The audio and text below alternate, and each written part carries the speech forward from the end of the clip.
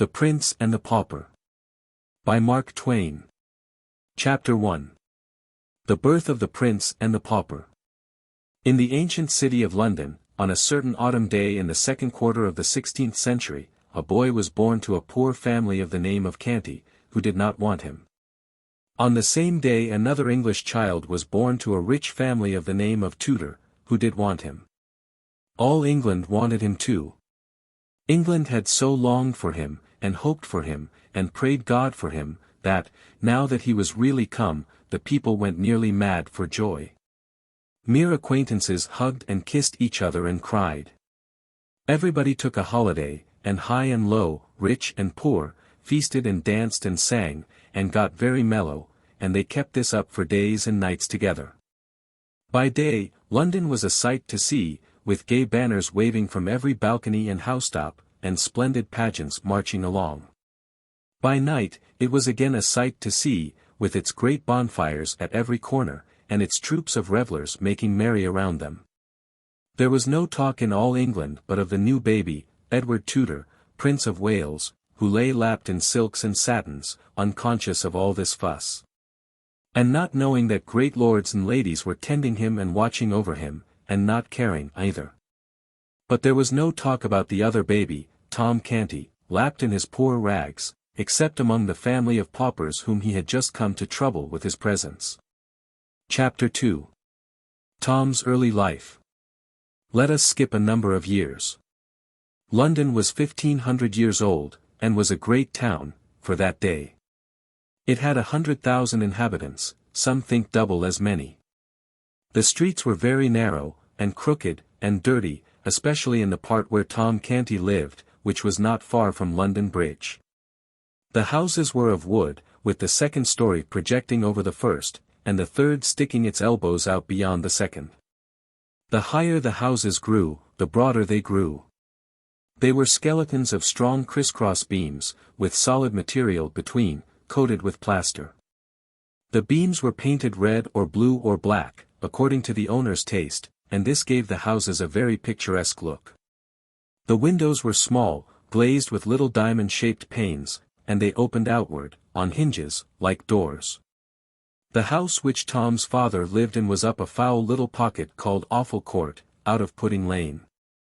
It was small, decayed, and rickety, but it was packed full of wretchedly poor families. Canty's tribe occupied a room on the third floor. The mother and father had a sort of bedstead in the corner. But Tom, his grandmother, and his two sisters, Bet and Nan, were not restricted, they had all the floor to themselves, and might sleep where they chose. There were the remains of a blanket or two, and some bundles of ancient and dirty straw, but these could not rightly be called beds, for they were not organized. They were kicked into a general pile, mornings, and selections made from the mass at night, for service. Bet and Nan were 15 years old, twins.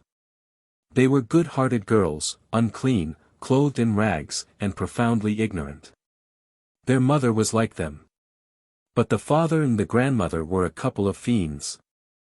They got drunk whenever they could, then they fought each other or anybody else who came in the way, they cursed and swore always, drunk or sober. John Canty was a thief, and his mother a beggar. They made beggars of the children, but failed to make thieves of them. Among, but not of, the dreadful rabble that inhabited the house, was a good old priest whom the king had turned out of house and home with a pension of a few farthings, and he used to get the children aside and teach them right ways secretly. Father Andrew also taught Tom a little Latin, and how to read and write, and would have done the same with the girls, but they were afraid of the jeers of their friends, who could not have endured such a queer accomplishment in them. All Offal Court was just such another hive as Canty's house. Drunkenness, riot and brawling were the order, there, every night and nearly all night long. Broken heads were as common as hunger in that place. Yet little Tom was not unhappy.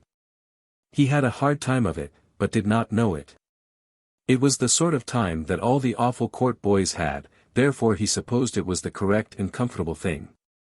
When he came home empty-handed at night, he knew his father would curse him and thrash him first, and that when he was done the awful grandmother would do it all over again and improve on it. And that away in the night his starving mother would slip to him stealthily with any miserable scrap or crust she had been able to save for him by going hungry herself. Notwithstanding she was often caught in that sort of treason and soundly beaten for it by her husband. No, Tom's life went along well enough, especially in summer. He only begged just enough to save himself, for the laws against mendicancy were stringent, and the penalties heavy. So he put in a good deal of his time listening to good Father Andrew's charming old tales and legends about giants and fairies, dwarfs and genii, and enchanted castles, and gorgeous kings and princes. His head grew to be full of these wonderful things, and many a night as he lay in the dark on his scant and offensive straw, tired, hungry, and smarting from a thrashing, he unleashed his imagination and soon forgot his aches and pains in delicious picturings to himself of the charmed life of a petted prince in a regal palace. One desire came in time to haunt him day and night, it was to see a real prince, with his own eyes. He spoke of it once to some of his Offal Court comrades. But they jeered him and scoffed him so unmercifully that he was glad to keep his dream to himself after that. He often read the priest's old books and got him to explain and enlarge upon them. His dreamings and readings worked certain changes in him, by and by. His dream people were so fine that he grew to lament his shabby clothing and his dirt, and to wish to be clean and better clad. He went on playing in the mud just the same, and enjoying it, too, but, instead of splashing around in the Thames solely for the fun of it, he began to find an added value in it because of the washings and cleansings it afforded. Tom could always find something going on around the Maypole in Cheapside, and at the fairs. And now and then he and the rest of London had a chance to see a military parade when some famous unfortunate was carried prisoner to the Tower, by land or boat. One summer's day he saw Poor and Askew and 3 men burned at the stake in Smithfield, and heard an ex-bishop preach a sermon to them which did not interest him. Yes, Tom's life was varied and pleasant enough, on the whole. By and by Tom's reading and dreaming about princely life wrought such a strong effect upon him that he began to act the prince, unconsciously. His speech and manners became curiously ceremonious and courtly, to the vast admiration and amusement of his intimates. But Tom's influence among these young people began to grow now, day by day. And in time he came to be looked up to, by them, with a sort of wondering awe, as a superior being. He seemed to know so much. And he could do and say such marvelous things. And withal, he was so deep and wise. Tom's remarks, and Tom's performances, were reported by the boys to their elders, and these, also, presently began to discuss Tom Canty, and to regard him as a most gifted and extraordinary creature. Full-grown people brought their perplexities to Tom for solution, and were often astonished at the wit and wisdom of his decisions. In fact he was become a hero to all who knew him except his own family, these, only, saw nothing in him. Privately, after a while, Tom organized a royal court. He was the prince, his special comrades were guards, chamberlains, equerries, lords and ladies in waiting, and the royal family. Daily the mock prince was received with elaborate ceremonials borrowed by Tom from his romantic readings. Daily the great affairs of the mimic kingdom were discussed in the royal council, and daily his mimic highness issued decrees to his imaginary armies, navies, and viceroyalties. After which, he would go forth in his rags and beg a few farthings, eat his poor crust, take his customary cuffs and abuse, and then stretch himself upon his handful of foul straw, and resume his empty grandeurs in his dreams. And still his desire to look just once upon a real prince, in the flesh, grew upon him, day by day, and week by week, until at last it absorbed all other desires, and became the one passion of his life. One January day, on his usual begging tour, he tramped despondently up and down the region round about Mincing Lane and Little East Cheap, hour after hour, barefooted and cold. Looking in at cook-shop windows and longing for the dreadful pork pies and other deadly inventions displayed there, for to him these were dainties fit for the angels. That is, judging by the smell, they were, for it had never been his good luck to own and eat one. There was a cold drizzle of rain, the atmosphere was murky, it was a melancholy day. At night Tom reached home so wet and tired and hungry that it was not possible for his father and grandmother to observe his forlorn condition and not be moved, after their fashion. Wherefore they gave him a brisk cuffing at once and sent him to bed. For a long time his pain and hunger, and the swearing and fighting going on in the building, kept him awake. But at last his thoughts drifted away to far, romantic lands, and he fell asleep in the company of jeweled and gilded princelings who live in vast palaces, and had servants salaaming before them or flying to execute their orders. And then, as usual, he dreamed that he was a princeling himself. All night long the glories of his royal estate shone upon him. He moved among great lords and ladies, in a blaze of light, breathing perfumes, drinking in delicious music, and answering the reverent obeisances of the glittering throng as it parted to make way for him, with here a smile, and there a nod of his princely head. And when he awoke in the morning and looked upon the wretchedness about him, his dream had had its usual effect, it had intensified the sordidness of his surroundings 1,000-fold. Then came bitterness, and heartbreak, and tears.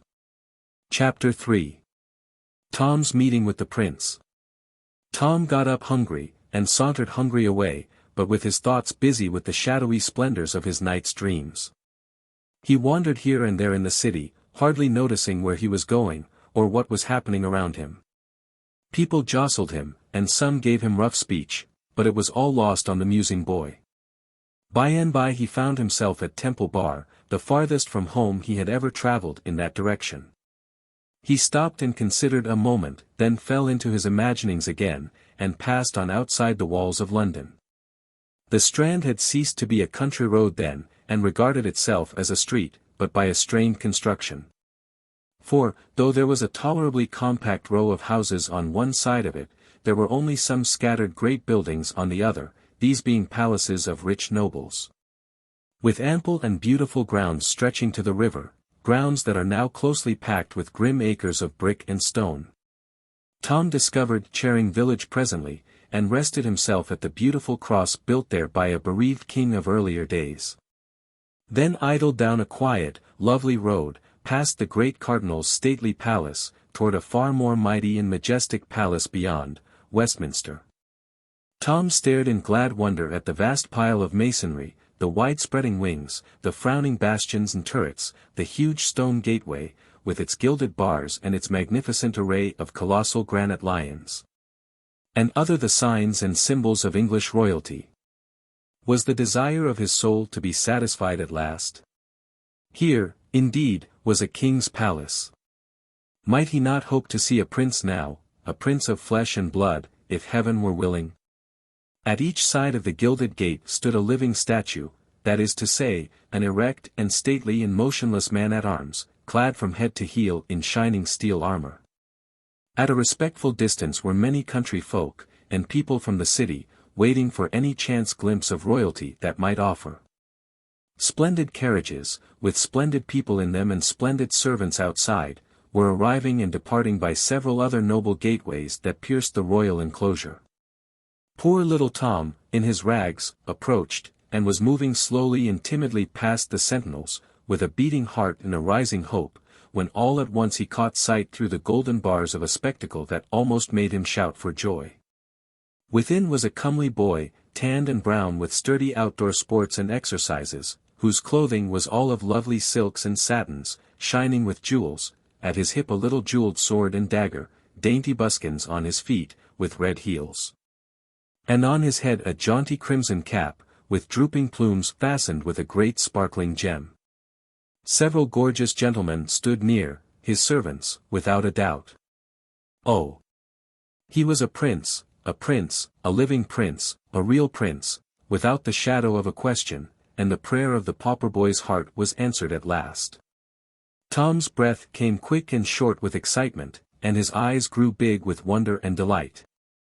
Everything gave way in his mind instantly to one desire, that was to get close to the prince, and have a good, devouring look at him. Before he knew what he was about, he had his face against the gate bars.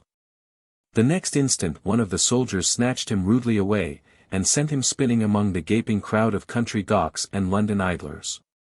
The soldier said, "Mind thy manners, thou young beggar. The crowd jeered and laughed. But the young prince sprang to the gate with his face flushed, and his eyes flashing with indignation, and cried out. How darest thou use a poor lad like that? How darest thou use the king my father's meanest subject so? Open the gates, and let him in. You should have seen that fickle crowd snatch off their hats then. You should have heard them cheer, and shout, Long live the Prince of Wales. The soldiers presented arms with their halberds, opened the gates, and presented again as the little Prince of Poverty passed in his fluttering rags, to join hands with the Prince of Limitless Plenty. Edward Tudor said. Thou lookest tired and hungry, thou'st been treated ill. Come with me. Half a dozen attendants sprang forward to, I don't know what, interfere, no doubt. But they were waved aside with a right royal gesture, and they stopped stock still where they were, like so many statues. Edward took Tom to a rich apartment in the palace, which he called his cabinet.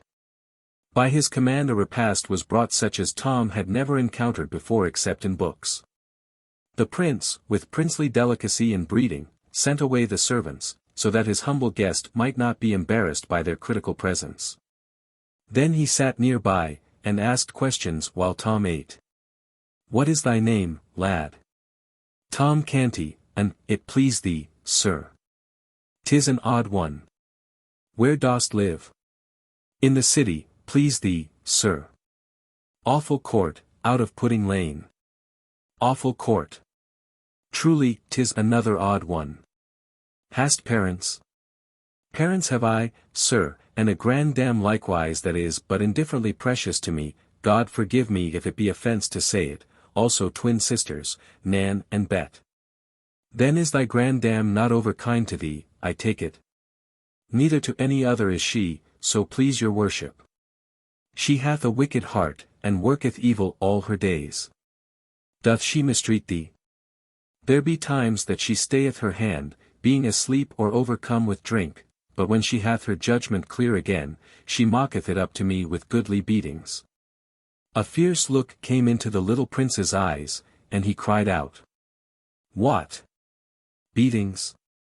Oh, indeed, yes, please you, sir.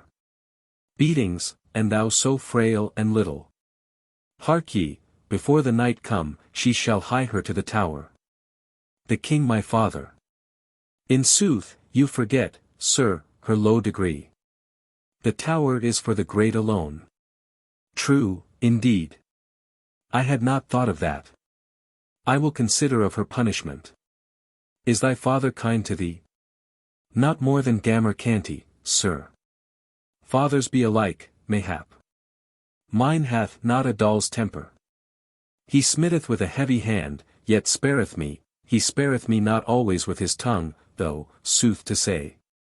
How doth thy mother use thee? She is good, sir, and giveth me neither sorrow nor pain of any sort. And Nan and Bet are like to her in this. How old be these? 15, and, it please you, sir. The Lady Elizabeth, my sister, is 14, and the Lady Jane Grey, my cousin, is of mine own age, and comely and gracious withal. But my sister the Lady Mary, with her gloomy mien and, look you, do thy sisters forbid their servants to smile, lest the sin destroy their souls? They. Oh, dost think, sir, that they have servants? The little prince contemplated the little pauper gravely a moment, then said. And prithee, why not? Who helpeth them undress at night? Who attireth them when they rise? None, sir. Wouldst have them take off their garment, and sleep without, like the beasts? Their garment? Have they but one? Ah, good your worship, what would they do with more? Truly they have not two bodies each. It is a quaint and marvellous thought. Thy pardon, I had not meant to laugh. But thy good Nan and thy Bet shall have raiment and lackeys enow, and that soon, too, my coffer shall look to it. No, thank me not, 'tis nothing. Thou speakest well, thou hast an easy grace in it. Art learned? I know not if I am or not, sir. The good priest that is called Father Andrew taught me, of his kindness, from his books. know'st thou the Latin? But scantly, sir, I doubt. Learn it, lad, 'tis hard only at first. The Greek is harder, but neither these nor any tongues else, I think, are hard to the Lady Elizabeth and my cousin. Thou shouldst hear those damsels at it. But tell me of thy Offal Court. Hast thou a pleasant life there? In truth, yes, so please you, sir, save when one is hungry.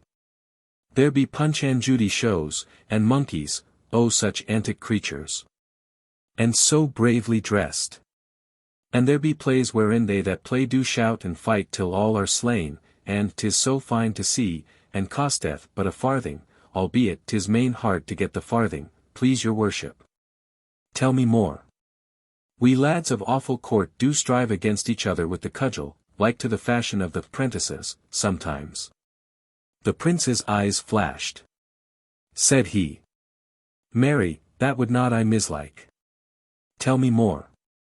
We strive in races, sir, to see who of us shall be fleetest. That would I like also.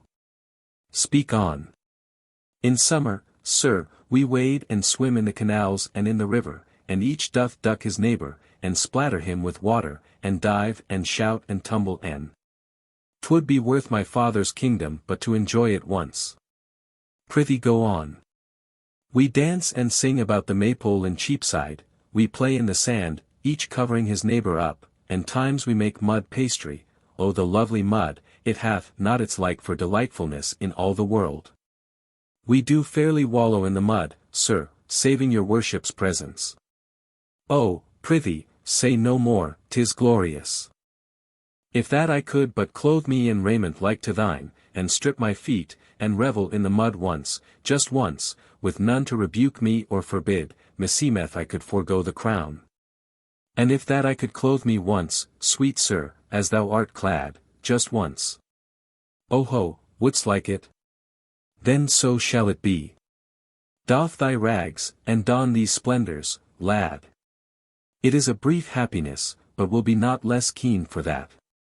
We will have it while we may, and change again before any come to molest. A few minutes later the little Prince of Wales was garlanded with Tom's fluttering odds and ends, and the little Prince of Pauperdom was tricked out in the gaudy plumage of royalty. The two went and stood side by side before a great mirror, and lo, a miracle, there did not seem to have been any change made. They stared at each other, then at the glass, then at each other again. At last the puzzled princeling said, What dost thou make of this? Ah, good your worship, require me not to answer. It is not meet that one of my degree should utter the thing. Then will I utter it. Thou hast the same hair, the same eyes, the same voice and manner, the same form and stature, the same face and countenance that I bear. Fared we forth naked, there is none could say which was you, and which the Prince of Wales. And, now that I am clothed as thou wert clothed, it seemeth I should be able the more nearly to feel as thou didst when the brute soldier, hark ye, is not this a bruise upon your hand? Yes. But it is a slight thing, and your worship knoweth that the poor man at arms. Peace. It was a shameful thing and a cruel, cried the little prince, stamping his bare foot. If the king, stir not a step till I come again. It is a command. In a moment he had snatched up and put away an article of national importance that lay upon a table, and was out at the door and flying through the palace grounds in his bannered rags, with a hot face and glowing eyes. As soon as he reached the great gate, he seized the bars, and tried to shake them, shouting, Open! Unbar the gates! The soldier that had maltreated Tom obeyed promptly. And as the prince burst through the portal, half smothered with royal wrath, the soldier fetched him a sounding box on the ear that sent him whirling to the roadway, and said, Take that, thou beggar's spawn. For what thou gotst me from his highness. The crowd roared with laughter. The prince picked himself out of the mud, and made fiercely at the sentry, shouting, I am the Prince of Wales, my person is sacred, and thou shalt hang for laying thy hand upon me. The soldier brought his halberd to a present arms and said mockingly, I salute your gracious highness. Then angrily, Be off, thou crazy rubbish." Here the jeering crowd closed round the poor little prince, and hustled him far down the road, hooting him, and shouting, "Way for His Royal Highness! Way for the Prince of Wales!" Chapter 4. The prince's troubles begin. After hours of persistent pursuit and persecution, the little prince was at last deserted by the rabble and left to himself. As long as he had been able to rage against the mob, and threaten it royally, and royally utter commands that were good stuff to laugh at, he was very entertaining. But when weariness finally forced him to be silent, he was no longer of use to his tormentors, and they sought amusement elsewhere. He looked about him, now, but could not recognize the locality. He was within the city of London, that was all he knew. He moved on, aimlessly, and in a little while the houses thinned, and the passers-by were infrequent. He bathed his bleeding feet in the brook which flowed then where Farringdon Street now is, rested a few moments, then passed on, and presently came upon a great space with only a few scattered houses in it, and a prodigious church. He recognized this church. Scaffoldings were about, everywhere, and swarms of workmen, for it was undergoing elaborate repairs. The prince took heart at once, he felt that his troubles were at an end, now. He said to himself, "It is the ancient Grey Friars' Church, which the king my father hath taken from the monks and given for a home for ever for poor and forsaken children, and new named it Christ's Church. Right gladly will they serve the Son of him who hath done so generously by them, and the more that that Son is himself as poor and as forlorn as any that be sheltered here this day, or ever shall be." He was soon in the midst of a crowd of boys who were running, jumping, playing at ball and leap-frog, and otherwise disporting themselves, and right noisily, too. They were all dressed alike, and in the fashion which in that day prevailed among serving men and prentices, that is to say, each had on the crown of his head a flat black cap about the size of a saucer, which was not useful as a covering. It being of such scanty dimensions, neither was it ornamental. From beneath it the hair fell, unparted, to the middle of the forehead, and was cropped straight around, a clerical band at the neck, a blue gown that fitted closely and hung as low as the knees or lower, full sleeves, a broad red belt. Bright yellow stockings, gartered above the knees, low shoes with large metal buckles. It was a sufficiently ugly costume. The boys stopped their play and flocked about the prince, who said with native dignity, "Good lads, say to your master that Edward Prince of Wales desireth speech with him."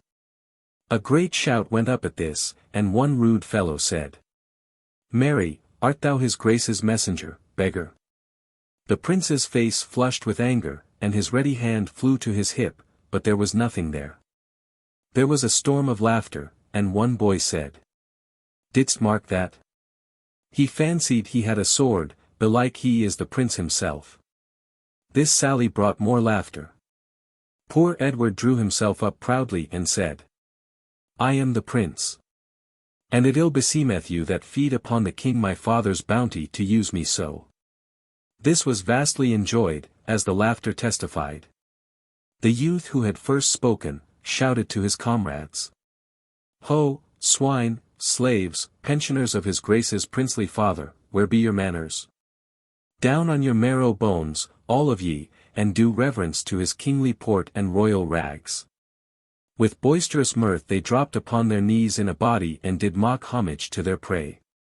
The prince spurned the nearest boy with his foot, and said fiercely, "Take thou that, till the morrow come and I build thee a gibbet." Ah, but this was not a joke, this was going beyond fun. The laughter ceased on the instant, and fury took its place. A dozen shouted, "Hail him forth! To the horse pond, to the horse pond! Where be the dogs? Ho, there, lion! Ho, fangs!" Then followed such a thing as England had never seen before, the sacred person of the heir to the throne rudely buffeted by plebeian hands, and set upon and torn by dogs. As night drew to a close that day, the prince found himself far down in the close-built portion of the city. His body was bruised, his hands were bleeding, and his rags were all besmirched with mud. He wandered on, and grew more and more bewildered, and so tired and faint he could hardly drag one foot after the other. He had ceased to ask questions of anyone, since they brought him only insult instead of information. He kept muttering to himself, "Offal Court, that is the name.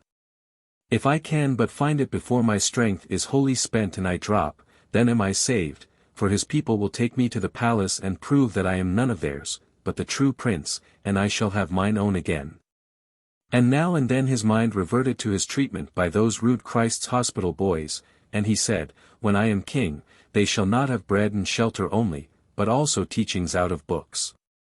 For a full belly is little worth where the mind is starved, and the heart. I will keep this diligently in my remembrance, that this day's lesson be not lost upon me, and my people suffer thereby. For learning softeneth the heart and breedeth gentleness and charity." The lights began to twinkle, it came on to rain, the wind rose, and a raw and gusty night set in. The houseless prince, the homeless heir to the throne of England, still moved on, drifting deeper into the maze of squalid alleys where the swarming hives of poverty and misery were massed together. Suddenly a great drunken ruffian collared him and said, "Out to this time of night again, and hast not brought a farthing home, I warrant me. If it be so, and I do not break all the bones in thy lean body, then am I not John Canty, but some other." The prince twisted himself loose, unconsciously brushed his profane shoulder, and eagerly said, "Oh, art his father, truly? Sweet heaven grant it be so, then wilt thou fetch him away and restore me." "His father? I know not what thou meanst, I but know I am thy father, as thou shalt soon have cause to. Oh, jest not, palter not, delay not. I am worn, I am wounded, I can bear no more. Take me to the king my father, and he will make thee rich beyond thy wildest dreams. Believe me, man, believe me, I speak no lie, but only the truth, put forth thy hand and save me. I am indeed the Prince of Wales." The man stared down, stupefied, upon the lad, then shook his head and muttered, "Gone stark mad as any Tom o' Bedlam." Then collared him once more, and said with a coarse laugh and an oath, "But mad or no mad, I and thy gammer Canty will soon find where the soft places in thy bones lie, or I'm no true man." With this he dragged the frantic and struggling prince away, and disappeared up a front court followed by a delighted and noisy swarm of human vermin. Chapter 5, Tom as a Patrician. Tom Canty, left alone in the prince's cabinet, made good use of his opportunity. He turned himself this way and that before the great mirror, admiring his finery. Then walked away, imitating the prince's high-bred carriage, and still observing results in the glass. Next he drew the beautiful sword, and bowed, kissing the blade, and laying it across his breast, as he had seen a noble knight do, by way of salute to the lieutenant of the Tower, 5 or 6 weeks before. When delivering the great lords of Norfolk and Surrey into his hands for captivity. Tom played with the jeweled dagger that hung upon his thigh, he examined the costly and exquisite ornaments of the room.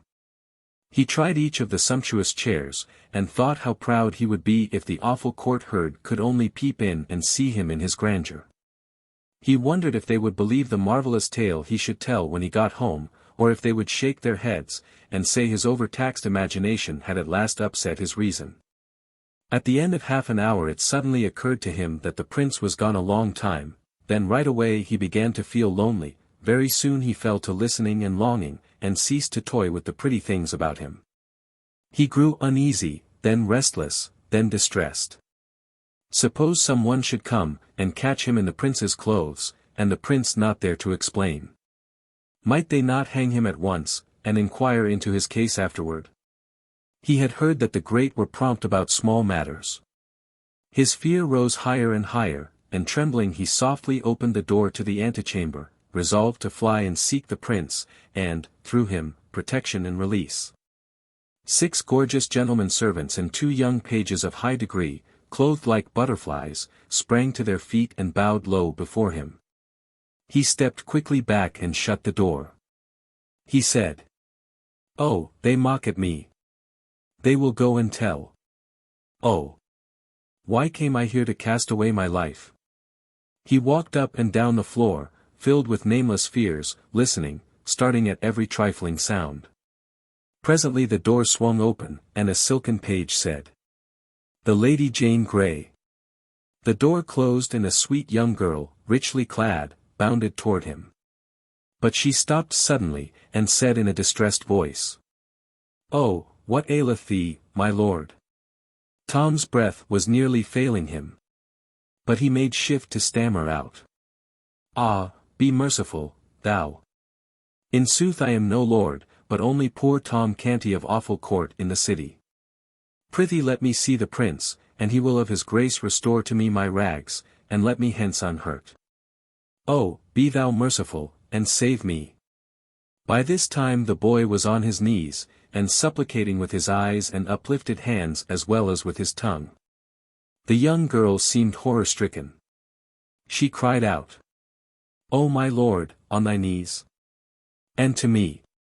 Then she fled away in fright, and Tom, smitten with despair, sank down, murmuring, "There is no help, there is no hope.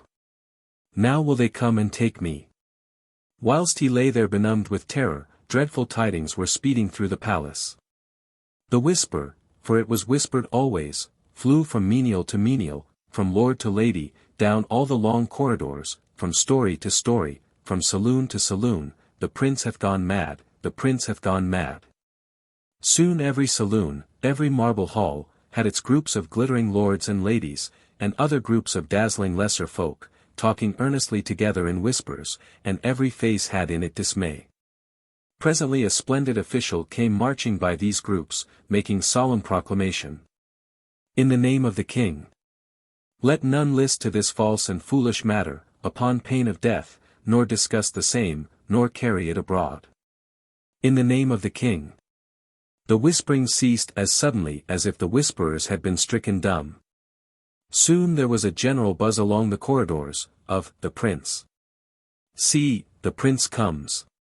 Poor Tom came slowly walking past the low-bowing groups, trying to bow in return, and meekly gazing upon his strange surroundings with bewildered and pathetic eyes.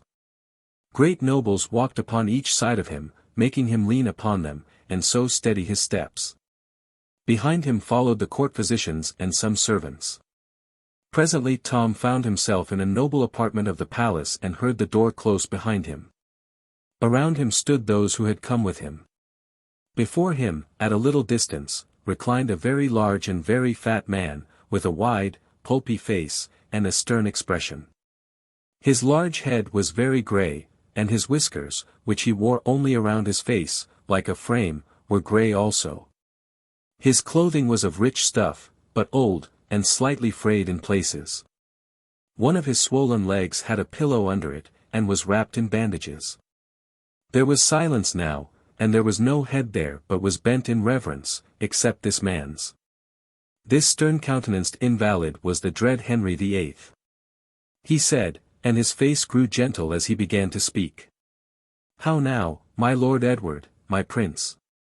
Hast been minded to cozen me, the good king thy father, who loveth thee, and kindly useth thee, with a sorry jest?" Poor Tom was listening, as well as his dazed faculties would let him, to the beginning of this speech. But when the words, "me, the good king," fell upon his ear, his face blanched, and he dropped as instantly upon his knees as if a shot had brought him there. Lifting up his hands, he exclaimed, "Thou the king? Then am I undone indeed." This speech seemed to stun the king. His eyes wandered from face to face aimlessly, then rested, bewildered, upon the boy before him. Then he said in a tone of deep disappointment, "Alack, I had believed the rumor disproportioned to the truth. But I fear me 'tis not so."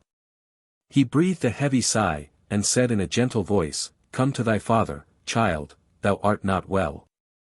Tom was assisted to his feet, and approached the majesty of England, humble and trembling. The king took the frightened face between his hands, and gazed earnestly and lovingly into it a while, as if seeking some grateful sign of returning reason there, then pressed the curly head against his breast, and patted it tenderly. Presently he said, "Dost not know thy father, child? Break not mine old heart, say thou know'st me. Thou dost know me, dost thou not? Yea, thou art my dread lord the king, whom God preserve. True, true, that is well, be comforted, tremble not so, there is none here would hurt thee, there is none here but loves thee. Thou art better now, thy ill dream passeth, is not so. Thou wilt not miscall thyself again, as they say thou didst a little while agone. I pray thee of thy grace believe me, I did but speak the truth, most dread Lord. For I am the meanest among thy subjects, being a pauper born, and 'tis by a sore mischance and accident I am here, albeit I was therein nothing blameful. I am but young to die, and thou canst save me with one little word. Oh speak it, sir. Die. Talk not so, sweet prince, peace, peace, to thy troubled heart, thou shalt not die. Tom dropped upon his knees with a glad cry. God requite thy mercy, O my king, and save thee long to bless thy land. Then springing up, he turned a joyful face toward the two lords in waiting, and exclaimed, Thou heardst it. I am not to die, the king hath said it. There was no movement, save that all bowed with grave respect, but no one spoke. He hesitated, a little confused, then turned timidly toward the king, saying, I may go now. Go. Surely, if thou desirest. But why not tarry yet a little? Whither wouldst go? Tom dropped his eyes, and answered humbly. Peradventure I mistook, but I did think me free, and so was I moved to seek again the kennel where I was born and bred to misery, yet which harboureth my mother and my sisters, and so is home to me. Whereas these pomps and splendours whereunto I am not used, oh, please you, sir, to let me go. The king was silent and thoughtful a while, and his face betrayed a growing distress and uneasiness. Presently he said, with something of hope in his voice. Perchance he is but mad upon this one strain, and hath his wits unmarred as toucheth other matter. God send it may be so. We will make trial. Then he asked Tom a question in Latin, and Tom answered him lamely in the same tongue. The lords and doctors manifested their gratification also. The king said, 'Twas not according to his schooling and ability, but showeth that his mind is but diseased, not stricken fatally. How say you, sir? The physician addressed bowed low, and replied, It jumpeth with my own conviction, sire, that thou hast divined aright. The king looked pleased with this encouragement, coming as it did from so excellent authority, and continued with good heart. Now mark ye all, we will try him further. He put a question to Tom in French. Tom stood silent a moment, embarrassed by having so many eyes centered upon him, then said diffidently, I have no knowledge of this tongue, so please your majesty. The king fell back upon his couch. The attendants flew to his assistance. But he put them aside, and said, Trouble me not, it is nothing but a scurvy faintness. Raise me. There, 'tis sufficient. Come hither, child, there, rest thy poor troubled head upon thy father's heart, and be at peace. Thou'lt soon be well, 'tis but a passing fantasy. Fear thou not, thou'lt soon be well. Then he turned toward the company, his gentle manner changed, and baleful lightnings began to play from his eyes. He said, List ye all. This my son is mad, but it is not permanent. Overstudy hath done this, and somewhat too much of confinement. Away with his books and teachers. See ye to it. Pleasure him with sports, beguile him in wholesome ways, so that his health come again. He raised himself higher still, and went on with energy, He is mad, but he is my son, and England's heir, and, mad or sane, still shall he reign. And hear ye further, and proclaim it, whoso speaketh of this his distemper worketh against the peace and order of these realms, and shall to the gallows. Give me to drink, I burn, this sorrow sappeth my strength. There, take away the cup. Support me. There, that is well. Mad, is he? Were he 1,000 times mad, yet is he Prince of Wales, and I the king will confirm it. This very morrow shall he be installed in his princely dignity in due and ancient form. Take instant order for it, my Lord Hertford.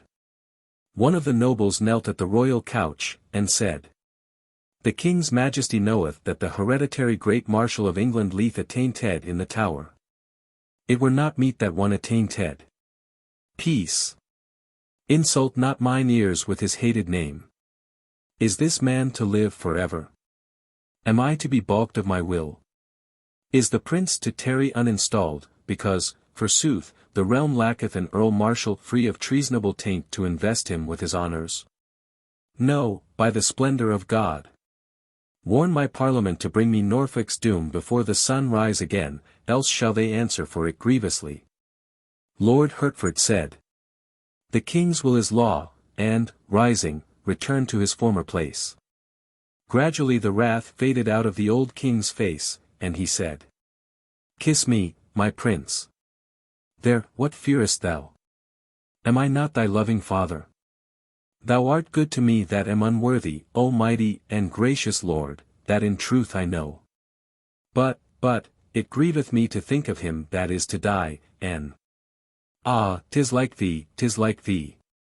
I know thy heart is still the same, even though thy mind hath suffered hurt, for thou wert ever of a gentle spirit. But this Duke standeth between thee and thine honours. I will have another in his stead that shall bring no taint to his great office. Comfort thee, my prince, trouble not thy poor head with this matter. But is it not I that speed him hence, my liege? How long might he not live, but for me? Take no thought of him, my prince, he is not worthy. Kiss me once again, and go to thy trifles and amusements, for my malady distresseth me. I am aweary, and would rest. Go with thine uncle Hertford and thy people, and come again when my body is refreshed." Tom, heavy-hearted, was conducted from the presence, for this last sentence was a death-blow to the hope he had cherished that now he would be set free. Once more he heard the buzz of low voices exclaiming, the prince comes." His spirit sank lower and lower as he moved between the glittering files of bowing courtiers. For he recognized that he was indeed a captive now, and might remain forever shut up in this gilded cage, a forlorn and friendless prince, except God in his mercy take pity on him and set him free. And, turn where he would, he seemed to see floating in the air the severed head and the remembered face of the great Duke of Norfolk, the eyes fixed on him reproachfully. His old dreams had been so pleasant, but this reality was so dreary. Chapter 6. Tom receives instructions. Tom was conducted to the principal apartment of a noble suite, and made to sit down, a thing which he was loath to do, since there were elderly men and men of high degree about him. He begged them to be seated also, but they only bowed their thanks or murmured them, and remained standing. He would have insisted, but his uncle, the Earl of Hertford, whispered in his ear. "Prithee, insist not, my lord. It is not meet that they sit in thy presence." The Lord St. John was announced, and after making obeisance to Tom, he said, "I come upon the king's errand, concerning a matter which requireth privacy. Will it please your royal highness to dismiss all that attend you here, save my lord the Earl of Hertford?" Observing that Tom did not seem to know how to proceed, Hertford whispered him to make a sign with his hand, and not trouble himself to speak unless he chose. When the waiting gentleman had retired, Lord St. John said, "His Majesty commandeth, that for due and weighty reasons of state, the Prince's grace shall hide his infirmity in all ways that be within his power, till it be past and he be as he was before. To wit, that he shall deny to none that he is the true prince, and heir to England's greatness. That he shall uphold his princely dignity, and shall receive, without word or sign of protest, that reverence and observance which unto it do appertain of right and ancient usage. That he shall cease to speak to any of that lowly birth and life his malady hath conjured out of the unwholesome imaginings of o'erwrought fancy. That he shall strive with diligence to bring unto his memory again those faces which he was wont to know, and where he faileth he shall hold his peace, neither betraying by semblance of surprise or other sign that he hath forgot. That upon occasions of state, whensoever any matter shall perplex him as to the thing he should do or the utterance he should make, he shall show not of unrest to the curious that look on, but take advice in that matter of the Lord Hertford. Or my humble self, which are commanded of the king to be upon this service and close at call, till this commandment be dissolved. Thus saith the king's majesty, who sendeth greeting to your royal highness, and prayeth that God will of his mercy quickly heal you and have you now and ever in his holy keeping. The Lord St. John made reverence and stood aside. Tom replied resignedly. The king hath said it. None may palter with the king's command, or fit it to his ease, where it doth chafe, with deft evasions. The king shall be obeyed. Lord Hertford said. Touching the king's majesty's ordainment concerning books and such like serious matters, it may peradventure please your highness to ease your time with lightsome entertainment. Lest you go weary to the banquet and suffer harm thereby. Tom's face showed inquiring surprise, and a blush followed when he saw Lord St. John's eyes bent sorrowfully upon him. His lordship said. Thy memory still wrongeth thee, and thou hast shown surprise, but suffer it not to trouble thee, for 'tis a matter that will not bide, but depart with thy mending malady. My lord of Hertford speaketh of the city's banquet which the king's majesty did promise, some 2 months flown, your highness should attend. Thou recallest it now? It grieves me to confess it had indeed escaped me, said Tom, in a hesitating voice, and blushed again. At this moment the Lady Elizabeth and the Lady Jane Grey were announced. The two lords exchanged significant glances, and Hertford stepped quickly toward the door. As the young girls passed him, he said in a low voice. I pray ye, ladies, seem not to observe his humours, nor show surprise when his memory doth lapse, it will grieve you to note how it doth stick at every trifle. Meantime Lord St. John was saying in Tom's ear. Please you, sir, keep diligently in mind his majesty's desire. Remember all thou canst, seem to remember all else. Let them not perceive that thou art much changed from thy wont, for thou knowest how tenderly thy old playfellows bear thee in their hearts and how 'twould grieve them. Art willing, sir, that I remain, and thine uncle? Tom signified assent with a gesture and a murmured word, for he was already learning, and in his simple heart was resolved to acquit himself as best he might, according to the king's command. In spite of every precaution, the conversation among the young people became a little embarrassing at times. More than once, in truth, Tom was near to breaking down and confessing himself unequal to his tremendous part. But the tact of the Princess Elizabeth saved him, or a word from one or the other of the vigilant lords, thrown in apparently by chance, had the same happy effect. Once the little Lady Jane turned to Tom and dismayed him with this question. Hast paid thy duty to the Queen's Majesty today, my lord? Tom hesitated, looked distressed, and was about to stammer out something at hazard, when Lord St. John took the word and answered for him with the easy grace of a courtier accustomed to encounter delicate difficulties and to be ready for them. He hath indeed, madam, and she did greatly hearten him, as touching his majesty's condition. Is it not so, your highness? Tom mumbled something that stood for assent, but felt that he was getting upon dangerous ground. Somewhat later it was mentioned that Tom was to study no more at present, whereupon her little ladyship exclaimed. 'Tis a pity, 'tis a pity. Thou wert proceeding bravely. But bide thy time in patience, it will not be for long. Thou'lt yet be graced with learning like thy father, and make thy tongue master of as many languages as his, good my prince. My father, cried Tom, off his guard for the moment. I trow he cannot speak his own so that any but the swine that kennel in the sties may tell his meaning, and as for learning of any sort soever. He looked up and encountered a solemn warning in my Lord St. John's eyes. He stopped, blushed, then continued low and sadly, Ah, my malady persecuteth me again, and my mind wandereth. I meant the king's grace no irreverence. We know it, sir, said the Princess Elizabeth, taking her brother's hand between her two palms, respectfully but caressingly, trouble not thyself as to that. The fault is none of thine, but thy distempers.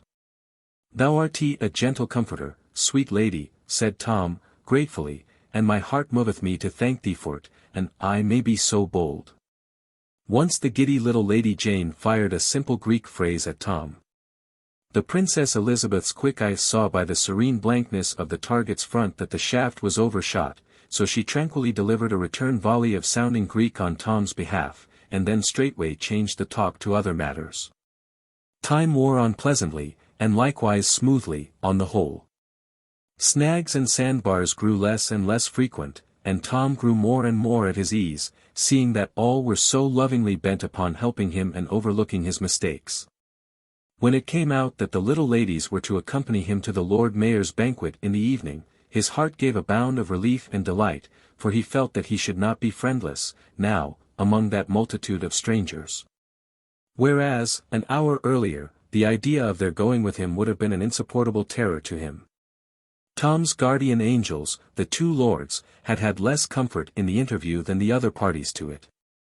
They felt much as if they were piloting a great ship through a dangerous channel.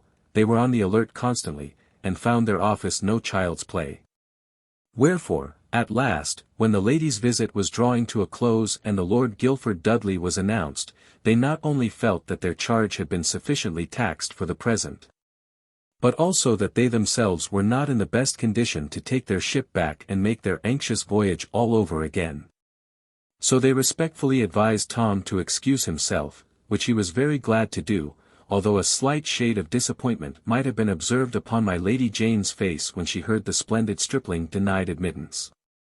There was a pause now, a sort of waiting silence which Tom could not understand. He glanced at Lord Hertford, who gave him a sign, but he failed to understand that also. The ready Elizabeth came to the rescue with her usual easy grace. She made reverence and said, "Have we leave of the Prince's Grace my brother to go?" Tom said, "Indeed your ladyships can have whatsoever of me they will, for the asking.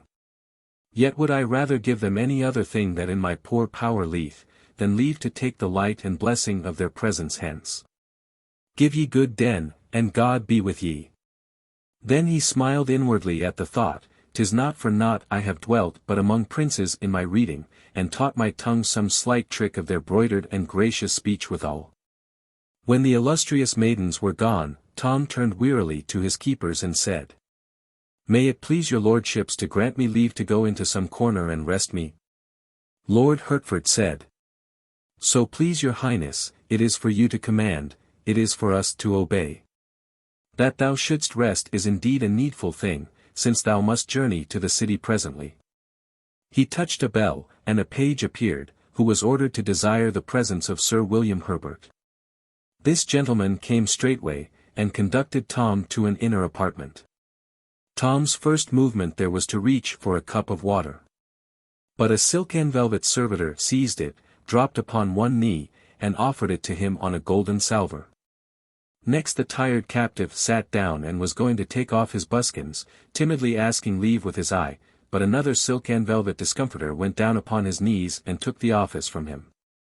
He made 2 or 3 further efforts to help himself, but being promptly forestalled each time, he finally gave up, with a sigh of resignation and a murmured, "Beshrew me, but I marvel they do not require to breathe for me also." Slippered, and wrapped in a sumptuous robe, he laid himself down at last to rest, but not to sleep, for his head was too full of thoughts and the room too full of people. He could not dismiss the former, so they stayed. He did not know enough to dismiss the latter, so they stayed also, to his vast regret, and theirs. Tom's departure had left his 2 noble guardians alone. They mused a while, with much head-shaking and walking the floor, then Lord St. John said, "Plainly, what dost thou think?" "Plainly, then, this. The king is near his end, my nephew is mad, mad will mount the throne, and mad remain. God protect England, since she will need it. Verily it promiseth so, indeed. But have you no misgivings as to. The speaker hesitated, and finally stopped. He evidently felt that he was upon delicate ground. Lord Hertford stopped before him, looked into his face with a clear, frank eye, and said, "Speak on, there is none to hear but me." "Misgivings as to what?" "I am full loath to word the thing that is in my mind, and thou so near to him in blood, my lord. But craving pardon if I do offend, seemeth it not strange that madness could so change his port and manner? Not but that his port and speech are princely still, but that they differ, in one unweighty trifle or another, from what his custom was aforetime. Seemeth it not strange that madness should filch from his memory his father's very lineaments? The customs and observances that are his due from such as be about him, and, leaving him his Latin, strip him of his Greek and French? My lord, be not offended, but ease my mind of its disquiet and receive my grateful thanks. It haunteth me, his saying he was not the prince, and so. Peace, my lord, thou utterest treason. Hast forgot the king's command? Remember I am party to thy crime if I but listen. St. John paled, and hastened to say. I was in fault, I do confess it. Betray me not, grant me this grace out of thy courtesy, and I will neither think nor speak of this thing more. Deal not hardly with me, sir, else am I ruined. I am content, my lord. So thou offend not again, here or in the ears of others, it shall be as though thou hadst not spoken. But thou needst not have misgivings. He is my sister's son. Are not his voice, his face, his form, familiar to me from his cradle? Madness can do all the odd conflicting things thou sayest in him, and more. Dost not recall how that the old Baron Marley, being mad, forgot the favour of his own countenance that he had known for 60 years, and held it was another's? Nay, even claimed he was the son of Mary Magdalene, and that his head was made of Spanish glass, and, sooth to say, he suffered none to touch it, lest by mischance some heedless hand might shiver it. Give thy misgivings easement, good my lord. This is the very prince, I know him well, and soon will be thy king. It may advantage thee to bear this in mind, and more dwell upon it than the other. After some further talk, in which the Lord St. John covered up his mistake as well as he could by repeated protests that his faith was thoroughly grounded now, and could not be assailed by doubts again, the Lord Hertford relieved his fellow keeper, and sat down to keep watch and ward alone. He was soon deep in meditation, and evidently the longer he thought, the more he was bothered. By and by he began to pace the floor and mutter. Tush, he must be the prince. Will any be in all the land maintain there can be two, not of one blood and birth, so marvellously twinned? And even were it so, 'twere yet a stranger miracle that chance should cast the one into the other's place. Nay, 'tis folly, folly, folly. Presently he said. Now were he impostor and called himself prince, look you that would be natural, that would be reasonable.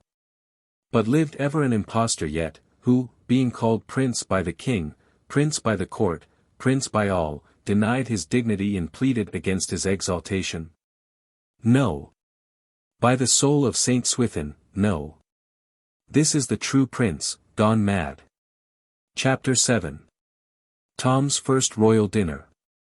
Somewhat after 1 in the afternoon, Tom resignedly underwent the ordeal of being dressed for dinner. He found himself as finely clothed as before, but everything different, everything changed, from his ruff to his stockings. He was presently conducted with much state to a spacious and ornate apartment, where a table was already set for one. Its furniture was all of massy gold, and beautified with designs which well nigh made it priceless, since they were the work of Benvenuto. The room was half filled with noble servitors. A chaplain said grace, and Tom was about to fall to, for hunger had long been constitutional with him, but was interrupted by my lord the Earl of Berkeley, who fastened a napkin about his neck. For the great post of diaperers to the Prince of Wales was hereditary in this nobleman's family. Tom's cupbearer was present, and forestalled all his attempts to help himself to wine. The taster to His Highness the Prince of Wales was there also, prepared to taste any suspicious dish upon requirement, and run the risk of being poisoned. He was only an ornamental appendage at this time, and was seldom called upon to exercise his function, but there had been times, not many generations past, when the office of taster had its perils, and was not a grandeur to be desired. Why they did not use a dog or a plumber seems strange, but all the ways of royalty are strange. My Lord Darcy, first groom of the chamber, was there, to do goodness knows what, but there he was, let that suffice.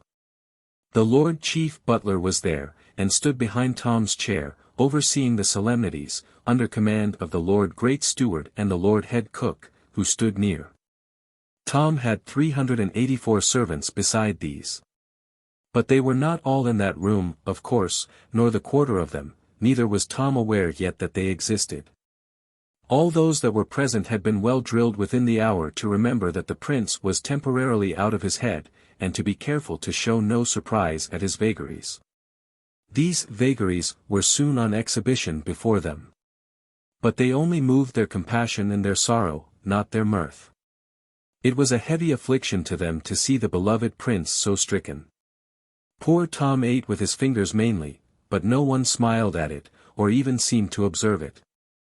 He inspected his napkin curiously, and with deep interest, for it was of a very dainty and beautiful fabric, then said with simplicity, "Prithee, take it away, lest in mine unheedfulness it be soiled."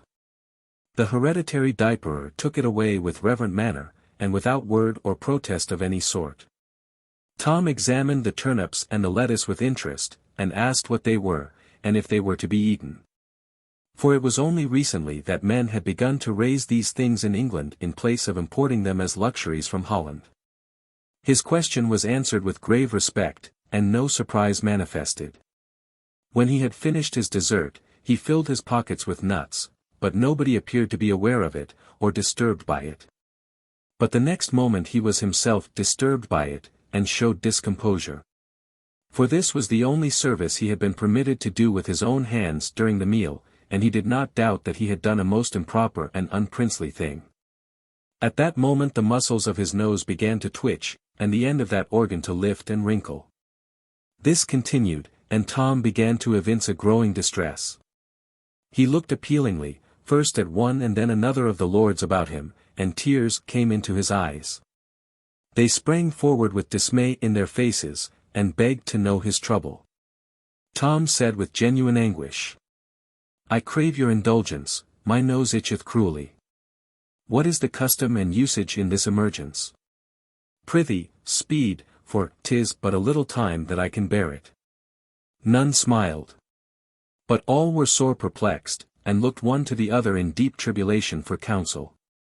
But behold, here was a dead wall, and nothing in English history to tell how to get over it. The master of ceremonies was not present. There was no one who felt safe to venture upon this uncharted sea, or risk the attempt to solve this solemn problem. Alas! There was no hereditary scratcher. Meantime the tears had overflowed their banks, and begun to trickle down Tom's cheeks. His twitching nose was pleading more urgently than ever for relief. At last nature broke down the barriers of etiquette. Tom lifted up an inward prayer for pardon if he was doing wrong, and brought relief to the burdened hearts of his court by scratching his nose himself. His meal being ended, a lord came and held before him a broad, shallow, golden dish with fragrant rosewater in it, to cleanse his mouth and fingers with, and my lord the hereditary diaperer stood by with a napkin for his use. Tom gazed at the dish a puzzled moment or two, then raised it to his lips, and gravely took a draught.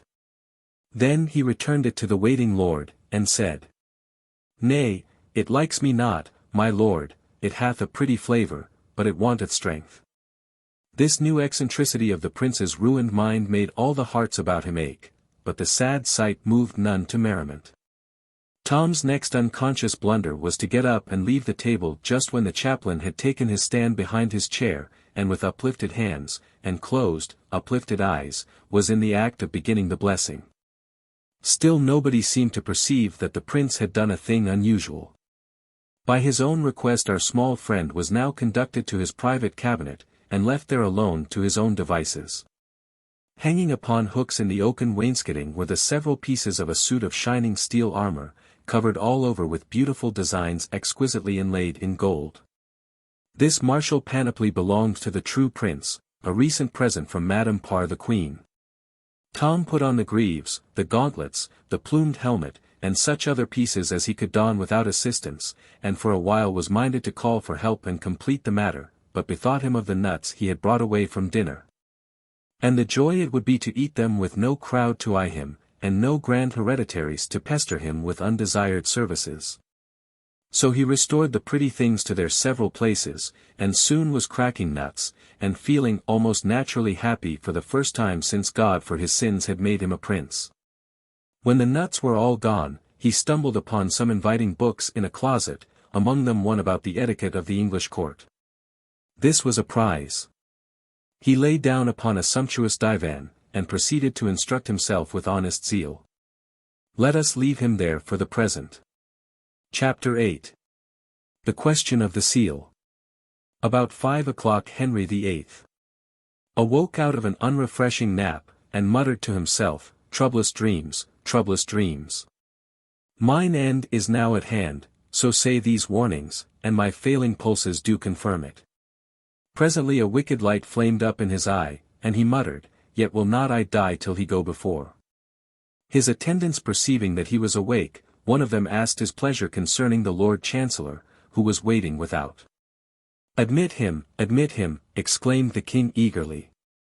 The Lord Chancellor entered, and knelt by the king's couch, saying, I have given order, and, according to the king's command, the peers of the realm, in their robes, do now stand at the bar of the house, where, having confirmed the Duke of Norfolk's doom, they humbly wait his Majesty's further pleasure in the matter.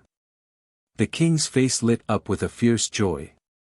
Said he, Lift me up. In mine own person will I go before my parliament, and with mine own hand will I seal the warrant that rids me of. His voice failed, an ashen pallor swept the flush from his cheeks. And the attendants eased him back upon his pillows, and hurriedly assisted him with restoratives. Presently he said sorrowfully, Alack, how have I longed for this sweet hour! And lo, too late it cometh, and I am robbed of this so coveted chance. But speed ye, speed ye. Let others do this happy office sith 'tis denied to me. I put my great seal in commission, choose thou the lords that shall compose it, and get ye to your work. Speed ye, man. Before the sun shall rise and set again, bring me his head that I may see it. According to the king's command, so shall it be.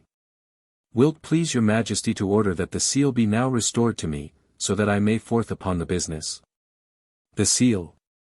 Who keepeth the seal but thou? Please your majesty, you did take it from me 2 days since, saying it should no more do its office till your own royal hand should use it upon the Duke of Norfolk's warrant. Why, so in sooth I did, I do remember. What did I with it? I am very feeble. So oft these days doth my memory play the traitor with me. 'Tis strange, strange. The king dropped into inarticulate mumblings, shaking his grey head weakly from time to time, and gropingly trying to recollect what he had done with the seal. At last my Lord Hertford ventured to kneel and offer information. Sire, if that I may be so bold. Here be several that do remember with me how that you gave the great seal into the hands of His Highness the Prince of Wales to keep against the day that. True, most true. Interrupted the king. Fetch it. Go, time fleeth. Lord Hertford flew to Tom, but returned to the king before very long, troubled and empty-handed. He delivered himself to this effect. It grieveth me, my lord the king, to bear so heavy and unwelcome tidings, but it is the will of God that the prince's affliction abideth still, and he cannot recall to mind that he received the seal. So came I quickly to report, thinking it were waste of precious time, and little worth withal. That any should attempt to search the long array of chambers and saloons that belong unto his royal high. A groan from the king interrupted the lord at this point. After a little while his majesty said, with a deep sadness in his tone, Trouble him no more, poor child. The hand of God lieth heavy upon him, and my heart goeth out in loving compassion for him, and sorrow that I may not bear his burden on mine old trouble-weighted shoulders, and so bring him peace. He closed his eyes, fell to mumbling, and presently was silent. After a time he opened his eyes again, and gazed vacantly around until his glance rested upon the kneeling Lord Chancellor. Instantly his face flushed with wrath. What, thou here yet? By the glory of God, and thou gettest not about that traitor's business, thy mitre shall have holiday the morrow for lack of a head to grace withal.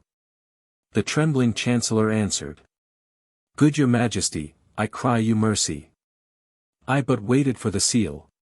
Man, hast lost thy wits? The small seal which aforetime I was wont to take with me abroad lieth in my treasury. And, since the great seal hath flown away, shall not it suffice? Hast lost thy wits? Begone.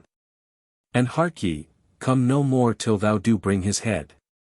The poor chancellor was not long in removing himself from this dangerous vicinity. Nor did the commission waste time in giving the royal assent to the work of the slavish parliament, and appointing the morrow for the beheading of the premier peer of England, the luckless Duke of Norfolk. Chapter 9. The River Pageant. At 9 in the evening the whole vast river front of the palace was blazing with light. The river itself, as far as the eye could reach citywards, was so thickly covered with watermen's boats and with pleasure barges, all fringed with colored lanterns, and gently agitated by the waves, that it resembled a glowing and limitless garden of flowers stirred to soft motion by summer winds. The grand terrace of stone steps leading down to the water, spacious enough to mass the army of a German principality upon, was a picture to see, with its ranks of royal halberdiers in polished armor, and its troops of brilliantly costumed servitors flitting up and down, and to and fro, in the hurry of preparation. Presently a command was given, and immediately all living creatures vanished from the steps. Now the air was heavy with the hush of suspense and expectancy. As far as one's vision could carry, he might see the myriads of people in the boats rise up, and shade their eyes from the glare of lanterns and torches, and gaze toward the palace. A file of 40 or 50 state barges drew up to the steps. They were richly gilt, and their lofty prows and sterns were elaborately carved. Some of them were decorated with banners and streamers, some with cloth of gold and arras embroidered with coats of arms. Others with silken flags that had numberless little silver bells fastened to them, which shook out tiny showers of joyous music whenever the breezes fluttered them. Others of yet higher pretensions, since they belonged to nobles in the prince's immediate service, had their sides picturesquely fenced with shields gorgeously emblazoned with armorial bearings. Each state barge was towed by a tender. Besides the rowers, these tenders carried each a number of men-at-arms in glossy helmet and breastplate, and a company of musicians. The advance guard of the expected procession now appeared in the great gateway, a troop of halberdiers. They were dressed in striped hose of black and tawny, velvet caps graced at the sides with silver roses, and doublets of murrey and blue cloth, embroidered on the front and back with the 3 feathers, the prince's blazon, woven in gold. Their halberd staves were covered with crimson velvet, fastened with gilt nails, and ornamented with gold tassels. Filing off on the right and left, they formed 2 long lines, extending from the gateway of the palace to the water's edge. A thick rayed cloth or carpet was then unfolded, and laid down between them by attendants in the gold and crimson liveries of the prince. This done, a flourish of trumpets resounded from within.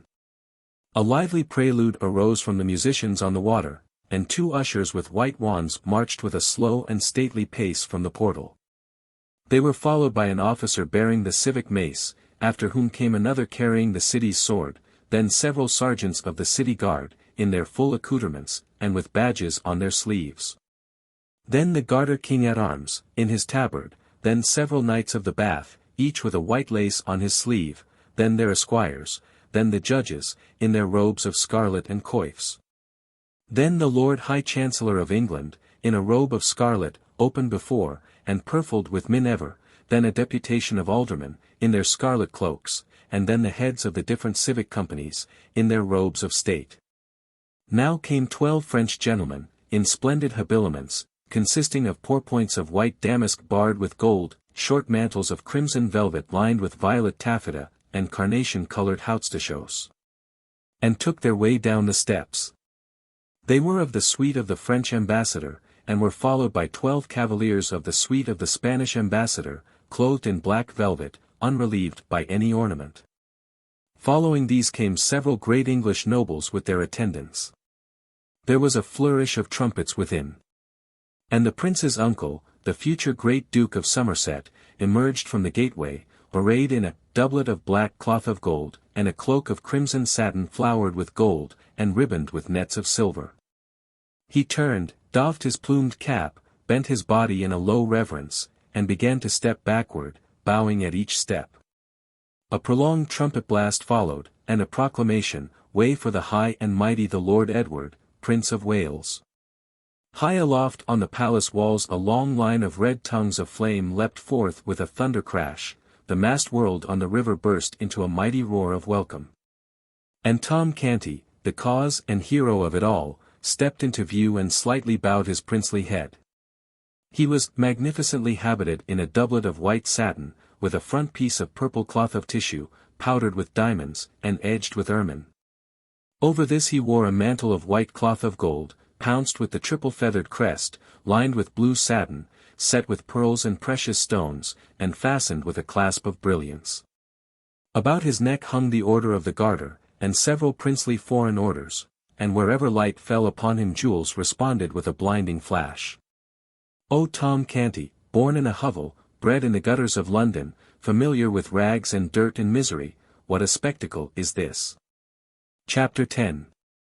The Prince in the Toils. We left John Canty dragging the rightful prince into Offal Court, with a noisy and delighted mob at his heels. There was but one person in it who offered a pleading word for the captive, and he was not heeded.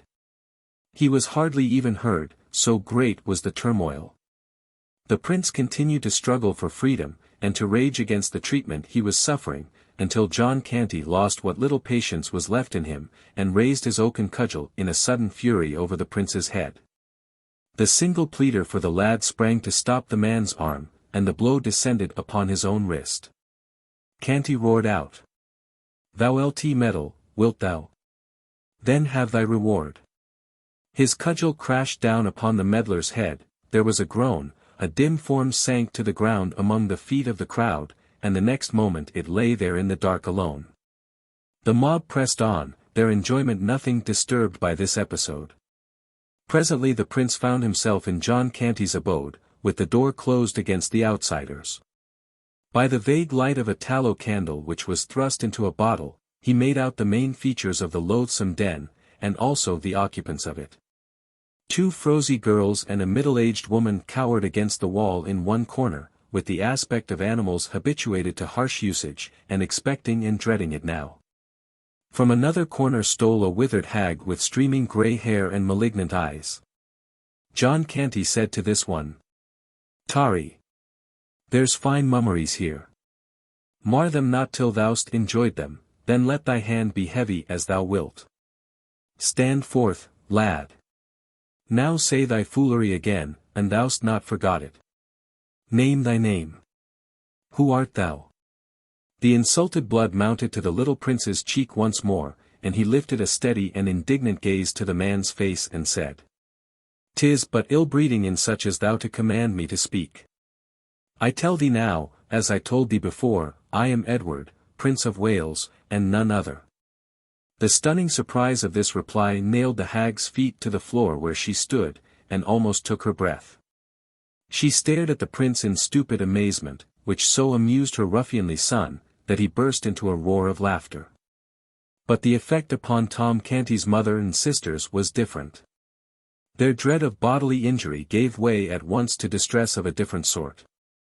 They ran forward with woe and dismay in their faces, exclaiming, "Oh, poor Tom, poor lad!"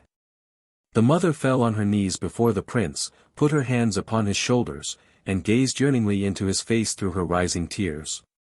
Then she said, "Oh, my poor boy!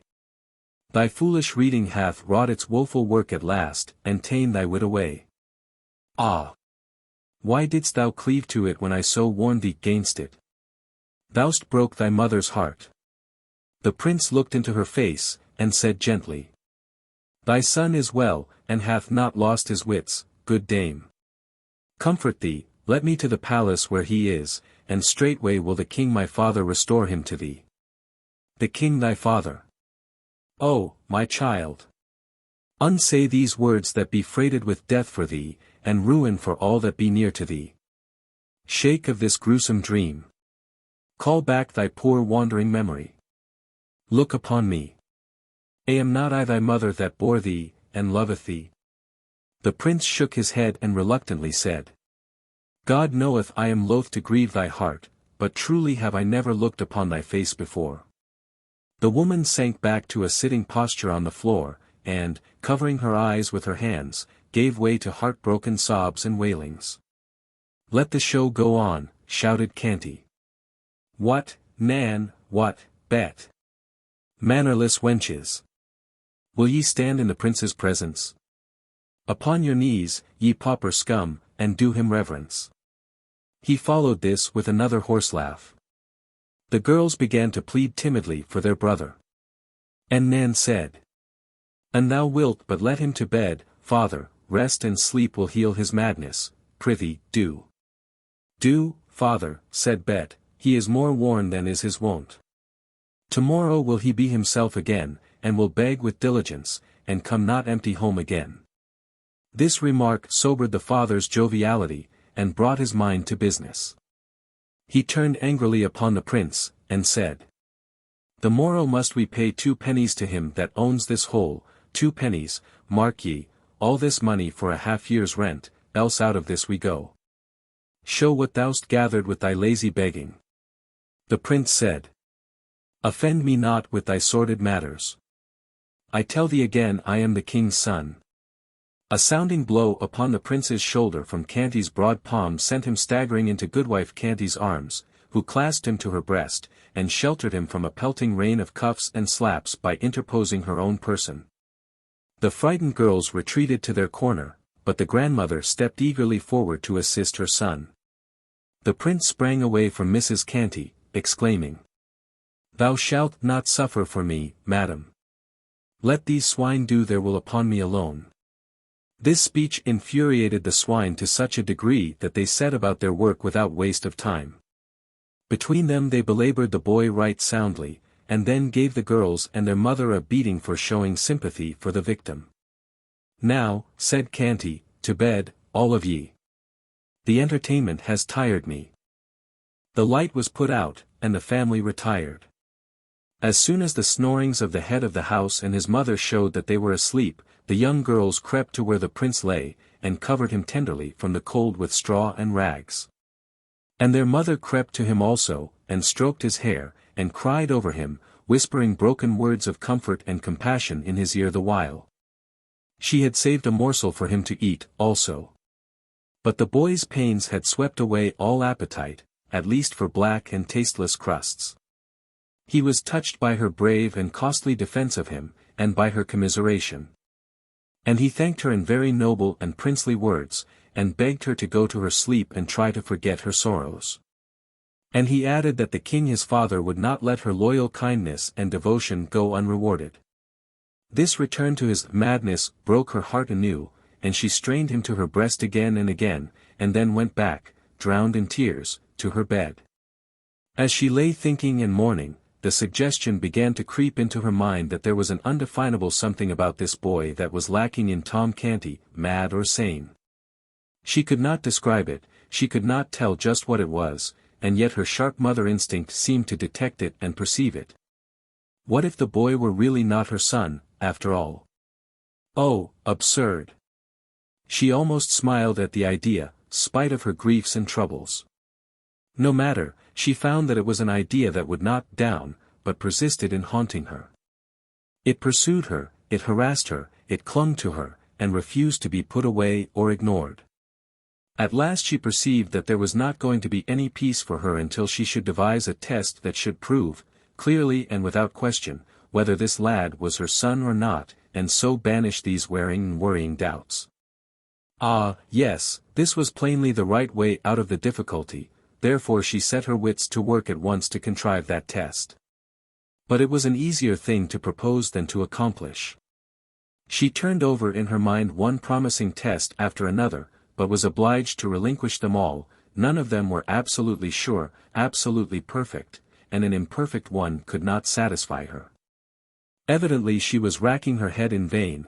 It seemed manifest that she must give the matter up. While this depressing thought was passing through her mind, her ear caught the regular breathing of the boy, and she knew he had fallen asleep. And while she listened, the measured breathing was broken by a soft, startled cry, such as one utters in a troubled dream. This chance occurrence furnished her instantly with a plan worth all her labored tests combined. She at once set herself feverishly, but noiselessly, to work to relight her candle, muttering to herself, "Had I but seen him then, I should have known. Since that day, when he was little, that the powder burst in his face, he hath never been startled of a sudden out of his dreams or out of his thinkings, but he hath cast his hand before his eyes, even as he did that day. And not as others would do it, with the palm inward, but always with the palm turned outward. I have seen it 100 times, and it hath never varied nor ever failed. Yes, I shall soon know, now." By this time she had crept to the slumbering boy's side, with the candle, shaded, in her hand. She bent heedfully and warily over him, scarcely breathing in her suppressed excitement, and suddenly flashed the light in his face and struck the floor by his ear with her knuckles. The sleeper's eyes sprang wide open, and he cast a startled stare about him, but he made no special movement with his hands. The poor woman was smitten almost helpless with surprise and grief. But she contrived to hide her emotions, and to soothe the boy to sleep again. Then she crept apart and communed miserably with herself upon the disastrous result of her experiment. She tried to believe that her Tom's madness had banished this habitual gesture of his, but she could not do it. "No," she said, "his hands are not mad, they could not unlearn so old a habit in so brief a time. Oh, this is a heavy day for me." Still, hope was as stubborn now as doubt had been before. She could not bring herself to accept the verdict of the test. She must try the thing again. The failure must have been only an accident. So she startled the boy out of his sleep a second and a third time, at intervals, with the same result which had marked the first test. Then she dragged herself to bed, and fell sorrowfully asleep, saying, "But I cannot give him up, oh no, I cannot, he must be my boy." The poor mother's interruptions having ceased, and the prince's pains having gradually lost their power to disturb him, utter weariness at last sealed his eyes in a profound and restful sleep. Hour after hour slipped away, and still he slept like the dead. Thus 4 or 5 hours passed. Then his stupor began to lighten. Presently, while half asleep and half awake, he murmured, "Sir William." After a moment, "Ho, Sir William Herbert. Hie thee hither, and list to the strangest dream that ever." "Sir William. Dost hear? Man, I did think me changed to a pauper, and— Ho there! Guards! Sir William. What? Is there no groom of the chamber in waiting? Alack! It shall go hard with. What aileth thee?" asked a whisper near him. "Who art thou calling?" "Sir William Herbert." "Who art thou?" "I. Who should I be, but thy sister Nan?" "Oh, Tom, I had forgot. Thou art mad yet, poor lad, thou art mad yet, would I had never woke to know it again. But prithee master thy tongue, lest we be all beaten till we die." The startled prince sprang partly up, but a sharp reminder from his stiffened bruises brought him to himself, and he sank back among his foul straw with a moan and the ejaculation, "Alas! It was no dream, then." In a moment all the heavy sorrow and misery which sleep had banished were upon him again, and he realized that he was no longer a petted prince in a palace, with the adoring eyes of a nation upon him, but a pauper, an outcast, clothed in rags. Prisoner in a den fit only for beasts, and consorting with beggars and thieves. In the midst of his grief he began to be conscious of hilarious noises and shoutings, apparently but a block or two away. The next moment there were several sharp raps at the door. John Canty ceased from snoring and said, "Who knocketh? What wilt thou?" A voice answered, "Knowst thou who it was thou laid thy cudgel on?" "No. Neither know I, nor care." "Belike thou lt change thy note eftsoons.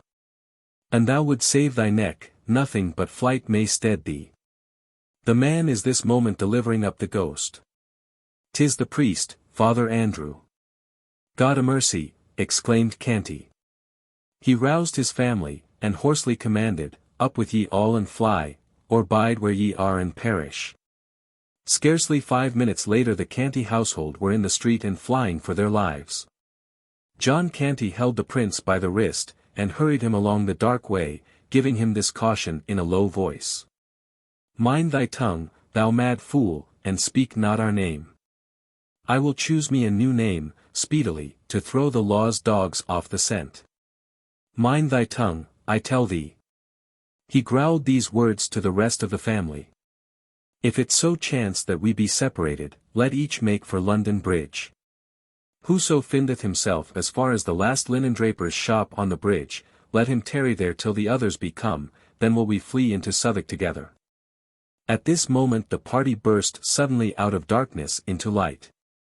And not only into light, but into the midst of a multitude of singing, dancing, and shouting people, massed together on the river frontage. There was a line of bonfires stretching as far as one could see, up and down the Thames. London Bridge was illuminated, Southwark Bridge likewise, the entire river was aglow with the flash and sheen of coloured lights. And constant explosions of fireworks filled the skies with an intricate commingling of shooting splendours and a thick rain of dazzling sparks that almost turned night into day. Everywhere were crowds of revellers, all London seemed to be at large. John Canty delivered himself of a furious curse and commanded a retreat, but it was too late. He and his tribe were swallowed up in that swarming hive of humanity, and hopelessly separated from each other in an instant. We are not considering that the prince was one of his tribe. Canty still kept his grip upon him. The prince's heart was beating high with hopes of escape, now. A burly waterman, considerably exalted with liquor, found himself rudely shoved by Canty in his efforts to plough through the crowd. He laid his great hand on Canty's shoulder and said, "Nay, whither so fast, friend? Dost canker thy soul with sordid business when all that be leal men in true make holiday?" "Mine affairs are mine own, they concern thee not," answered Canty, roughly. "Take away thy hand and let me pass." "Sith that is thy humour, thou wilt not pass, till thou'st drunk to the Prince of Wales, I tell thee that," said the waterman, barring the way resolutely. "Give me the cup, then, and make speed, make speed." Other revellers were interested by this time. They cried out, "The loving cup, the loving cup. Make the sour knave drink the loving cup, else will we feed him to the fishes." So a huge loving cup was brought. The waterman, grasping it by one of its handles, and with the other hand bearing up the end of an imaginary napkin, presented it in due and ancient form to Canty, who had to grasp the opposite handle with one of his hands and take off the lid with the other, according to ancient custom. This left the prince hand-free for a second, of course. He wasted no time, but dived among the forest of legs about him and disappeared. In another moment he could not have been harder to find, under that tossing sea of life, if its billows had been the Atlantic's and he a lost sixpence. He very soon realized this fact, and straightway busied himself about his own affairs without further thought of John Canty. He quickly realized another thing, too. To wit, that a spurious Prince of Wales was being feasted by the city in his stead. He easily concluded that the pauper lad, Tom Canty, had deliberately taken advantage of his stupendous opportunity and become a usurper. Therefore there was but one course to pursue: find his way to the Guildhall, make himself known, and denounce the impostor. He also made up his mind that Tom should be allowed a reasonable time for spiritual preparation, and then be hanged, drawn and quartered, according to the law and usage of the day in cases of high treason. Chapter 11. At Guildhall. The royal barge, attended by its gorgeous fleet, took its stately way down the Thames through the wilderness of illuminated boats. The air was laden with music, the river banks were beruffled with joy flames.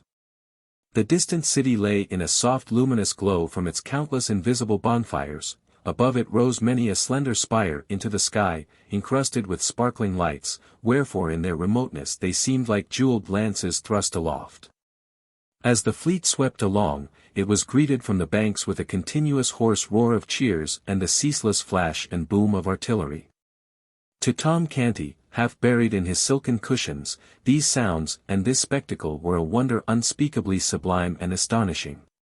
To his little friends at his side, the Princess Elizabeth and the Lady Jane Grey, they were nothing. Arrived at the Dowgate, the fleet was towed up the limpid Walbrook, whose channel has now been for 2 centuries buried out of sight under acres of buildings, to Bucklersbury. Past houses and under bridges populous with merrymakers and brilliantly lighted, and at last came to a halt in a basin where now is Barge Yard, in the centre of the ancient city of London. Tom disembarked, and he and his gallant procession crossed Cheapside and made a short march through the Old Jewry and Basing Hall Street to the Guildhall. Tom and his little ladies were received with due ceremony by the Lord Mayor and the fathers of the city, in their gold chains and scarlet robes of state, and conducted to a rich canopy of state at the head of the great hall. Preceded by heralds making proclamation, and by the mace and the city sword.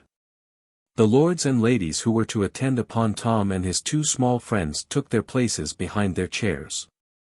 At a lower table the court grandees and other guests of noble degree were seated, with the magnates of the city. The commoners took places at a multitude of tables on the main floor of the hall. From their lofty vantage ground the giants Gog and Magog, the ancient guardians of the city, contemplated the spectacle below them with eyes grown familiar to it in forgotten generations. There was a bugle blast and a proclamation, and a fat butler appeared in a high perch in the leftward wall, followed by his servitors bearing with impressive solemnity a royal baron of beef, smoking hot and ready for the knife. After grace, Tom, being instructed, rose, and the whole house with him, and drank from a portly golden loving cup with the Princess Elizabeth. From her it passed to the Lady Jane, and then traversed the general assemblage. So the banquet began. By midnight the revelry was at its height. Now came one of those picturesque spectacles so admired in that old day. A description of it is still extant in the quaint wording of a chronicler who witnessed it. Space being made, presently entered a baron and an earl apparelled after the Turkish fashion in long robes of bodkin powdered with gold. Hats on their heads of crimson velvet, with great rolls of gold, girded with 2 swords, called scimitars, hanging by great baldricks of gold.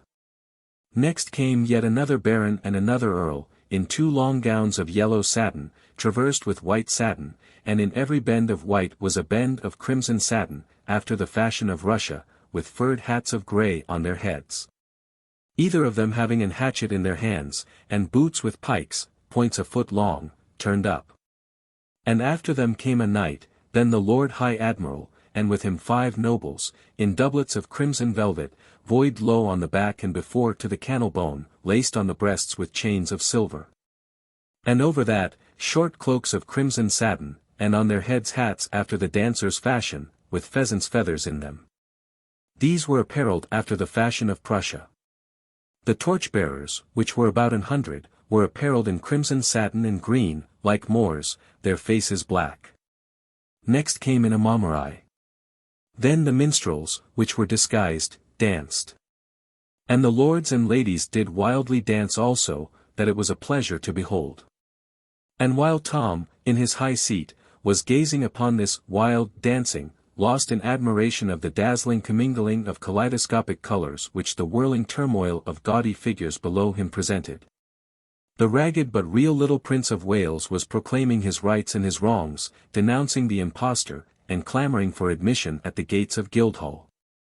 The crowd enjoyed this episode prodigiously, and pressed forward and craned their necks to see the small rioter. Presently they began to taunt him and mock at him, purposely to goad him into a higher and still more entertaining fury. Tears of mortification sprang to his eyes, but he stood his ground and defied the mob right royally. Other taunts followed, added mocking stung him, and he exclaimed, "I tell ye again, you pack of unmannerly curs, I am the Prince of Wales. And all forlorn and friendless as I be, with none to give me word of grace or help me in my need, yet will not I be driven from my ground, but will maintain it. Though thou be prince or no prince, 'tis all one, thou be'st a gallant lad, and not friendless neither. Here stand I by thy side to prove it. And mind I tell thee thou mightst have a worser friend than Miles Hendon and yet not tire thy legs with seeking. Rest thy small jaw, my child, I talk the language of these base kennel rats like to a very native. The speaker was a sort of Don Caesar de Bazan in dress, aspect, and bearing. He was tall, trim-built, muscular. His doublet and trunks were of rich material, but faded and threadbare, and their gold lace adornments were sadly tarnished. His ruff was rumpled and damaged, the plume in his slouched hat was broken and had a bedraggled and disreputable look, at his side he wore a long rapier in a rusty iron sheath, his swaggering carriage marked him at once as a ruffler of the camp. The speech of this fantastic figure was received with an explosion of jeers and laughter. Some cried, "'Tis another prince in disguise. Where thy tongue, friend, belike he is dangerous. Marry, he looketh it, mark his eye. Pluck the lad from him, to the horse-pond white the cub." Instantly a hand was laid upon the prince, under the impulse of this happy thought.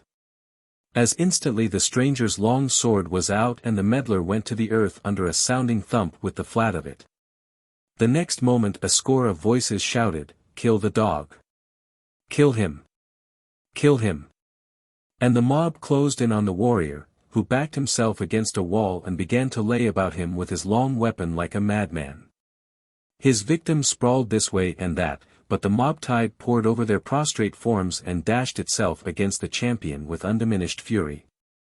His moments seemed numbered, his destruction certain, when suddenly a trumpet blast sounded, a voice shouted, "Way for the king's messenger!"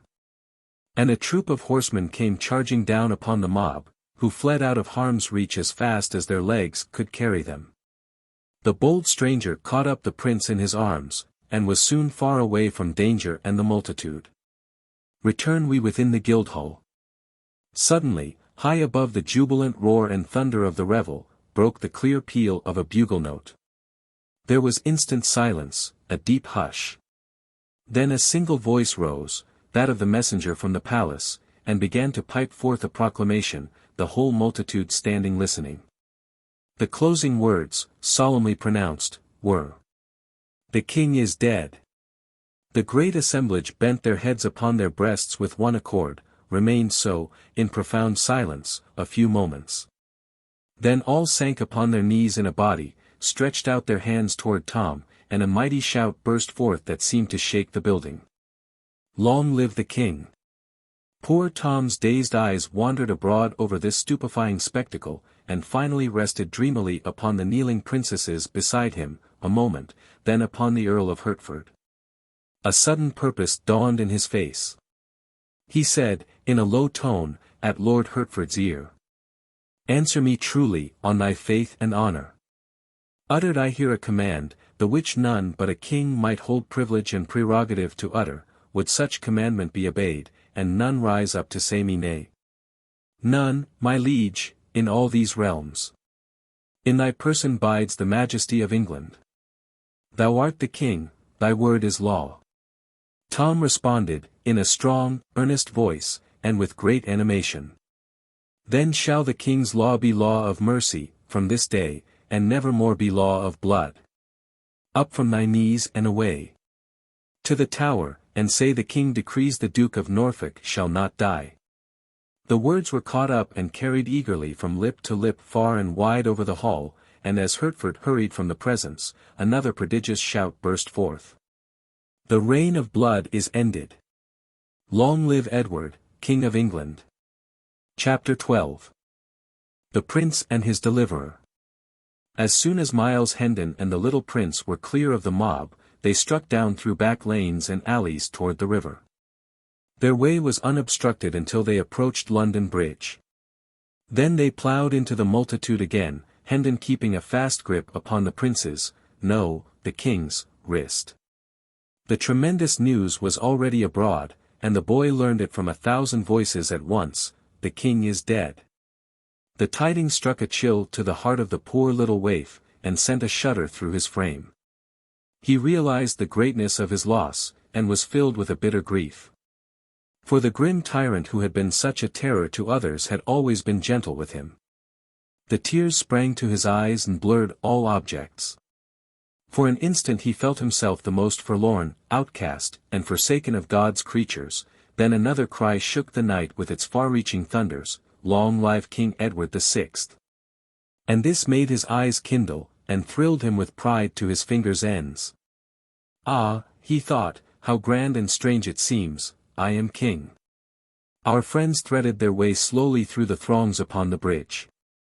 This structure, which had stood for 600 years, and had been a noisy and populous thoroughfare all that time, was a curious affair, for a closely packed rank of stores and shops, with family quarters overhead, stretched along both sides of it, from one bank of the river to the other. The bridge was a sort of town to itself. It had its inn, its beer houses, its bakeries, its haberdasheries, its food markets, its manufacturing industries, and even its church. It looked upon the two neighbours which it linked together, London and Southwark, as being well enough as suburbs, but not otherwise particularly important.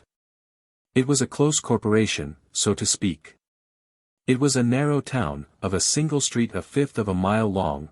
Its population was but a village population, and everybody in it knew all his fellow townsmen intimately, and had known their fathers and mothers before them, and all their little family affairs into the bargain. It had its aristocracy, of course, its fine old families of butchers, and bakers, and what not, who had occupied the same old premises for 500 or 600 years, and knew the great history of the bridge from beginning to end, and all its strange legends, and who always talked bridgy talk, and thought bridgy thoughts, and lied in a long, level, direct, substantial bridgy way. It was just the sort of population to be narrow and ignorant and self-conceited. Children were born on the bridge, were reared there, grew to old age, and finally died without ever having set a foot upon any part of the world but London Bridge alone. Such people would naturally imagine that the mighty and interminable procession which moved through its street night and day, with its confused roar of shouts and cries, its neighings and bellowing and bleatings and its muffled thunder tramp, was the one great thing in this world, and themselves somehow the proprietors of it. And so they were, in effect. At least they could exhibit it from their windows, and did, for a consideration, whenever a returning king or hero gave it a fleeting splendor, for there was no place like it for affording a long, straight, uninterrupted view of marching columns. Men born and reared upon the bridge found life unendurably dull and inane elsewhere. History tells of one of these who left the bridge at the age of 71 and retired to the country. But he could only fret and toss in his bed. He could not go to sleep, the deep stillness was so painful, so awful, so oppressive. When he was worn out with it, at last, he fled back to his old home, a lean and haggard spectre, and fell peacefully to rest and pleasant dreams under the lulling music of the lashing waters and the boom and crash and thunder of London Bridge. In the times of which we are writing, the bridge furnished object lessons in English history for its children, namely, the livid and decaying heads of renowned men impaled upon iron spikes atop of its gateways. But we digress. Hendon's lodgings were in the little inn on the bridge. As he neared the door with his small friend, a rough voice said, "So, thou art come at last. Thou wilt not escape again, I warrant thee. And if pounding thy bones to a pudding can teach thee somewhat, thou wilt not keep us waiting another time, mayhap." And John Canty put out his hand to seize the boy. Miles Hendon stepped in the way and said, "Not too fast, friend. Thou art needlessly rough, methinks. What is the lad to thee? If it be any business of thine to make and meddle in others' affairs, he is my son." "'Tis a lie," cried the little king, hotly. "Boldly said, and I believe thee, whether thy small headpiece be sound or cracked, my boy. But whether this scurvy ruffian be thy father or no, 'tis all one, he shall not have thee to beat thee and abuse, according to his threat, so thou prefer to bide with me." I do, I know him not, I loathe him, and will die before I will go with him." "Then, 'tis settled, and there is not more to say." "We will see, as to that," exclaimed John Canty, striding past Hendon to get at the boy. "By force shall he. If thou do but touch him, thou animated offal, I will spit thee like a goose," said Hendon, barring the way and laying his hand upon his sword hilt. Canty drew back. "Now mark ye," continued Hendon, I took this lad under my protection when a mob of such as thou would have mishandled him, mayhap killed him. Dost imagine I will desert him now to a worser fate? For whether thou art his father or no, and sooth to say, I think it is a lie, a decent swift death were better for such a lad than life in such brute hands as thine. So go thy ways, and set quick about it, for I like not much bandying of words, being not over-patient in my nature. John Canty moved off, muttering threats and curses, and was swallowed from sight in the crowd. Hendon ascended 3 flights of stairs to his room, with his charge, after ordering a meal to be sent thither. It was a poor apartment, with a shabby bed and some odds and ends of old furniture in it, and was vaguely lighted by a couple of sickly candles. The little king dragged himself to the bed and lay down upon it, almost exhausted with hunger and fatigue. He had been on his feet a good part of a day and a night, for it was now 2 or 3 o'clock in the morning, and had eaten nothing meantime. He murmured drowsily, "Prithee call me when the table is spread," and sank into a deep sleep immediately. A smile twinkled in Hendon's eye, and he said to himself, "By the mass, the little beggar takes to one's quarters and usurps one's bed with as natural and easy a grace as if he owned them, with never a by your leave or so please it you, or anything of the sort." In his diseased ravings he called himself the Prince of Wales, and bravely doth he keep up the character. Poor little friendless rat, doubtless his mind has been disordered with ill usage. Well, I will be his friend. I have saved him, and it draweth me strongly to him. Already I love the bold-tongued little rascal. How soldier-like he faced the smutty rabble and flung back his high defiance. And what a comely, sweet and gentle face he hath, now that sleep hath conjured away its troubles and its griefs. I will teach him, I will cure his malady, yea, I will be his elder brother, and care for him and watch over him. And whoso would shame him or do him hurt may order his shroud, for though I be burnt for it he shall need it. He bent over the boy and contemplated him with kind and pitying interest, tapping the young cheek tenderly and smoothing back the tangled curls with his great brown hand. A slight shiver passed over the boy's form. Hendon muttered, "See, now, how like a man it was to let him lie here uncovered and fill his body with deadly rheums. Now what shall I do? 'Twill wake him to take him up and put him within the bed, and he sorely needeth sleep." He looked about for extra covering, but finding none, doffed his doublet and wrapped the lad in it, saying, "I am used to nipping air in scant apparel, 'tis little I shall mind the cold." Then walked up and down the room, to keep his blood in motion, soliloquizing as before. His injured mind persuades him he is Prince of Wales. 'Twill be odd to have a Prince of Wales still with us, now that he that was the prince is prince no more, but king, for this poor mind is set upon the one fantasy. And will not reason out that now it should cast by the prince and call itself the king. If my father liveth still, after these 7 years that I have heard not from home in my foreign dungeon, he will welcome the poor lad and give him generous shelter for my sake, so will my good elder brother, Arthur. My other brother, Hugh, but I will crack his crown and he interfere, the fox-hearted, ill-conditioned animal. Yes, thither will we fare, and straightway, too. A servant entered with a smoking meal, disposed it upon a small deal table, placed the chairs, and took his departure, leaving such cheap lodgers as these to wait upon themselves. The door slammed after him, and the noise woke the boy, who sprang to a sitting posture, and shot a glad glance about him. Then a grieved look came into his face and he murmured to himself, with a deep sigh, "Alack, it was but a dream, woe is me." Next he noticed Miles Hendon's doublet, glanced from that to Hendon, comprehended the sacrifice that had been made for him, and said, gently, "Thou art good to me, yes, thou art very good to me. Take it and put it on, I shall not need it more."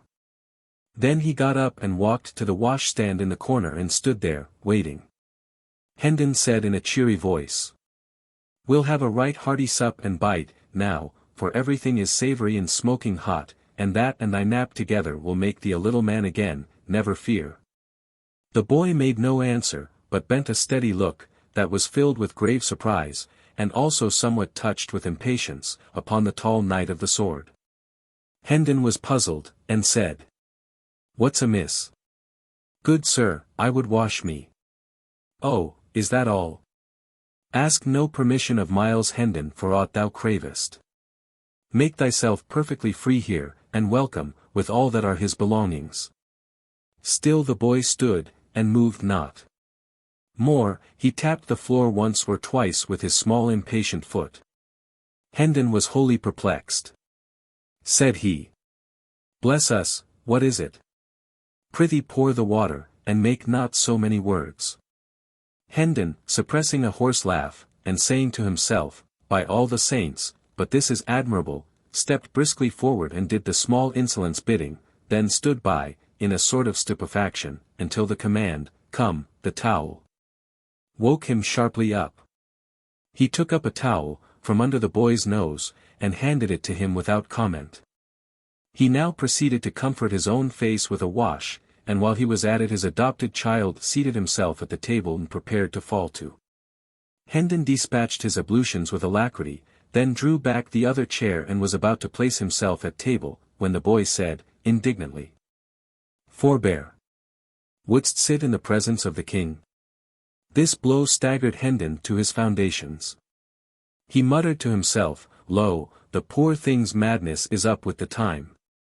It hath changed with the great change that is come to the realm, and now in fancy is he king.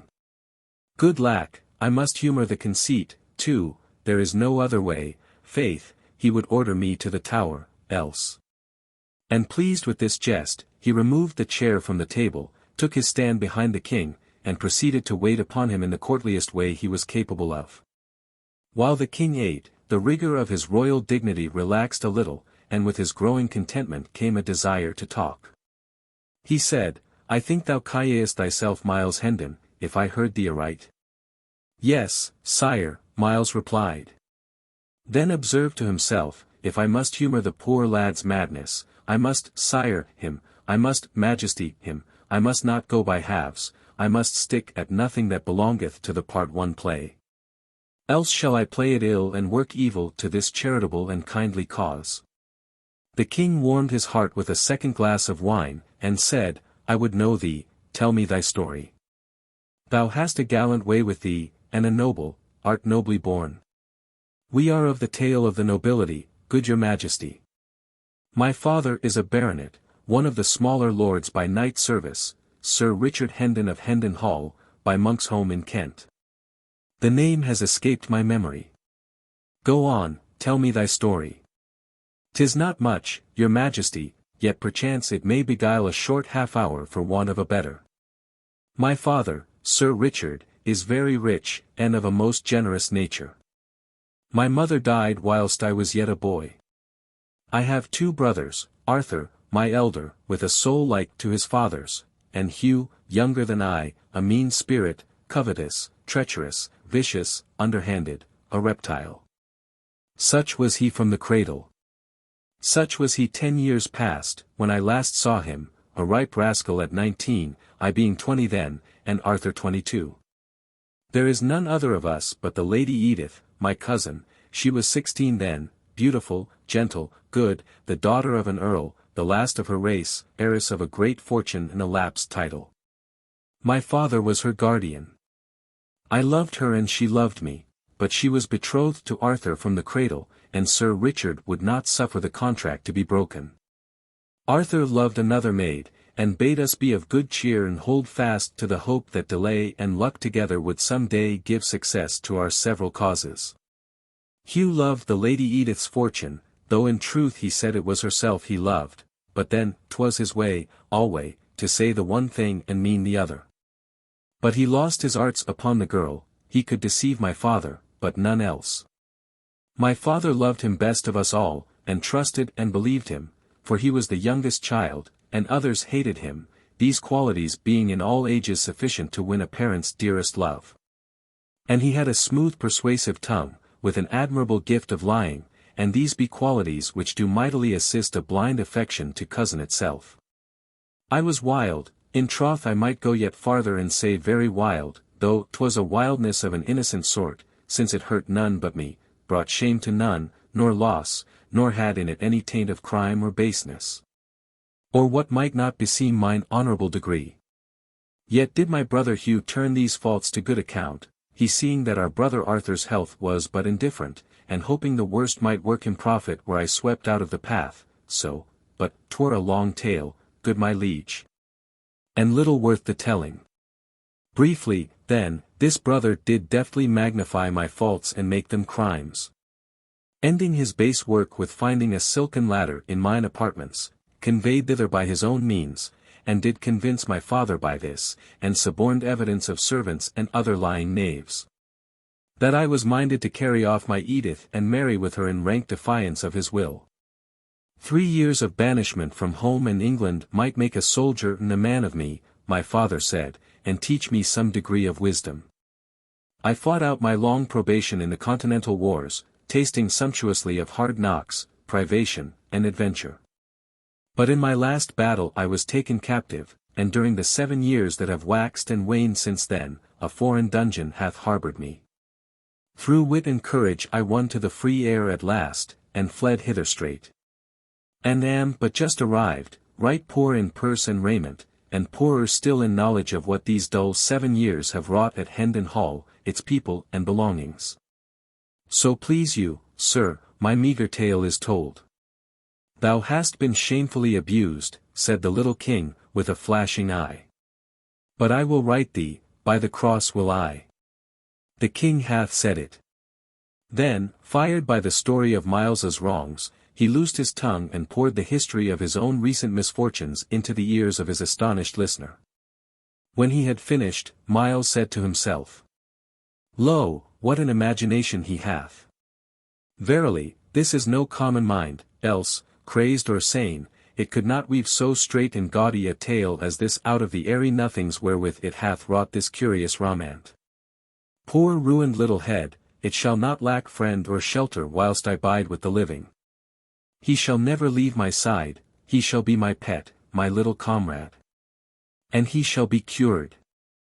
I, made whole and sound, then will he make himself a name, and proud shall I be to say, yes, he is mine, I took him, a homeless little ragamuffin, but I saw what was in him, and I said his name would be heard some day, behold him.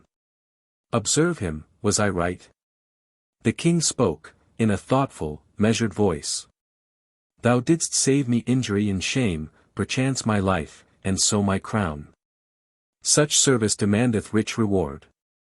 Name thy desire, and so it be within the compass of my royal power, it is thine. This fantastic suggestion startled Hendon out of his reverie. He was about to thank the king and put the matter aside with saying he had only done his duty and desired no reward, but a wiser thought came into his head. And he asked leave to be silent a few moments and consider the gracious offer, an idea which the king gravely approved, remarking that it was best to be not too hasty with a thing of such great import. Miles reflected during some moments, then said to himself, yes, that is the thing to do, by any other means it were impossible to get at it, and certes, this hour's experience has taught me 'twould be most wearing and inconvenient to continue it as it is. Yes, I will propose it, 'twas a happy accident that I did not throw the chance away. Then he dropped upon one knee and said, My poor service went not beyond the limit of a subject's simple duty, and therefore hath no merit. But since your majesty is pleased to hold it worthy some reward, I take heart of grace to make petition to this effect. Near 400 years ago, as your grace knoweth, there being ill blood betwixt John, King of England, and the King of France, it was decreed that 2 champions should fight together in the lists, and so settle the dispute by what is called the arbitrament of God. These 2 kings, and the Spanish king, being assembled to witness and judge the conflict, the French champion appeared, but so redoubtable was he, that our English knights refused to measure weapons with him. So the matter, which was a weighty one, was like to go against the English monarch by default. Now in the Tower lay the Lord de Courcy, the mightiest arm in England, stripped of his honours and possessions, and wasting with long captivity. Appeal was made to him, he gave assent, and came forth arrayed for battle, but no sooner did the Frenchman glimpse his huge frame and hear his famous name but he fled away, and the French king's cause was lost. King John restored de Courcy's titles and possessions, and said, Name thy wish and thou shalt have it, though it cost me half my kingdom, whereat de Courcy, kneeling, as I do now, made answer, this, then, I ask, my liege. That I and my successors may have and hold the privilege of remaining covered in the presence of the kings of England, henceforth while the throne shall last. The boon was granted, as your majesty knoweth. And there hath been no time, these 400 years, that line has failed of an heir. And so, even unto this day, the head of that ancient house still weareth his hat or helm before the king's majesty, without let or hindrance, and this none other may do. Invoking this precedent in aid of my prayer, I beseech the king to grant to me but this one grace and privilege, to my more than sufficient reward, and none other, to wit, that I and my heirs, for ever, may sit in the presence of the majesty of England. Rise, Sir Miles Hendon, knight, said the king, gravely, giving the accolade with Hendon's sword, rise, and seat thyself. Thy petition is granted. Whilst England remains, and the crown continues, the privilege shall not lapse. His Majesty walked apart, musing, and Hendon dropped into a chair at table, observing to himself, "'Twas a brave thought, and hath wrought me a mighty deliverance, my legs are grievously wearied. And I had not thought of that, I must have had to stand for weeks, till my poor lad's wits are cured." After a little, he went on, "And so I am become a knight of the kingdom of dreams and shadows. A most odd and strange position, truly, for one so matter-of-fact as I.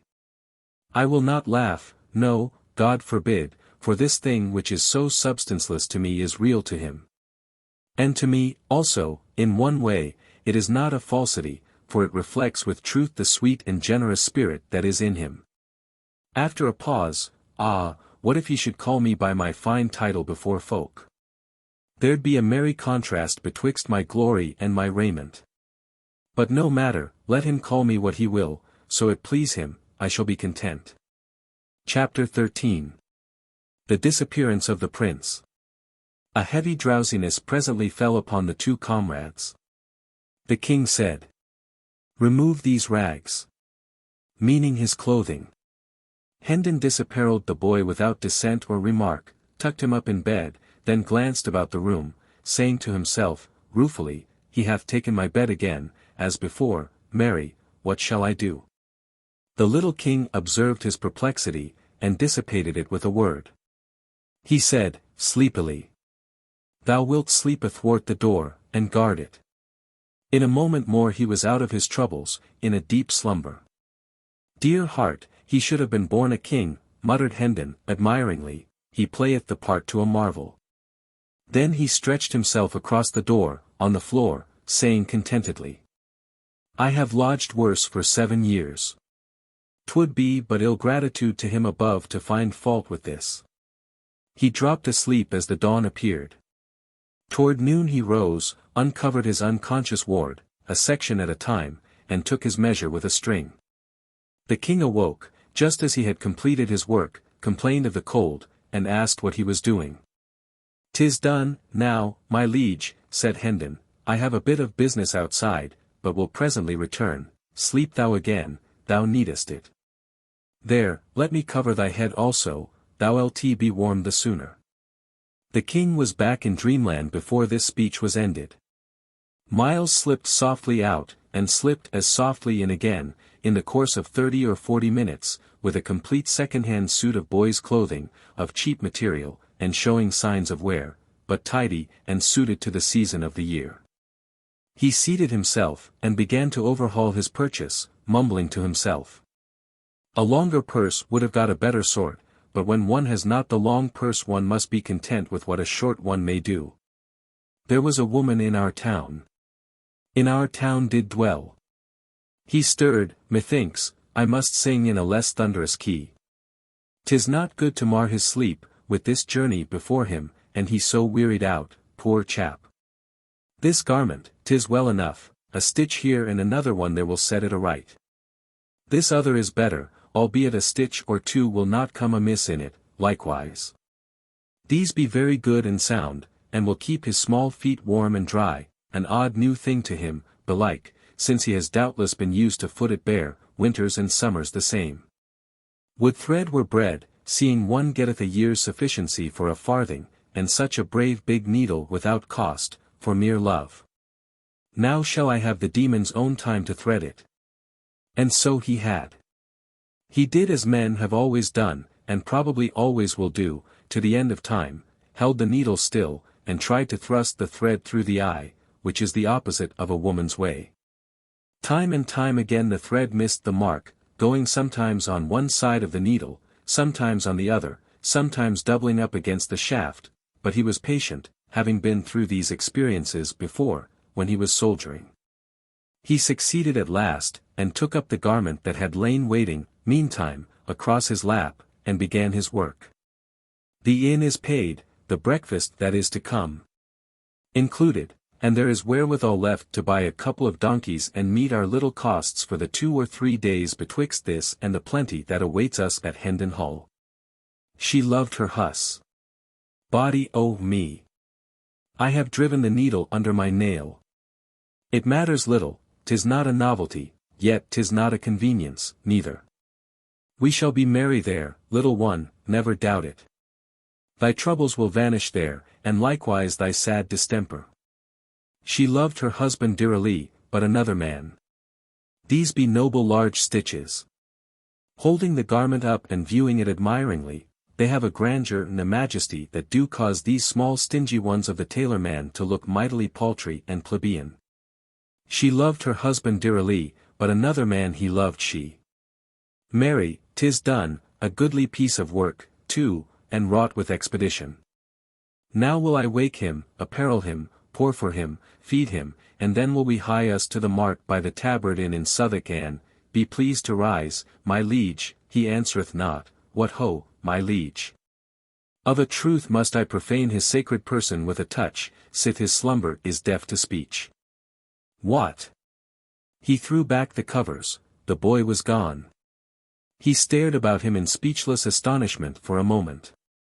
Noticed for the first time that his ward's ragged raiment was also missing, then he began to rage and storm and shout for the innkeeper. At that moment a servant entered with the breakfast. Explain, thou limb of Satan, or thy time is come.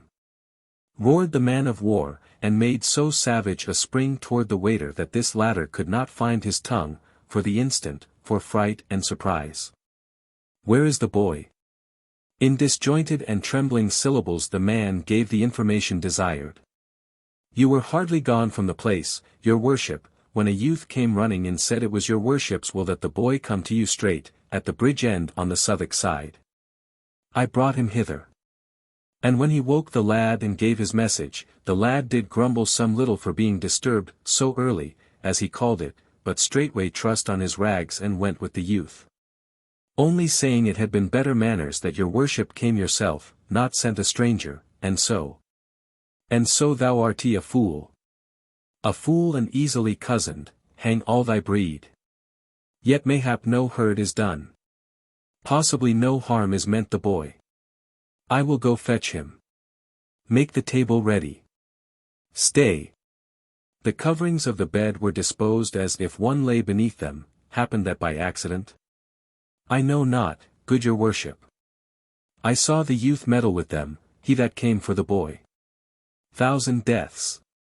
'Twas done to deceive me, 'tis plain, 'twas done to gain time. Hark ye. Was that youth alone? All alone, your worship. Art sure? Sure, your worship. Collect thy scattered wits, bethink thee, take time, man.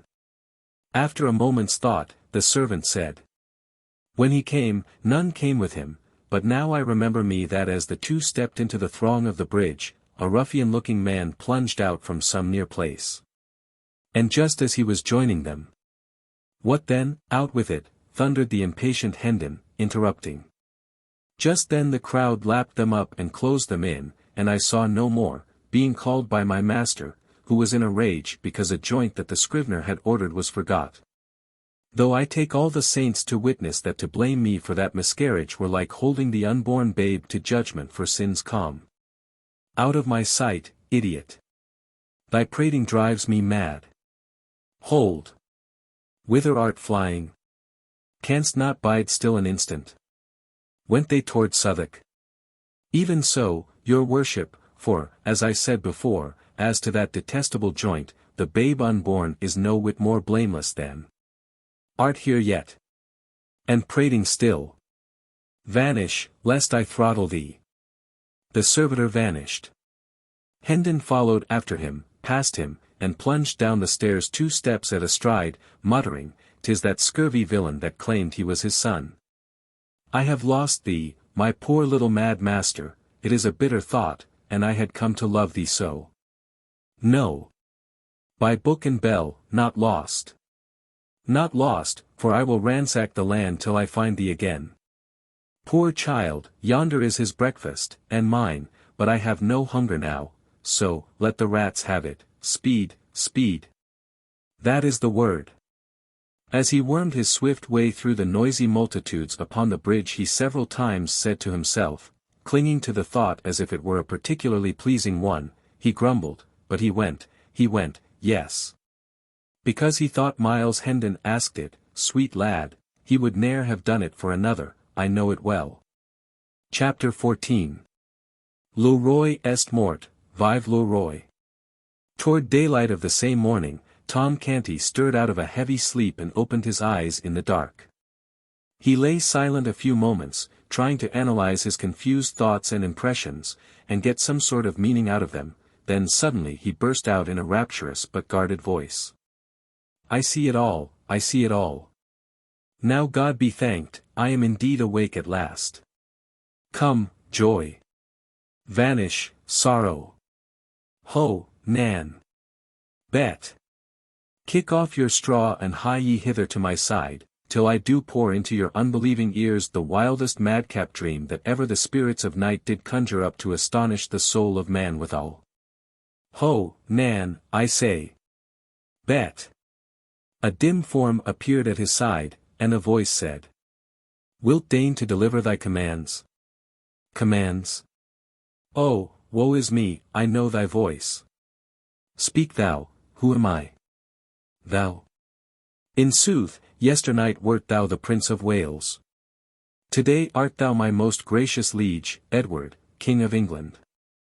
Tom buried his head among his pillows, murmuring plaintively, "Alack, it was no dream. Go to thy rest, sweet sir, leave me to my sorrows." Tom slept again, and after a time he had this pleasant dream.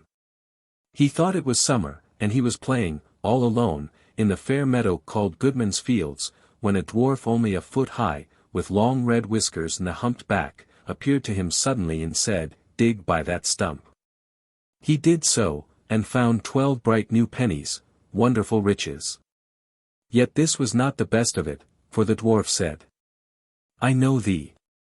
Thou art a good lad, and a deserving, thy distresses shall end, for the day of thy reward is come.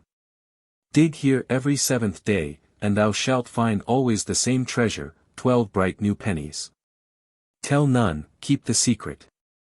Then the dwarf vanished, and Tom flew to Offal Court with his prize, saying to himself, "Every night will I give my father a penny, he will think I begged it, it will glad his heart, and I shall no more be beaten.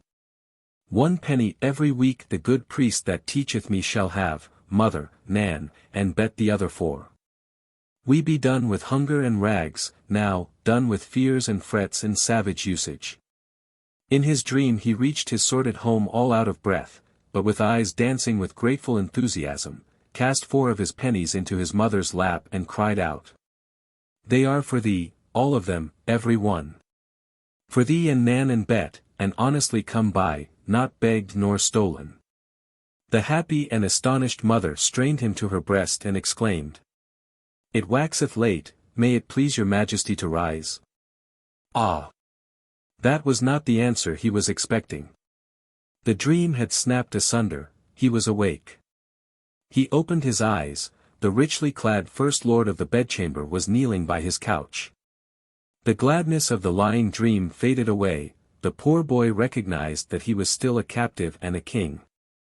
The room was filled with courtiers clothed in purple mantles, the morning color, and with noble servants of the monarch.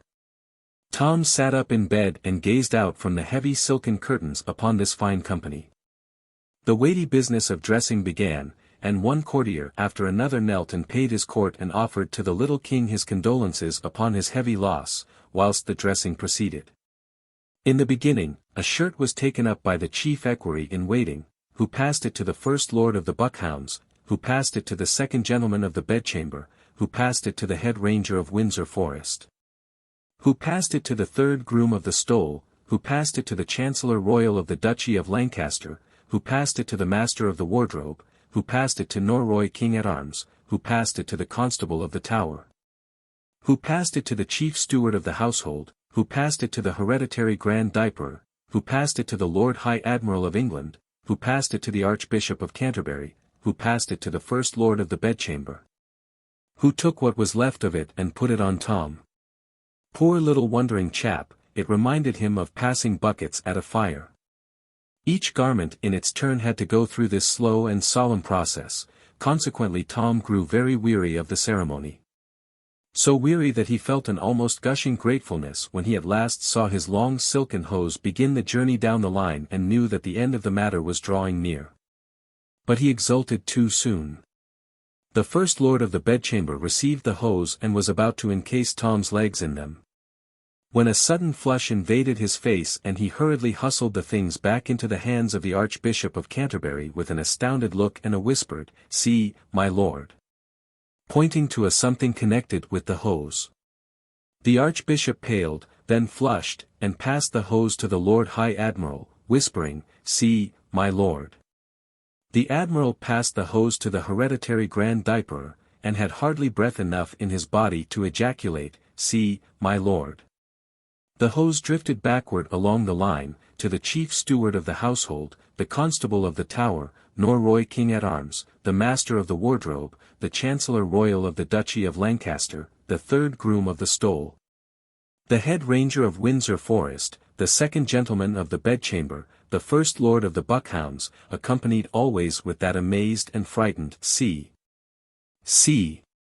till they finally reached the hands of the chief equerry in waiting, who gazed a moment, with a pallid face, upon what had caused all this dismay, then hoarsely whispered, "Body of my life, a tagged on from a truss point to the Tower with the head keeper of the king's hose."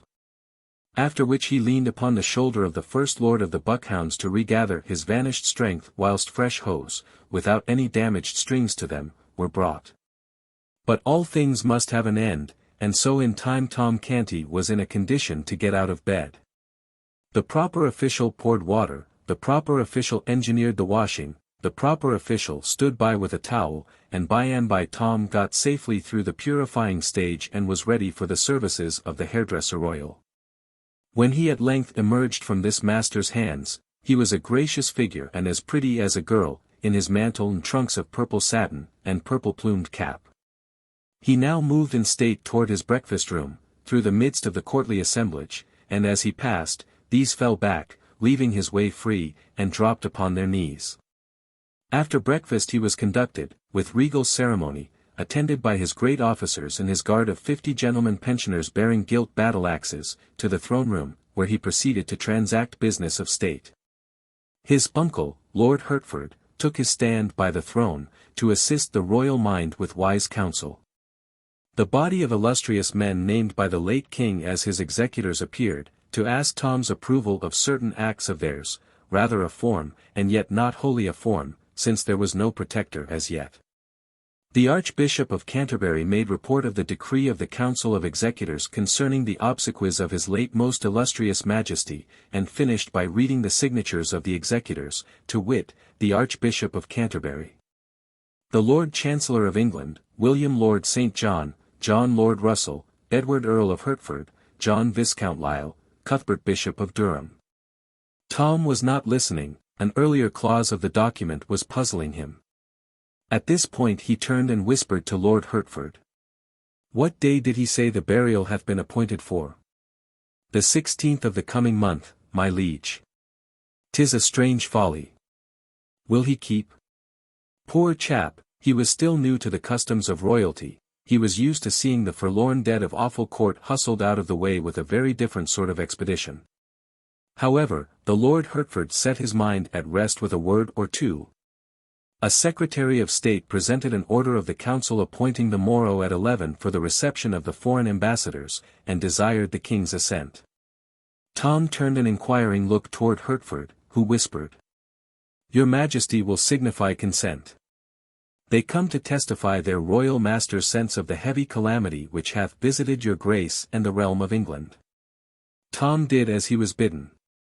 Another secretary began to read a preamble concerning the expenses of the late king's household, which had amounted to £28,000 during the preceding 6 months, a sum so vast that it made Tom Canty gasp.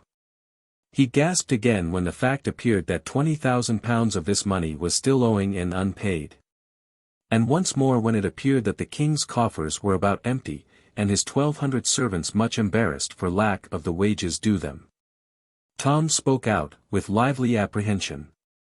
"We be going to the dogs, 'tis plain.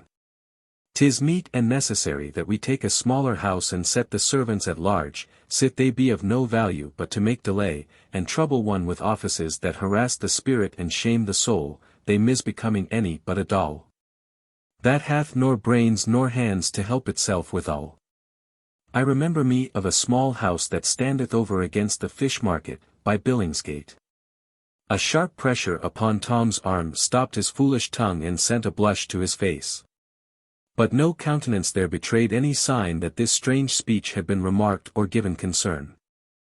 A secretary made report that forasmuch as the late king had provided in his will for conferring the ducal degree upon the Earl of Hertford and raising his brother, Sir Thomas Seymour, to the peerage and likewise Hertford's son to an earldom, together with similar aggrandizements to other great servants of the crown, the council had resolved to hold a sitting on the 16th of February for the delivering and confirming of these honors, and that meantime, the late king not having granted in writing, estates suitable to the support of these dignities, the council, knowing his private wishes in that regard, had thought proper to grant to Seymour £500 lands, and to Hertford's son £800 lands, and £300 of the next bishop's lands which should fall vacant, his present majesty being willing. Tom was about to blurt out something about the propriety of paying the late king's debts first, before squandering all this money, but a timely touch upon his arm, from the thoughtful Hertford, saved him this indiscretion. Wherefore he gave the royal assent, without spoken comment, but with much inward discomfort. While he sat reflecting a moment over the ease with which he was doing strange and glittering miracles, a happy thought shot into his mind: why not make his mother Duchess of Offal Court, and give her an estate? But a sorrowful thought swept it instantly away. He was only a king in name, these grave veterans and great nobles were his masters, to them his mother was only the creature of a diseased mind. They would simply listen to his project with unbelieving ears, then send for the doctor. The dull work went tediously on. Petitions were read, and proclamations, patents, and all manner of wordy, repetitious, and wearisome papers relating to the public business. And at last Tom sighed pathetically and murmured to himself, "In what have I offended, that the good God should take me away from the fields and the free air and the sunshine, to shut me up here and make me a king and afflict me so?" Then his poor muddled head nodded a while and presently drooped to his shoulder, and the business of the empire came to a standstill for want of that august factor, the ratifying power. Silence ensued around the slumbering child, and the sages of the realm ceased from their deliberations. During the forenoon, Tom had an enjoyable hour, by permission of his keepers, Hertford and St. John, with the Lady Elizabeth and the little Lady Jane Grey, though the spirits of the princesses were rather subdued by the mighty stroke that had fallen upon the royal house. And at the end of the visit his elder sister, afterwards the Bloody Mary of history, chilled him with a solemn interview which had but one merit in his eyes, its brevity. He had a few moments to himself, and then a slim lad of about 12 years of age was admitted to his presence, whose clothing, except his snowy ruff and the laces about his wrists, was of black, doublet, hose, and all. He bore no badge of mourning but a knot of purple ribbon on his shoulder. He advanced hesitatingly, with head bowed and bare, and dropped upon one knee in front of Tom. Tom sat still and contemplated him soberly a moment. Then he said, "Rise, lad. Who art thou? What wouldst have?" The boy rose, and stood at graceful ease, but with an aspect of concern in his face. He said, "Of a surety thou must remember me, my lord. I am thy whipping boy." "My whipping boy?" "The same, your grace. I am Humphrey Marlowe." Tom perceived that here was someone whom his keepers ought to have posted him about. The situation was delicate. What should he do? Pretend he knew this lad, and then betray by his every utterance that he had never heard of him before? No, that would not do. An idea came to his relief. Accidents like this might be likely to happen with some frequency, now that business urgencies would often call Hertford and St. John from his side, they being members of the Council of Executors. Therefore perhaps it would be well to strike out a plan himself to meet the requirements of such emergencies. Yes, that would be a wise course. He would practice on this boy, and see what sort of success he might achieve. So he stroked his brow perplexedly a moment or two, and presently said, "Now I seem to remember thee somewhat, but my wit is clogged and dim with suffering." "Alack, my poor master," ejaculated the whipping boy, with feeling. Adding, to himself, "In truth, 'tis as they said, his mind is gone, alas, poor soul. But misfortune catch me, how am I forgetting? They said one must not seem to observe that aught is wrong with him. 'Tis strange how my memory doth wanton with me these days," said Tom. "But mind it not, I mend apace, a little clue doth often serve to bring me back again the things and names which had escaped me. And not they, only, forsooth, but e'en such as I ne'er heard before, as this lad shall see. Give thy business speech." "'Tis matter of small weight, my liege, yet will I touch upon it, and it please your grace.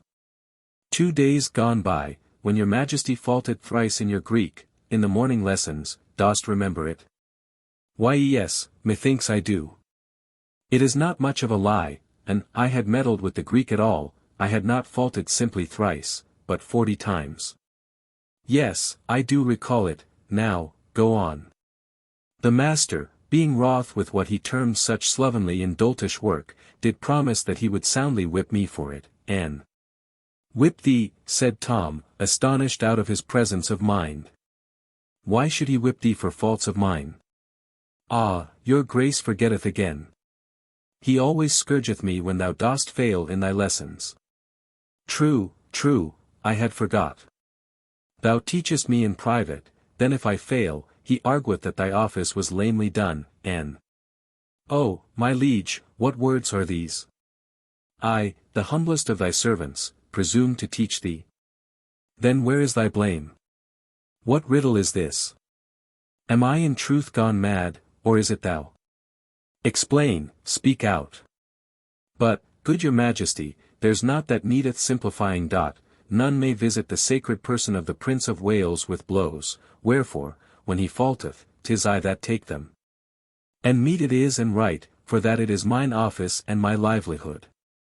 Tom stared at the tranquil boy, observing to himself, "Lo, it is a wonderful thing, a most strange and curious trade. I marvel they have not hired a boy to take my combings and my dressings for me. Would heaven they would, and they will do this thing, I will take my lashings in mine own person, giving God thanks for the change." Then he said aloud, "And hast thou been beaten, poor friend, according to the promise?" "No, good your majesty, my punishment was appointed for this day, and peradventure it may be annulled, as unbefitting the season of mourning that is come upon us. I know not, and so have made bold to come hither and remind your grace about your gracious promise to intercede in my behalf." "With the master? To save thee thy whipping? Ah, thou dost remember. My memory mendeth, thou sayest. Set thy mind at ease, thy back shall go unscathed, I will see to it." "Oh, thanks, my good lord," cried the boy, dropping upon his knee again. "Mayhap I have ventured far enow. And yet—" Seeing Master Humphrey hesitate, Tom encouraged him to go on, saying he was in the granting mood. "Then will I speak it out, for it lieth near my heart. Sit thou art no more Prince of Wales but King, thou canst order matters as thou wilt, with none to say thee nay. Wherefore it is not in reason that thou wilt longer vex thyself with dreary studies, but wilt burn thy books and turn thy mind to things less irksome. Then am I ruined, and mine orphan sisters with me. Ruined? Prithee how? My back is my bread, O my gracious liege. If it go idle, I starve. And thou cease from study, mine office is gone, thou need no whipping boy. Do not turn me away. Tom was touched with this pathetic distress. He said, with a right royal burst of generosity, discomfort thyself no further, lad. Thine office shall be permanent in thee and thy line for ever. Then he struck the boy a light blow on the shoulder with the flat of his sword, exclaiming, Rise, Humphrey Marlowe, hereditary grand whipping boy to the royal house of England.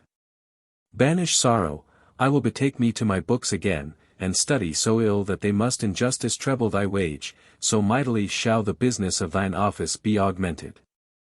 The grateful Humphrey responded fervidly. Thanks, O most noble master, this princely lavishness doth far surpass my most distempered dreams of fortune. Now shall I be happy all my days, and all the house of Marlowe after me. Tom had wit enough to perceive that here was a lad who could be useful to him. He encouraged Humphrey to talk, and he was nothing loath. He was delighted to believe that he was helping in Tom's cure. For always, as soon as he had finished calling back to Tom's diseased mind the various particulars of his experiences and adventures in the royal schoolroom and elsewhere about the palace, he noticed that Tom was then able to recall the circumstances quite clearly. At the end of an hour Tom found himself well freighted with very valuable information concerning personages and matters pertaining to the court, so he resolved to draw instruction from this source daily. And to this end he would give order to admit Humphrey to the royal closet whenever he might come, provided the Majesty of England was not engaged with other people. Humphrey had hardly been dismissed when my Lord Hertford arrived with more trouble for Tom. He said that the Lords of the Council, fearing that some overwrought report of the king's damaged health might have leaked out and got abroad, they deemed it wise and best that his Majesty should begin to dine in public after a day or two, his wholesome complexion and vigorous step, assisted by a carefully guarded repose of manner and ease and grace of demeanor, would more surely quiet the general pulse, in case any evil rumors had gone about, than any other scheme that could be devised. Then the Earl proceeded, very delicately, to instruct Tom as to the observances proper to the stately occasion, under the rather thin disguise of reminding him concerning things already known to him. But to his vast gratification it turned out that Tom needed very little help in this line. He had been making use of Humphrey in that direction, for Humphrey had mentioned that within a few days he was to begin to dine in public. Having gathered it from the swift-winged gossip of the court, Tom kept these facts to himself, however. Seeing the royal memory so improved, the Earl ventured to apply a few tests to it, in an apparently casual way, to find out how far its amendment had progressed. The results were happy, here and there, in spots where Humphrey's tracks remained, and on the whole my lord was greatly pleased and encouraged. So encouraged was he, indeed, that he spoke up and said in a quite hopeful voice, Now am I persuaded that if your Majesty will but tax your memory yet a little further, it will resolve the puzzle of the Great Seal, a loss which was of moment yesterday, although of none today, since its term of service ended with our late Lord's life. May it please your grace to make the trial? Tom was at sea. A Great Seal was something which he was totally unacquainted with. After a moment's hesitation he looked up innocently and asked, What was it like, my lord?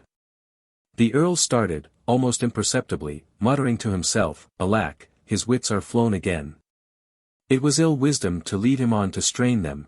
Then he deftly turned the talk to other matters, with the purpose of sweeping the unlucky seal out of Tom's thoughts, a purpose which easily succeeded.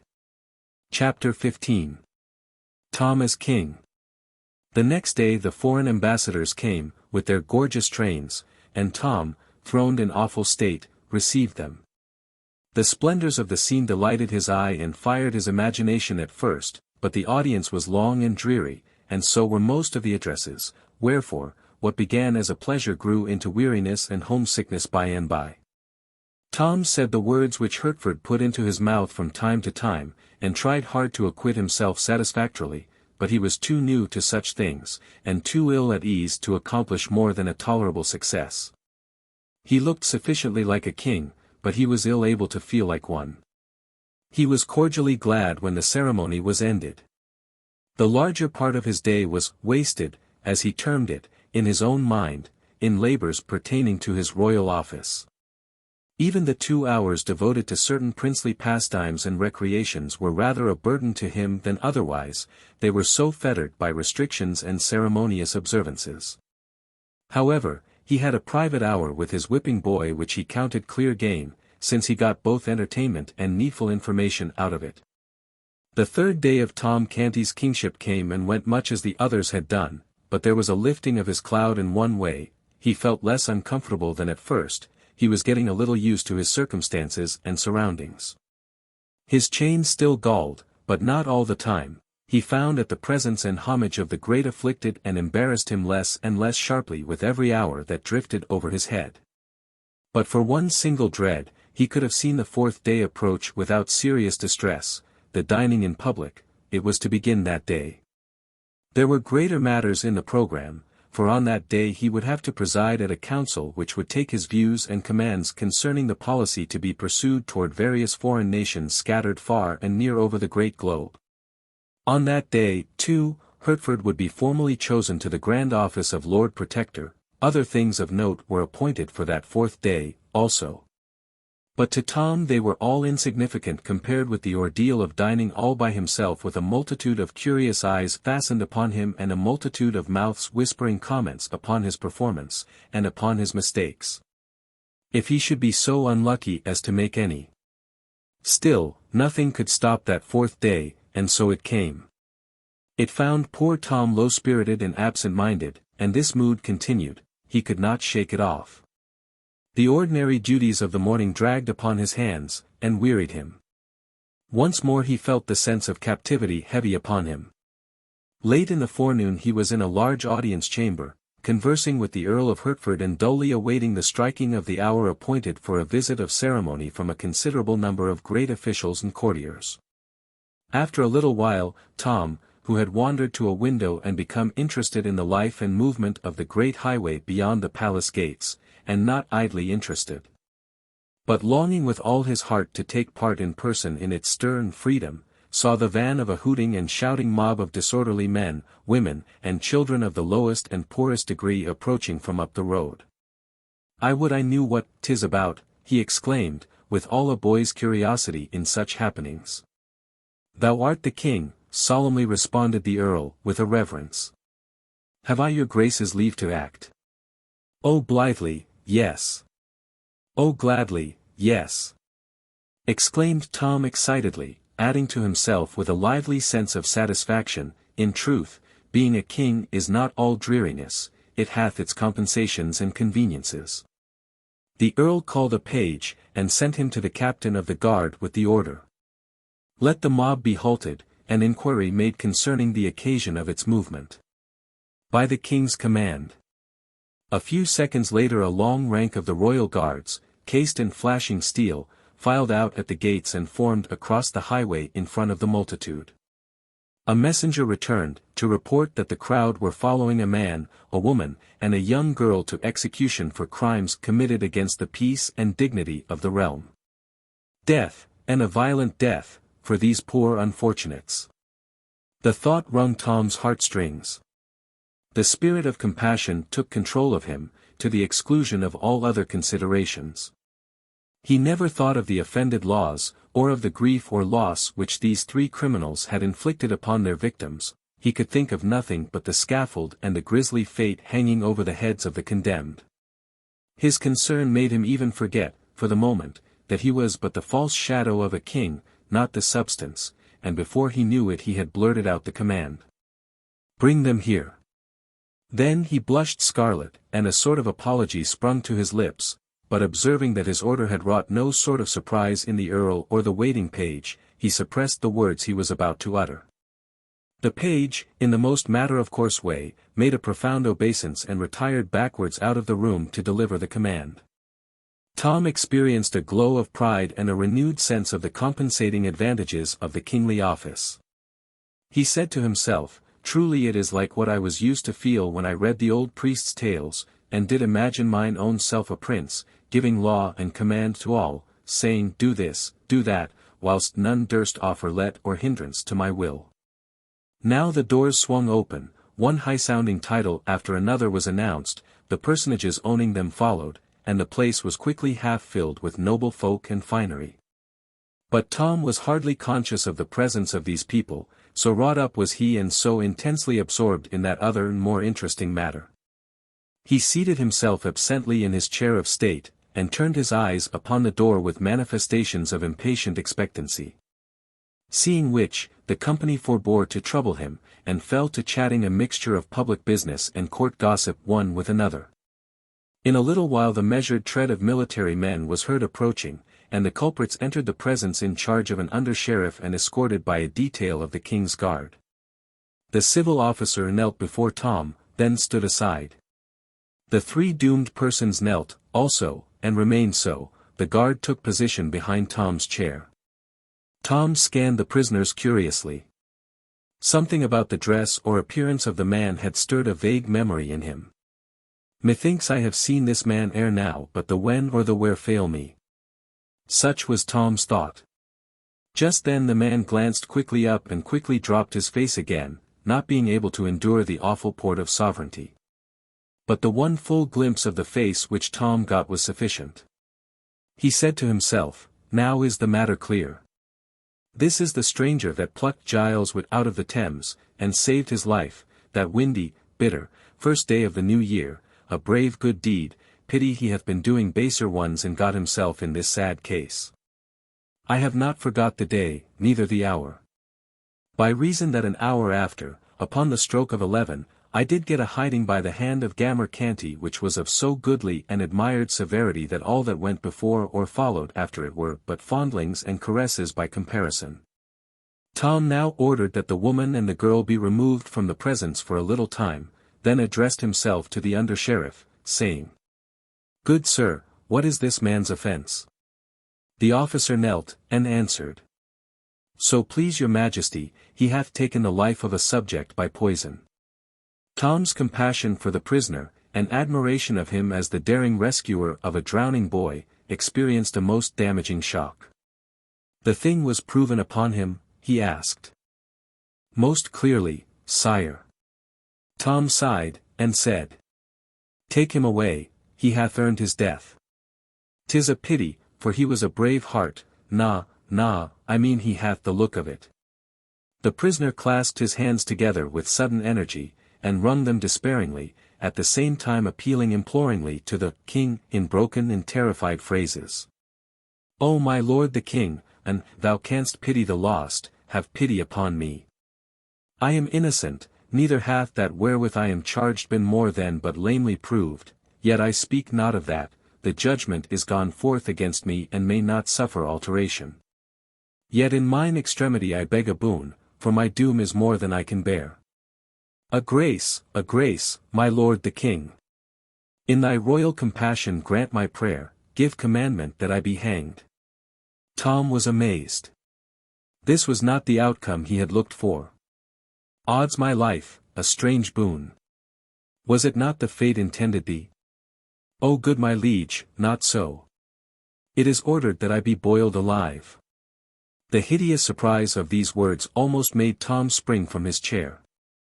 As soon as he could recover his wits he cried out, "Have thy wish, poor soul. An thou had poisoned 100 men thou shouldst not suffer so miserable a death."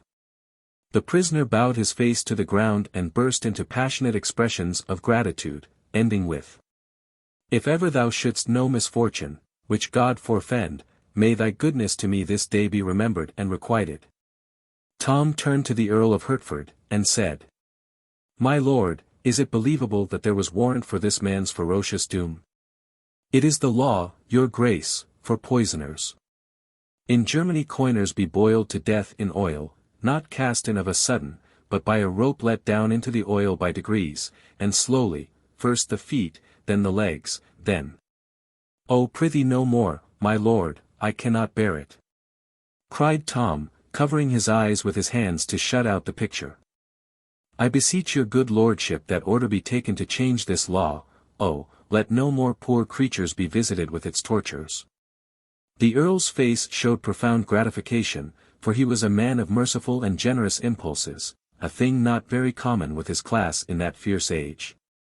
He said, "These your grace's noble words have sealed its doom.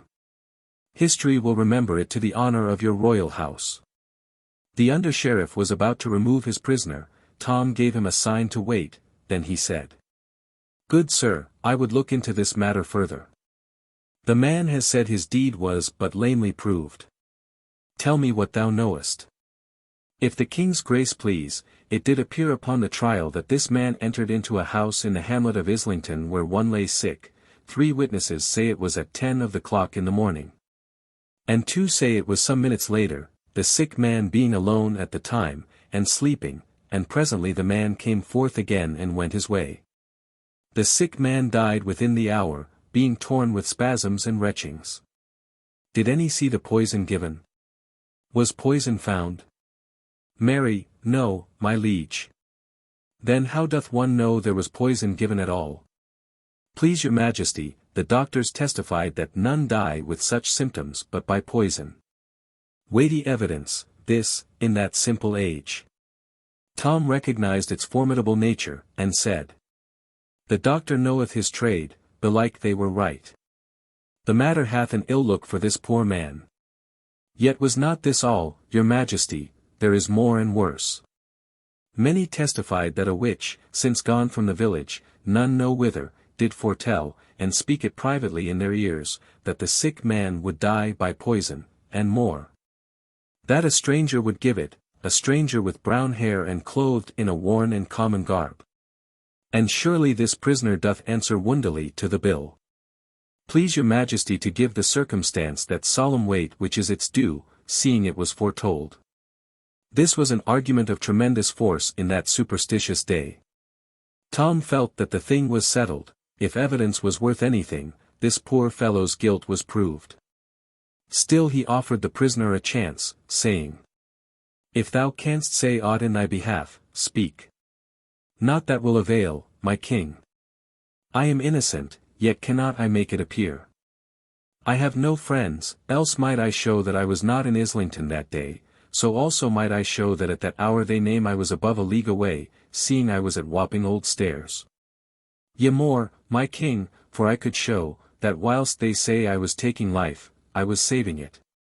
A drowning boy. Peace. Sheriff, name the day the deed was done." "At 10 in the morning, or some minutes later, the first day of the new year, most illustrious."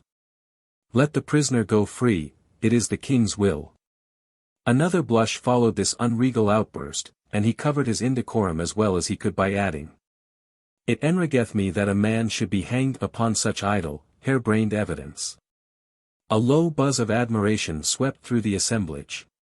It was not admiration of the decree that had been delivered by Tom, for the propriety or expediency of pardoning a convicted poisoner was a thing which few there would have felt justified in either admitting or admiring, no. The admiration was for the intelligence and spirit which Tom had displayed. Some of the low-voiced remarks were to this effect. "This is no mad king, he hath his wits sound. How sanely he put his questions, how like his former natural self was this abrupt imperious disposal of the matter. God be thanked, his infirmity is spent. This is no weakling, but a king. He hath borne himself like to his own father." The air being filled with applause, Tom's ear necessarily caught a little of it. The effect which this had upon him was to put him greatly at his ease, and also to charge his system with very gratifying sensations. However, his juvenile curiosity soon rose superior to these pleasant thoughts and feelings. He was eager to know what sort of deadly mischief the woman and the little girl could have been about, so, by his command, the 2 terrified and sobbing creatures were brought before him. "What is it that these have done?" he inquired of the sheriff. "Please your majesty, a black crime is charged upon them, and clearly proven, wherefore the judges have decreed, according to the law, that they be hanged." They sold themselves to the devil, such is their crime. Tom shuddered. He had been taught to abhor people who did this wicked thing. Still, he was not going to deny himself the pleasure of feeding his curiosity for all that, so he asked. Where was this done, and when? On a midnight in December, in a ruined church, your majesty. Tom shuddered again. Who was there present? Only these two, your grace, and that other. Have these confessed? Nay, not so, sire, they do deny it. Then prithee, how was it known? Certain witness did see them wending thither, good your majesty, this bred the suspicion, and dire effects have since confirmed and justified it. In particular, it is an evidence that through the wicked power so obtained, they did invoke and bring about a storm that wasted all the region round about. Above 40 witnesses have proved the storm. And sooth one might have had 1,000, for all had reason to remember it, sith all had suffered by it. Certes this is a serious matter. Tom turned this dark piece of scoundrelism over in his mind a while, then asked. Suffered the woman also by the storm?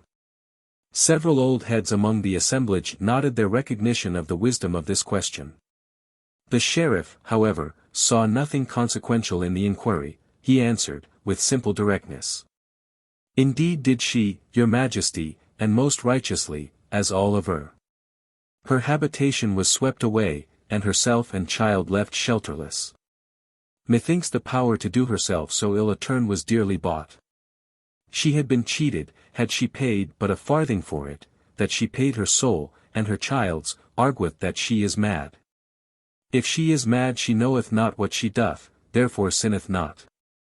The elderly heads nodded recognition of Tom's wisdom once more, and one individual murmured, and the king be mad himself, according to report, then is it a madness of a sort that would improve the sanity of some I wot of. If by the gentle providence of God they could but catch it. What age hath the child? Asked Tom. 9 years, please your majesty. By the law of England may a child enter into covenant and sell itself, my lord? Asked Tom, turning to a learned judge. The law doth not permit a child to make or meddle in any weighty matter, good my liege, holding that its callow wit unfitteth it to cope with the riper wit and evil schemings of them that are its elders. The devil may buy a child, if he so choose, and the child agree thereto, but not an Englishman. In this latter case the contract would be null and void. It seemeth a rude unchristian thing, and ill-contrived, that English law denieth privileges to Englishmen to waste them on the devil, cried Tom, with honest heat. This novel view of the matter excited many smiles, and was stored away in many heads to be repeated about the court as evidence of Tom's originality as well as progress toward mental health. The elder culprit had ceased from sobbing, and was hanging upon Tom's words with an excited interest and a growing hope. Tom noticed this, and it strongly inclined his sympathies toward her in her perilous and unfriended situation. Presently he asked. How wrought they to bring the storm? By pulling off their stockings, sire. This astonished Tom, and also fired his curiosity to fever heat. He said, eagerly. It is wonderful. Hath it always this dread effect? Always, my liege, at least if the woman desire it, and utter the needful words, either in her mind or with her tongue. Tom turned to the woman, and said with impetuous zeal. Exert thy power, I would see a storm. There was a sudden paling of cheeks in the superstitious assemblage, and a general, though unexpressed, desire to get out of the place, all of which was lost upon Tom, who was dead to everything but the proposed cataclysm. Seeing a puzzled and astonished look in the woman's face, he added, excitedly. Never fear, thou shalt be blameless. More, thou shalt go free, none shall touch thee.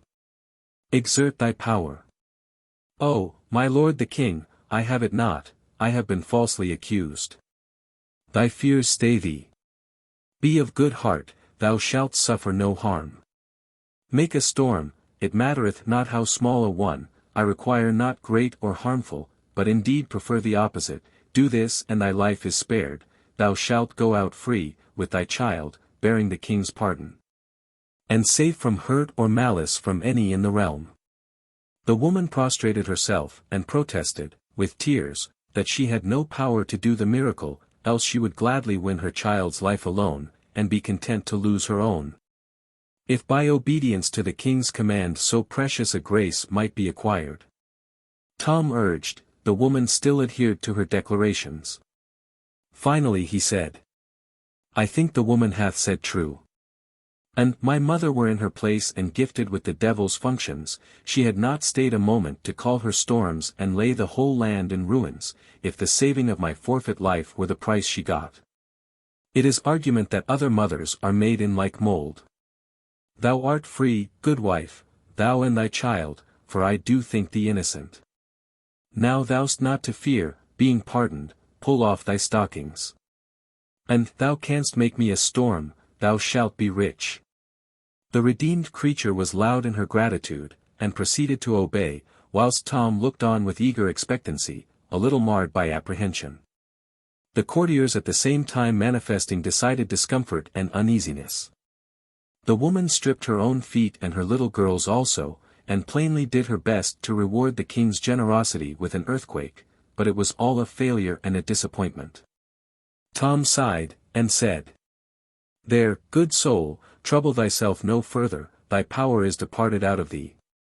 Go thy way in peace, and if it return to thee at any time, forget me not, but fetch me a storm. Chapter 16. The State Dinner.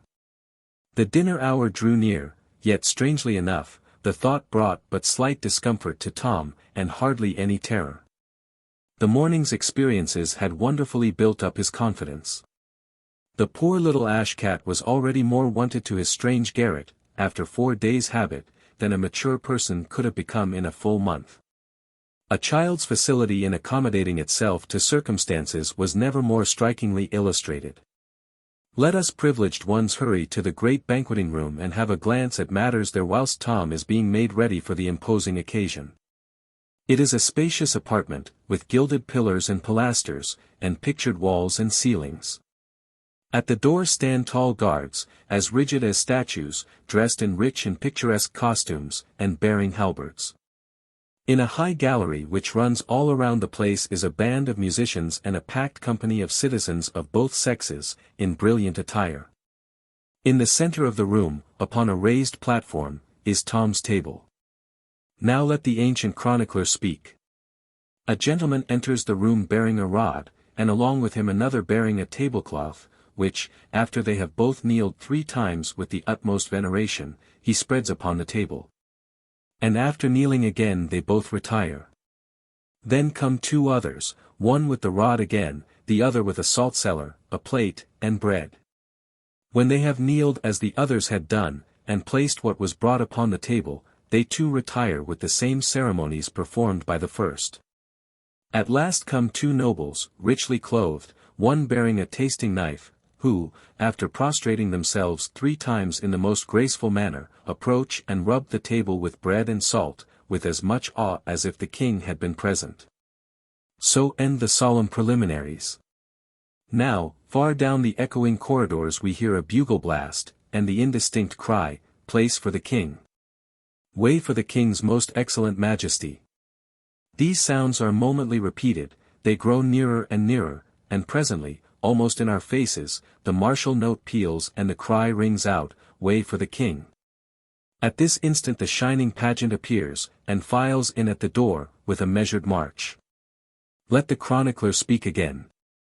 First come gentlemen, barons, earls, knights of the garter, all richly dressed and bareheaded.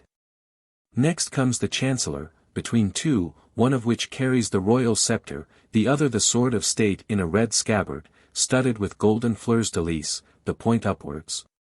Next comes the king himself, whom, upon his appearing, 12 trumpets and many drums salute with a great burst of welcome, whilst all in the galleries rise in their places, crying, God save the king. After him come nobles attached to his person, and on his right and left march his guard of honor, his 50 gentlemen pensioners, with gilt battle-axes. This was all fine and pleasant. Tom's pulse beat high, and a glad light was in his eye. He bore himself right gracefully, and all the more so because he was not thinking of how he was doing it, his mind being charmed and occupied with the blithe sights and sounds about him, and besides, nobody can be very ungraceful in nicely fitting beautiful clothes after he has grown a little used to them, especially if he is for the moment unconscious of them. Tom remembered his instructions, and acknowledged his greeting with a slight inclination of his plumed head, and a courteous, "I thank ye, my good people." He seated himself at table, without removing his cap.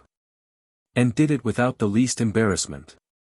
For to eat with one's cap on was the one solitary royal custom upon which the kings and the Cantys met upon common ground, neither party having any advantage over the other in the matter of old familiarity with it. The pageant broke up and grouped itself picturesquely, and remained bareheaded. Now to the sound of gay music the yeomen of the guard entered, the tallest and mightiest men in England, they being carefully selected in this regard, but we will let the chronicler tell about it. The yeomen of the guard entered, bareheaded, clothed in scarlet, with golden roses upon their backs. And these went and came, bringing in each turn a course of dishes, served in plate. These dishes were received by a gentleman in the same order they were brought, and placed upon the table, while the taster gave to each guard a mouthful to eat of the particular dish he had brought, for fear of any poison. Tom made a good dinner. Notwithstanding he was conscious that hundreds of eyes followed each morsel to his mouth and watched him eat it with an interest which could not have been more intense if it had been a deadly explosive and was expected to blow him up and scatter him all about the place. He was careful not to hurry, and equally careful not to do anything whatever for himself, but wait till the proper official knelt down and did it for him. He got through without a mistake, flawless and precious triumph. When the meal was over at last and he marched away in the midst of his bright pageant, with the happy noises in his ears of blaring bugles, rolling drums, and thundering acclamations, he felt that if he had seen the worst of dining in public it was an ordeal which he would be glad to endure several times a day if by that means he could but buy himself free from some of the more formidable requirements of his royal office. Chapter 17. Fufu the First. Miles Hendon hurried along toward the Southwark end of the bridge, keeping a sharp lookout for the persons he sought, and hoping and expecting to overtake them presently. He was disappointed in this, however. By asking questions, he was enabled to track them part of the way through Southwark, then all traces ceased, and he was perplexed as to how to proceed. Still, he continued his efforts as best he could during the rest of the day. Nightfall found him leg-weary, half-famished, and his desire as far from accomplishment as ever. So he supped at the Tabard Inn and went to bed, resolved to make an early start in the morning, and give the town an exhaustive search. As he lay thinking and planning, he presently began to reason thus: the boy would escape from the ruffian, his reputed father, if possible. Would he go back to London and seek his former haunts? No, he would not do that, he would avoid recapture. What, then, would he do? Never having had a friend in the world, or a protector, until he met Miles Hendon, he would naturally try to find that friend again, provided the effort did not require him to go toward London in danger. He would strike for Hendon Hall, that is what he would do, for he knew Hendon was homeward bound and there he might expect to find him. Yes, the case was plain to Hendon: he must lose no more time in Southwark, but move at once through Kent, toward Monk's home, searching the wood and inquiring as he went. Let us return to the vanished little king now. The ruffian whom the waiter at the inn on the bridge saw, about to join the youth and the king, did not exactly join them, but fell in close behind them and followed their steps. He said nothing. His left arm was in a sling, and he wore a large green patch over his left eye. He limped slightly, and used an oaken staff as a support. The youth led the king a crooked course through Southwark, and by and by struck into the high road beyond. The king was irritated, now, and said he would stop here. It was Hendon's place to come to him, not his to go to Hendon. He would not endure such insolence. He would stop where he was. The youth said, "Thou wilt tarry here, and thy friend lying wounded in the wood yonder?" "So be it, then." The king's manner changed at once. He cried out, "Wounded? And who hath dared to do it? But that is apart, lead on, lead on. Faster, sirrah." Art shod with lead? Wounded, is he? Now though the doer of it be a duke's son he shall rue it. It was some distance to the wood, but the space was speedily traversed. The youth looked about him, discovered a bough sticking in the ground, with a small bit of rag tied to it, then led the way into the forest, watching for similar boughs and finding them at intervals. They were evidently guides to the point he was aiming at. By and by an open place was reached, where were the charred remains of a farmhouse, and near them a barn which was falling to ruin and decay. There was no sign of life anywhere, and utter silence prevailed. The youth entered the barn, the king following eagerly upon his heels. No one there. The king shot a surprised and suspicious glance at the youth, and asked, "Where is he?" A mocking laugh was his answer. The king was in a rage in a moment. He seized a billet of wood and was in the act of charging upon the youth when another mocking laugh fell upon his ear. It was from the lame ruffian who had been following at a distance. The king turned and said angrily, "Who art thou? What is thy business here?" "Leave thy foolery," said the man, "and quiet thyself. My disguise is none so good that thou canst pretend thou knowest not thy father through it. Thou art not my father. I know thee not. I am the king. If thou hast hid my servant, find him for me, or thou shalt sup sorrow for what thou hast done." John Canty replied, in a stern and measured voice, "It is plain thou art mad, and I am loath to punish thee, but if thou provoke me, I must. Thy prating doth no harm here, where there are no ears that need to mind thy follies, yet it is well to practice thy tongue to wary speech, that it may do no hurt when our quarters change. I have done a murder, and may not tarry at home, neither shalt thou, seeing I need thy service. My name is changed, for wise reasons, it is Hobbs, John Hobbs, thine is Jack, charge thy memory accordingly. Now, then, speak. Where is thy mother? Where are thy sisters? They came not to the place appointed, knowest thou whither they went?" The king answered sullenly, "Trouble me not with these riddles. My mother is dead, my sisters are in the palace." The youth nearby burst into a derisive laugh, and the king would have assaulted him, but Canty, or Hobbs, as he now called himself, prevented him, and said, "Peace, Hugo, vex him not, his mind is astray, and thy ways fret him. Sit thee down, Jack, and quiet thyself, thou shalt have a morsel to eat, anon." Hobbs and Hugo fell to talking together, in low voices, and the king removed himself as far as he could from their disagreeable company. He withdrew into the twilight of the farther end of the barn, where he found the earthen floor bedded a foot deep with straw. He lay down here, drew straw over himself in lieu of blankets, and was soon absorbed in thinking. He had many griefs, but the minor ones were swept almost into forgetfulness by the supreme one, the loss of his father. To the rest of the world the name of Henry VIII brought a shiver, and suggested an ogre whose nostrils breathed destruction and whose hand dealt scourgings and death, but to this boy the name brought only sensations of pleasure.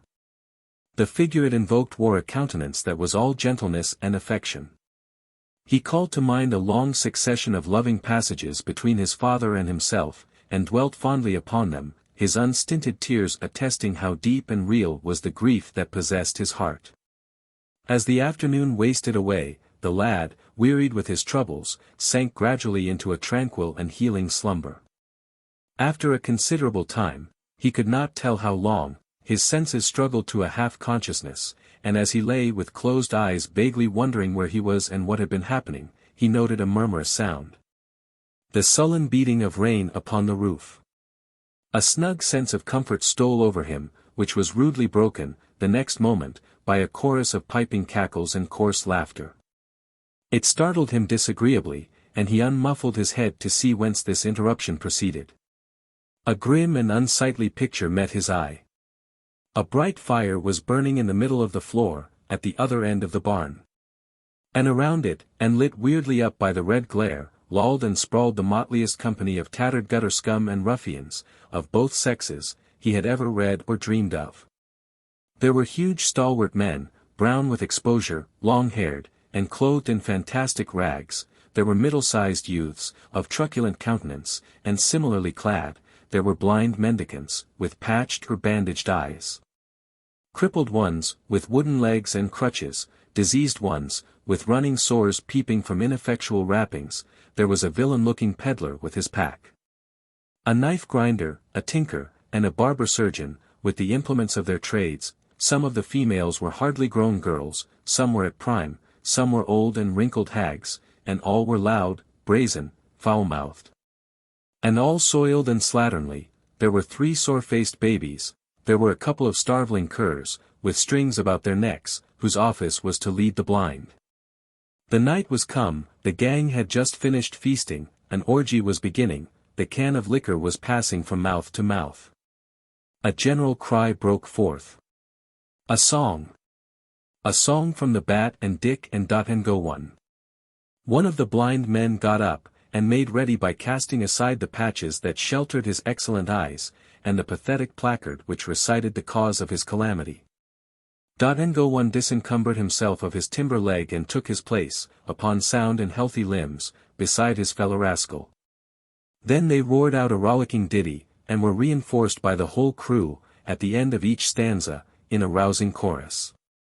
By the time the last stanza was reached, the half-drunken enthusiasm had risen to such a pitch, that everybody joined in and sang it clear through from the beginning, producing a volume of villainous sound that made the rafters quake. These were the inspiring words. Bien darkmans then, bouse mort and ken, the bien coves bings awast, on chats to trine by Rome coves dine for his long lib at last. Binged out bien morts and Ture, bing out of the Rome vile bine, and Ture the cove that cloyed your duds, upon the chats to trine. From the English Rogue. London, 1665. Conversation followed. Not in the thieves' dialect of the song, for that was only used in talk when unfriendly ears might be listening. In the course of it, it appeared that John Hobbs was not altogether a new recruit, but had trained in the gang at some former time. His later history was called for, and when he said he had accidentally killed a man, considerable satisfaction was expressed. When he added that the man was a priest, he was roundly applauded, and had to take a drink with everybody. Old acquaintances welcomed him joyously, and new ones were proud to shake him by the hand. He was asked why he had tarried away so many months. He answered, "London is better than the country, and safer, these late years, the laws be so bitter and so diligently enforced. And I had not had that accident, I had stayed there. I had resolved to stay, and never more venture country wards, but the accident has ended that." He inquired how many persons the gang numbered now. The ruffler, or chief, answered, 25 sturdy budges, bulks, files, clapperdogeons and maunders, counting the dells and doxies and other morts. Most are here, the rest are wandering eastward, along the winter lay. We follow at dawn. I do not see the one among the honest folk about me. Where may he be? Poor lad, his diet is brimstone, now, and over-hot for a delicate taste. He was killed in a brawl, somewhere about midsummer. I sorrow to hear that.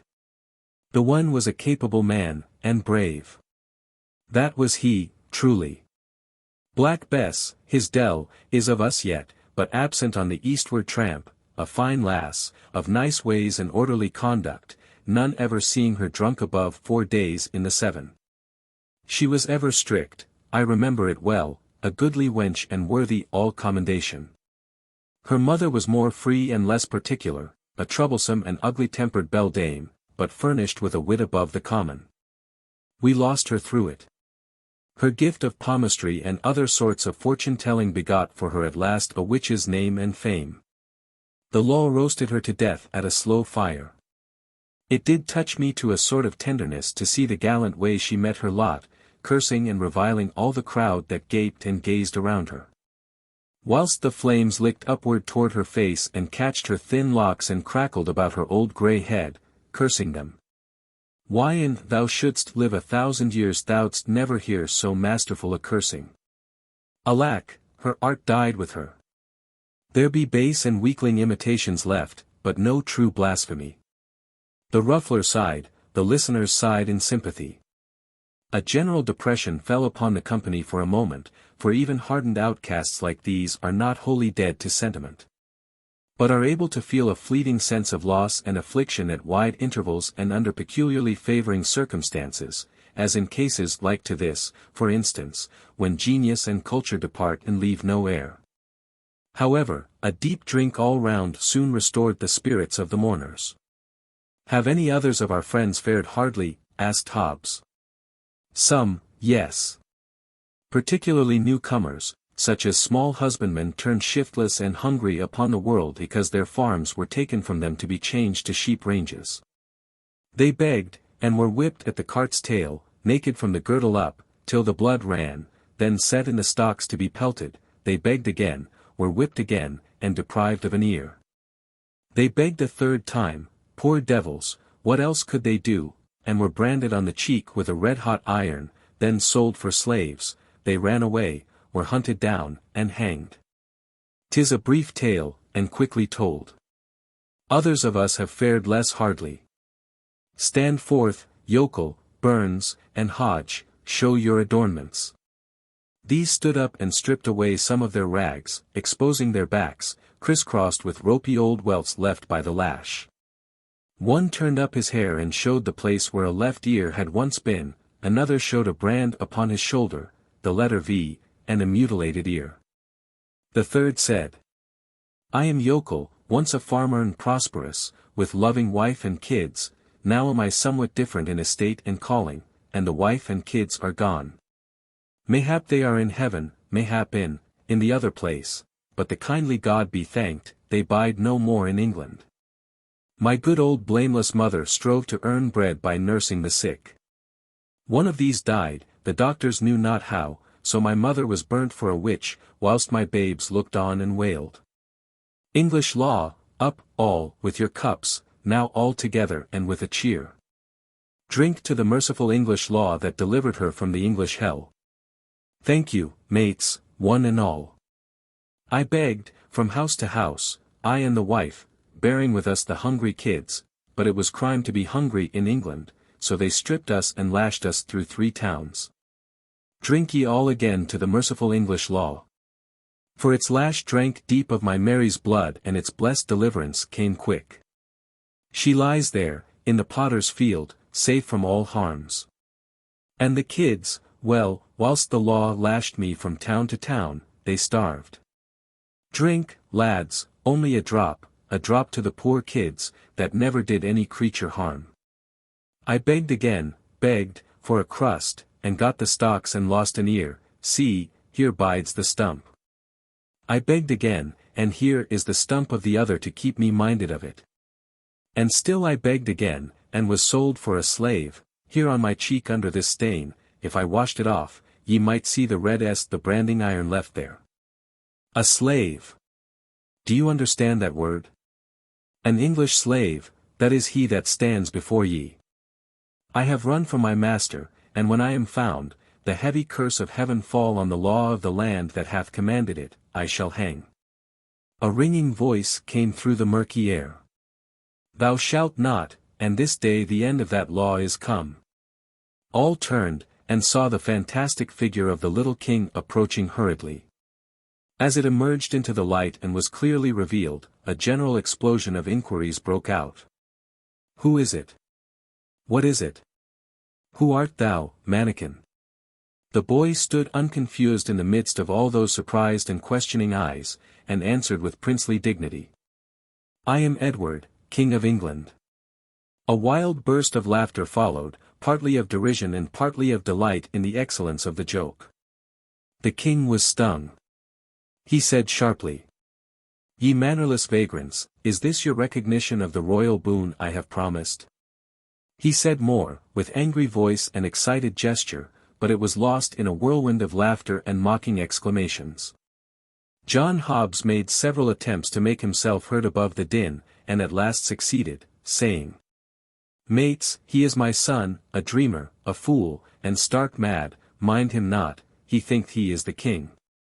I am the king, said Edward, turning toward him, as thou shalt know to thy cost, in good time. Thou hast confessed a murder, thou shalt swing for it. Thou lt betray me, thou. And I get my hands upon thee.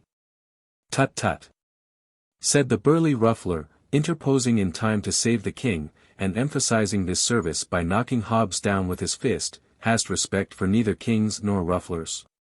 And thou insult my presence so again, I'll hang thee up myself. Then he said to his majesty, Thou must make no threats against thy mates, lad, and thou must guard thy tongue from saying evil of them elsewhere. Be king, if it please thy mad humour, but be not harmful in it. Sink the title thou hast uttered, 'tis treason, we be bad men in some few trifling ways, but none among us is so base as to be traitor to his king, we be loving and loyal hearts, in that regard. Note if I speak truth. Now, all together, long live Edward, King of England. Long live Edward, King of England. The response came with such a thundergust from the motley crew that the crazy building vibrated to the sound. The little king's face lighted with pleasure for an instant, and he slightly inclined his head, and said with grave simplicity, I thank you, my good people. This unexpected result threw the company into convulsions of merriment. When something like quiet was presently come again, the ruffler said, firmly, but with an accent of good nature. Drop it, boy, 'tis not wise, nor well. Humour thy fancy, if thou must, but choose some other title. A tinker shrieked out a suggestion. Fu the First, King of the Mooncalves. The title took, at once, every throat responded, and a roaring shout went up, of Long live Fu the First, King of the Mooncalves. Followed by hootings, catcalls, and peals of laughter. Hail him forth, and crown him. Robe him. Sceptre him. Throne him. These and 20 other cries broke out at once. And almost before the poor little victim could draw a breath he was crowned with a tin basin, robed in a tattered blanket, thrown upon a barrel, and sceptred with the tinker's soldering iron. Then all flung themselves upon their knees about him and sent up a chorus of ironical wailings, and mocking supplications, whilst they swabbed their eyes with their soiled and ragged sleeves and aprons. Be gracious to us, O sweet king. Trample not upon thy beseeching worms, O noble majesty. Pity thy slaves, and comfort them with a royal kick. Cheer us and warm us with thy gracious rays, O flaming sun of sovereignty. Sanctify the ground with the touch of thy foot, that we may eat the dirt and be ennobled. Deign to spit upon us, O sire, that our children's children may tell of thy princely condescension, and be proud and happy for ever. But the humorous tinker made the hit of the evening and carried off the honors. Kneeling, he pretended to kiss the king's foot, and was indignantly spurned. Whereupon he went about begging for a rag to paste over the place upon his face which had been touched by the foot, saying it must be preserved from contact with the vulgar air. And that he should make his fortune by going on the highway and exposing it to view at the rate of 100 shillings a sight. He made himself so killingly funny that he was the envy and admiration of the whole mangy rabble. Tears of shame and indignation stood in the little monarch's eyes. And the thought in his heart was, had I offered them a deep wrong they could not be more cruel, yet have I proffered naught but to do them a kindness, and it is thus they use me for it. Chapter 18. The Prince with the Tramps. The troop of vagabonds turned out at early dawn, and set forward on their march. There was a lowering sky overhead, sloppy ground underfoot, and a winter chill in the air. All gaiety was gone from the company. Some were sullen and silent, some were irritable and petulant, none were gentle-humoured, all were thirsty. The ruffler put Jack in Hugo's charge, with some brief instructions, and commanded John Canty to keep away from him and let him alone. He also warned Hugo not to be too rough with the lad. After a while the weather grew milder, and the clouds lifted somewhat. The troop ceased to shiver, and their spirits began to improve. They grew more and more cheerful, and finally began to chaff each other and insult passengers along the highway. This showed that they were awaking to an appreciation of life and its joys once more. The dread in which their sort was held was apparent in the fact that everybody gave them the road, and took their ribald insolences meekly, without venturing to talk back. They snatched linen from the hedges, occasionally in full view of the owners, who made no protest, but only seemed grateful that they did not take the hedges, too. By and by they invaded a small farmhouse and made themselves at home while the trembling farmer and his people swept the larder clean to furnish a breakfast for them. They chucked the housewife and her daughters under the chin whilst receiving the food from their hands, and made coarse jests about them, accompanied with insulting epithets and bursts of hoarse laughter. They threw bones and vegetables at the farmer and his sons, kept them dodging all the time, and applauded uproariously when a good hit was made. They ended by buttering the head of one of the daughters who resented some of their familiarities. When they took their leave they threatened to come back and burn the house over the heads of the family if any report of their doings got to the ears of the authorities. About noon, after a long and weary tramp, the gang came to a halt behind a hedge on the outskirts of a considerable village. An hour was allowed for rest, then the crew scattered themselves abroad to enter the village at different points to ply their various trades. Jack was sent with Hugo. They wandered hither and thither for some time, Hugo watching for opportunities to do a stroke of business, but finding none, so he finally said, "I see not to steal, it is a paltry place. Wherefore we will beg." "We, forsooth. Follow thy trade, it befits thee." "But I will not beg." "Thou'lt not beg," exclaimed Hugo, eyeing the king with surprise. "Prithee, since when hast thou reformed? What dost thou mean?" "Mean? Hast thou not begged the streets of London all thy life?" "Aye." "Thou idiot! Spare thy compliments, thy stock will last the longer. Thy father says thou hast begged all thy days. Mayhap he lied." "Peradventure you will even make so bold as to say he lied," scoffed Hugo. "Him you call my father?" "Yes, he lied." "Come, play not thy merry game of madman so far, mate, use it for thy amusement, not thy hurt. And I tell him this, he will scorch thee finely for it. Save thyself the trouble." "I will tell him. I like thy spirit, I do in truth, but I do not admire thy judgment. Bone-rackings and bastings be plenty enow in this life, without going out of one's way to invite them. But a truce to these matters, I believe your father. I doubt not he can lie, I doubt not he doth lie, upon occasion, for the best of us do that. But there is no occasion here. A wise man does not waste so good a commodity as lying for naught. But come, sith it is thy humour to give over begging, wherewithal shall we busy ourselves? With robbing kitchens?" The king said, impatiently. "Have done with this folly, you weary me." Hugo replied, with temper. "Now hark ye, mate, you will not beg, you will not rob, so be it. But I will tell you what you will do. You will play decoy whilst I beg. Refuse, and you think you may venture."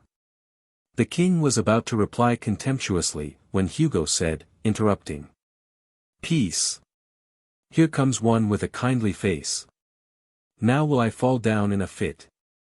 When the stranger runs to me, set you up a wail, and fall upon your knees, seeming to weep, then cry out as all the devils of misery were in your belly, and say, 'Oh, sir, it is my poor afflicted brother, and we be friendless. Oh, God's name cast through your merciful eyes one pitiful look upon a sick, forsaken, and most miserable wretch, bestow one little penny out of thy riches upon one smitten of God and ready to perish. And mind you, keep you on wailing, and abate not till we bilk him of his penny, else shall you rue it.'" Then immediately Hugo began to moan, and groan, and roll his eyes, and reel and totter about. And when the stranger was close at hand, down he sprawled before him, with a shriek, and began to writhe and wallow in the dirt, in seeming agony. "Oh dear, cried the benevolent stranger, "oh poor soul, how he doth suffer. There, let me help thee up. Oh noble sir, forbear, and God love you for a princely gentleman, but it giveth me cruel pain to touch me when I am taken so." My brother there will tell your worship how I am racked with anguish when these fits be upon me. A penny, dear sir, a penny, to buy a little food, then leave me to my sorrows. A penny. Thou shalt have 3, thou hapless creature, and he fumbled in his pocket with nervous haste and got them out. There, poor lad, take them and most welcome. Now come hither, my boy, and help me carry thy stricken brother to yon house, where— I am not his brother, said the king, interrupting. What? Not his brother? Oh, hear him, groaned Hugo, then privately ground his teeth. He denies his own brother, and he with 1 foot in the grave. Boy, thou art indeed hard of heart, if this is thy brother. For shame, and he scarce able to move hand or foot. If he is not thy brother, who is he, then? A beggar and a thief. He has got your money and has picked your pocket likewise. And thou wouldst do a healing miracle, lay thy staff over his shoulders and trust Providence for the rest. But Hugo did not tarry for the miracle. In a moment he was up and off like the wind, the gentleman following after and raising the hue and cry lustily as he went. The king, breathing deep gratitude to heaven for his own release, fled in the opposite direction, and did not slacken his pace until he was out of harm's reach. He took the first road that offered, and soon put the village behind him. He hurried along, as briskly as he could, during several hours, keeping a nervous watch over his shoulder for pursuit, but his fears left him at last, and a grateful sense of security took their place. He recognized, now, that he was hungry, and also very tired.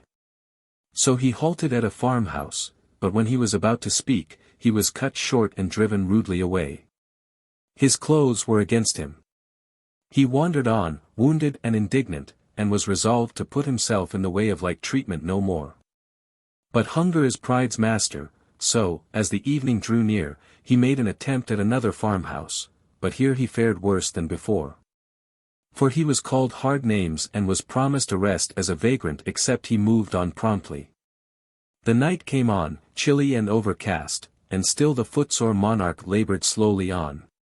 He was obliged to keep moving, for every time he sat down to rest he was soon penetrated to the bone with the cold. All his sensations and experiences, as he moved through the solemn gloom and the empty vastness of the night, were new and strange to him. At intervals he heard voices approach, pass by, and fade into silence. And as he saw nothing more of the bodies they belonged to than a sort of formless drifting blur, there was something spectral and uncanny about it all that made him shudder. Occasionally he caught the twinkle of a light, always far away, apparently, almost in another world. If he heard the tinkle of a sheep's bell, it was vague, distant, indistinct. The muffled lowing of the herds floated to him on the night wind in vanishing cadences, a mournful sound. Now and then came the complaining howl of a dog over viewless expanses of field and forest. All sounds were remote.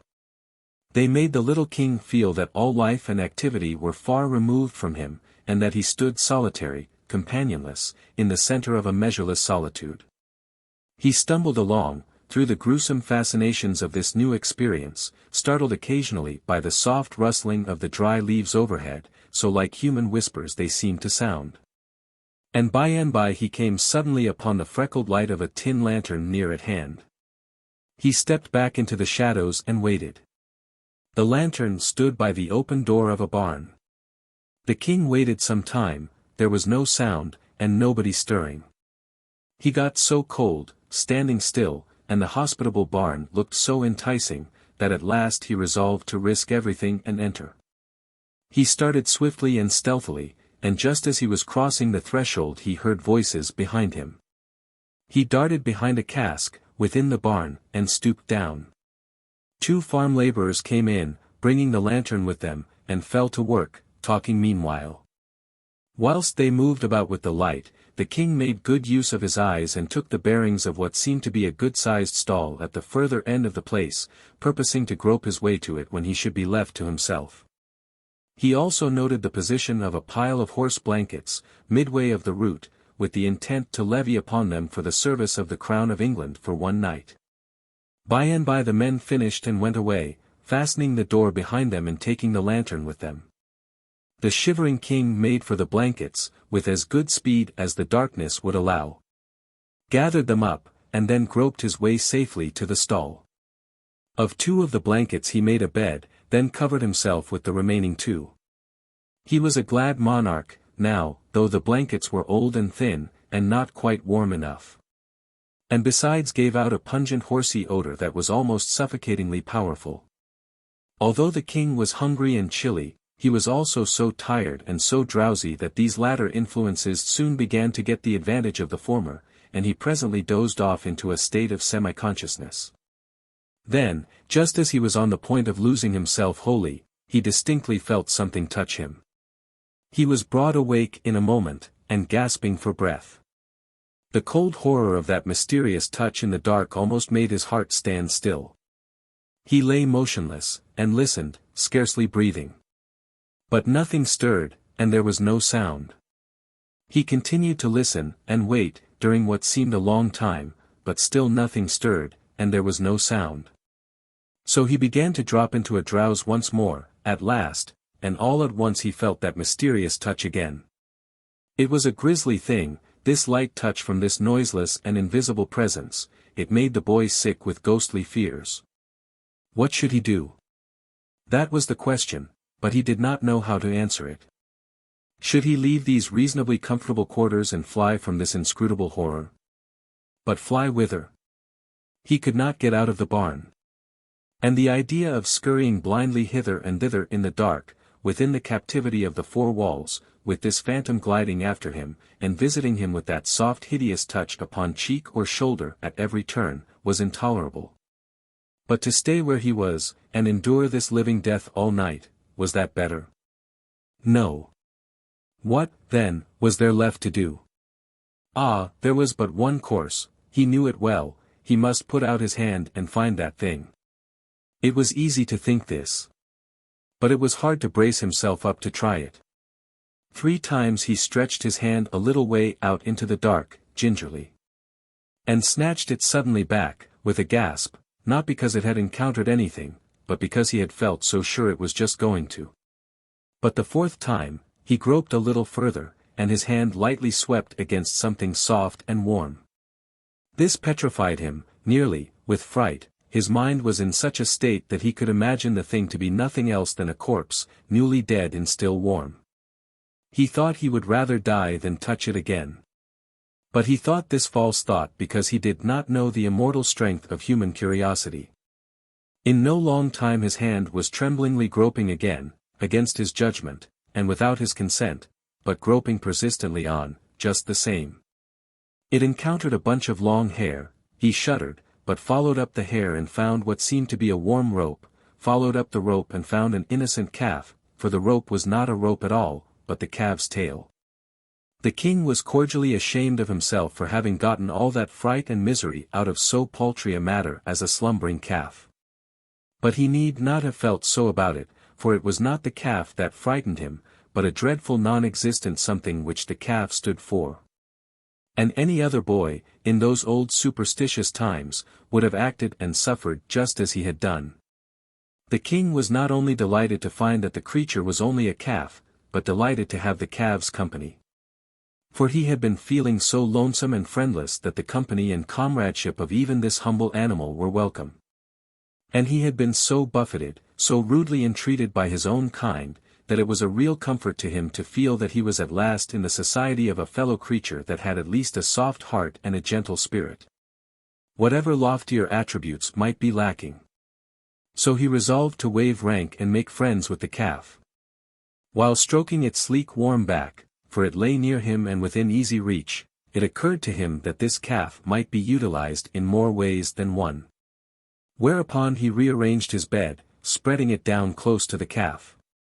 Then he cuddled himself up to the calf's back, drew the covers up over himself and his friend, and in a minute or 2 was as warm and comfortable as he had ever been in the downy couches of the regal palace of Westminster. Pleasant thoughts came at once, life took on a cheerfuller seeming. He was free of the bonds of servitude and crime, free of the companionship of base and brutal outlaws, he was warm, he was sheltered, in a word, he was happy. The night wind was rising.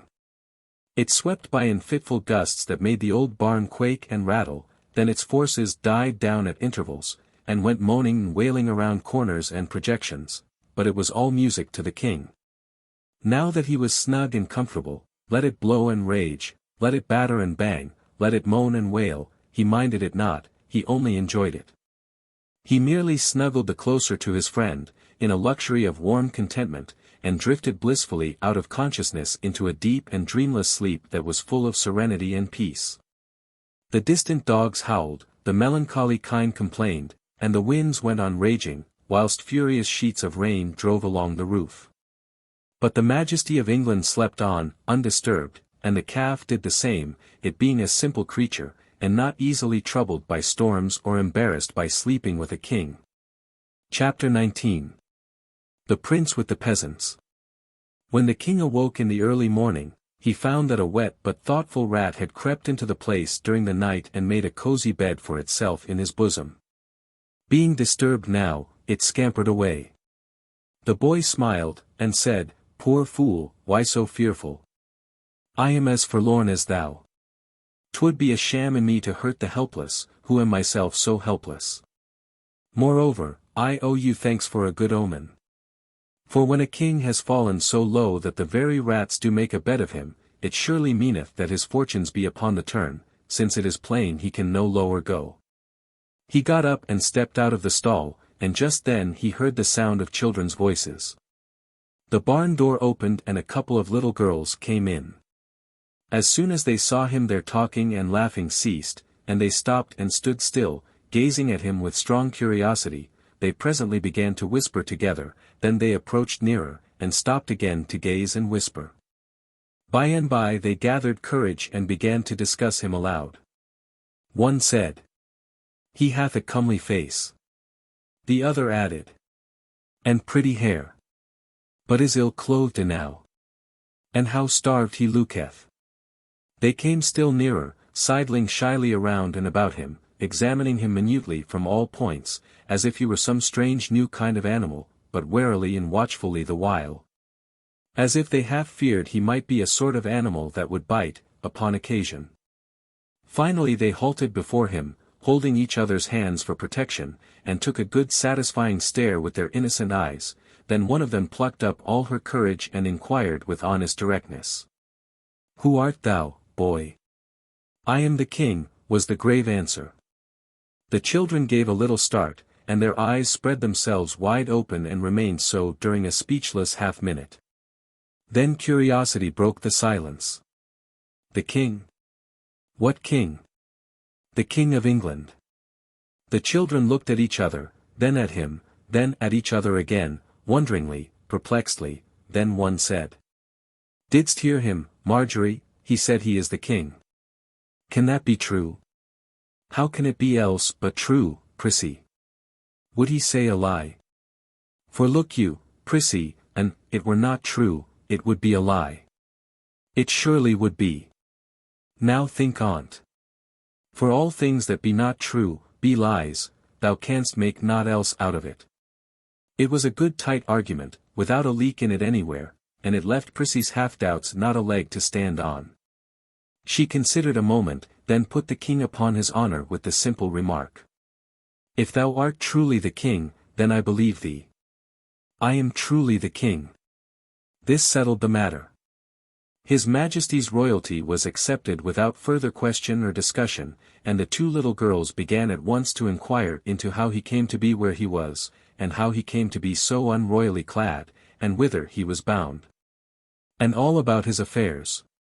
It was a mighty relief to him to pour out his troubles where they would not be scoffed at or doubted, so he told his tale with feeling, forgetting even his hunger for the time. And it was received with the deepest and tenderest sympathy by the gentle little maids. But when he got down to his latest experiences and they learned how long he had been without food, they cut him short and hurried him away to the farmhouse to find a breakfast for him. The king was cheerful and happy now, and said to himself, "When I am come to mine own again, I will always honor little children, remembering how that these trusted me and believed in me in my time of trouble. Whilst they that were older, and thought themselves wiser, mocked at me and held me for a liar. The children's mother received the king kindly, and was full of pity. For his forlorn condition and apparently crazed intellect touched her womanly heart. She was a widow, and rather poor, consequently she had seen trouble enough to enable her to feel for the unfortunate. She imagined that the demented boy had wandered away from his friends or keepers, so she tried to find out whence he had come, in order that she might take measures to return him. But all her references to neighboring towns and villages, and all her inquiries in the same line went for nothing. The boy's face, and his answers, too, showed that the things she was talking of were not familiar to him. He spoke earnestly and simply about court matters, and broke down, more than once, when speaking of the late king, his father, but whenever the conversation changed to baser topics, he lost interest and became silent. The woman was mightily puzzled, but she did not give up. As she proceeded with her cooking, she set herself to contriving devices to surprise the boy into betraying his real secret. She talked about cattle, he showed no concern. Then about sheep, the same result, so her guess that he had been a shepherd boy was an error. She talked about mills, and about weavers, tinkers, smiths, trades and tradesmen of all sorts. And about bedlam, and jails, and charitable retreats, but no matter, she was baffled at all points. Not altogether, either, for she argued that she had narrowed the thing down to domestic service. Yes, she was sure she was on the right track. Now, he must have been a house servant. So she led up to that.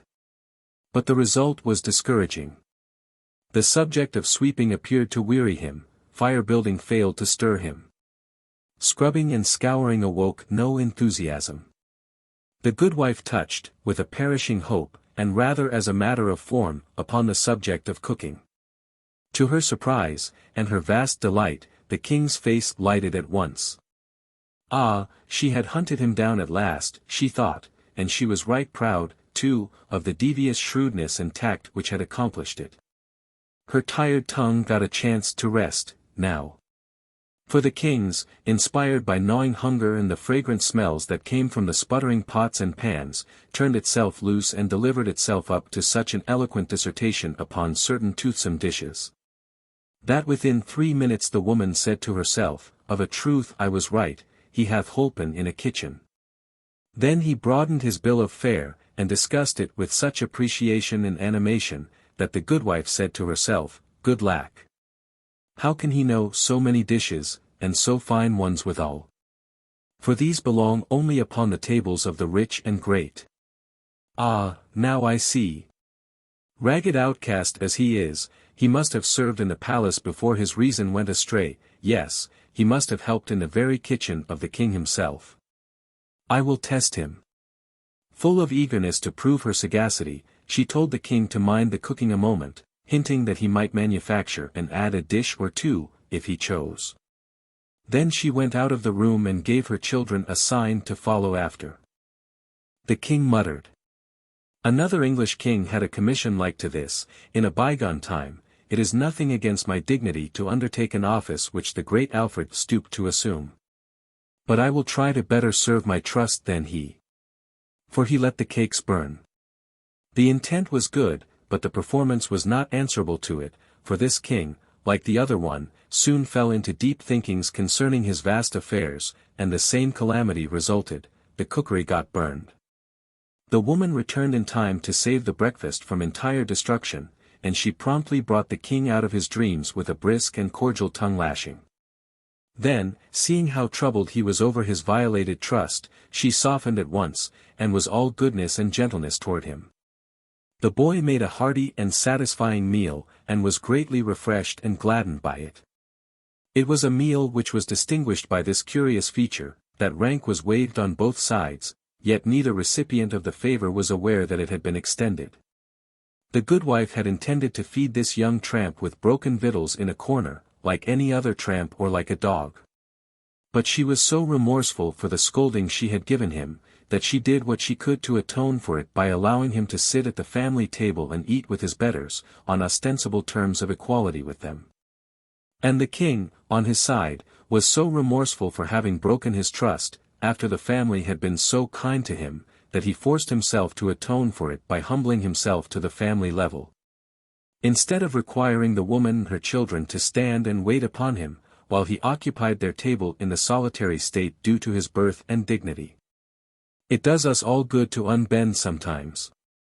This good woman was made happy all the day long by the applauses which she got out of herself for her magnanimous condescension to a tramp. And the king was just as self-complacent over his gracious humility toward a humble peasant woman. When breakfast was over, the housewife told the king to wash up the dishes. This command was a staggerer, for a moment, and the king came near rebelling, but then he said to himself, Alfred the Great watched the cakes, doubtless he would have washed the dishes too, therefore will I essay it. He made a sufficiently poor job of it, and to his surprise too, for the cleaning of wooden spoons and trenchers had seemed an easy thing to do. It was a tedious and troublesome piece of work, but he finished it at last. He was becoming impatient to get away on his journey now, however, he was not to lose this thrifty dame's society so easily. She furnished him some little odds and ends of employment, which he got through with after a fair fashion and with some credit. Then she set him and the little girls to paring some winter apples. But he was so awkward at this service that she retired him from it and gave him a butcher knife to grind.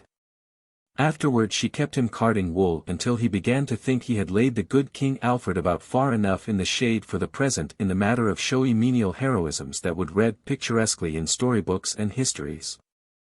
And so he was half-minded to resign.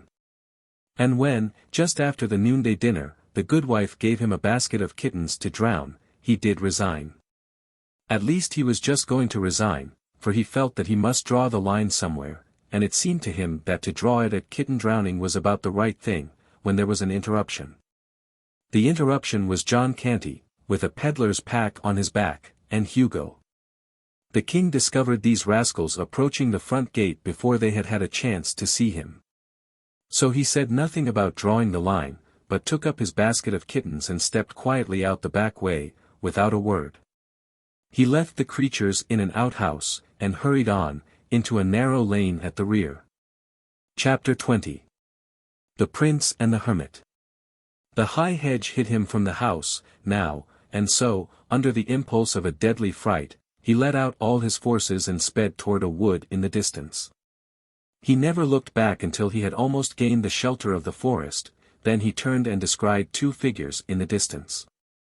That was sufficient. He did not wait to scan them critically, but hurried on, and never abated his pace till he was far within the twilight depths of the wood. Then he stopped, being persuaded that he was now tolerably safe. He listened intently, but the stillness was profound and solemn, awful, even, and depressing to the spirits. At wide intervals his straining ear did detect sounds, but they were so remote, and hollow, and mysterious, that they seemed not to be real sounds, but only the moaning and complaining ghosts of departed ones. So the sounds were yet more dreary than the silence which they interrupted. It was his purpose, in the beginning, to stay where he was the rest of the day. But a chill soon invaded his perspiring body, and he was at last obliged to resume movement in order to get warm. He struck straight through the forest, hoping to pierce to a road presently, but he was disappointed in this. He traveled on and on. But the farther he went, the denser the wood became, apparently. The gloom began to thicken, by and by, and the king realized that the night was coming on. It made him shudder to think of spending it in such an uncanny place. So he tried to hurry faster, but he only made the less speed, for he could not now see well enough to choose his steps judiciously, consequently he kept tripping over roots and tangling himself in vines and briars. And how glad he was when at last he caught the glimmer of a light. He approached it warily, stopping often to look about him and listen. It came from an unglazed window opening in a shabby little hut. He heard a voice, now, and felt a disposition to run and hide, but he changed his mind at once, for this voice was praying, evidently. He glided to the one window of the hut, raised himself on tiptoe, and stole a glance within. The room was small, its floor was the natural earth, beaten hard by use, in a corner was a bed of rushes and a ragged blanket or two, near it was a pail, a cup, a basin, and 2 or 3 pots and pans. There was a short bench and a 3-legged stool, on the hearth the remains of a faggot fire were smouldering. Before a shrine, which was lighted by a single candle, knelt an aged man, and on an old wooden box at his side lay an open book and a human skull. The man was of large, bony frame, his hair and whiskers were very long and snowy white. He was clothed in a robe of sheepskins which reached from his neck to his heels. "A holy hermit," said the king to himself, "now am I indeed fortunate." The hermit rose from his knees, the king knocked. A deep voice responded. "Enter. But leave sin behind, for the ground whereon thou shalt stand is holy." The king entered, and paused. The hermit turned a pair of gleaming, unrestful eyes upon him, and said, "Who art thou?" "I am the king," came the answer, with placid simplicity. "Welcome, king," cried the hermit, with enthusiasm.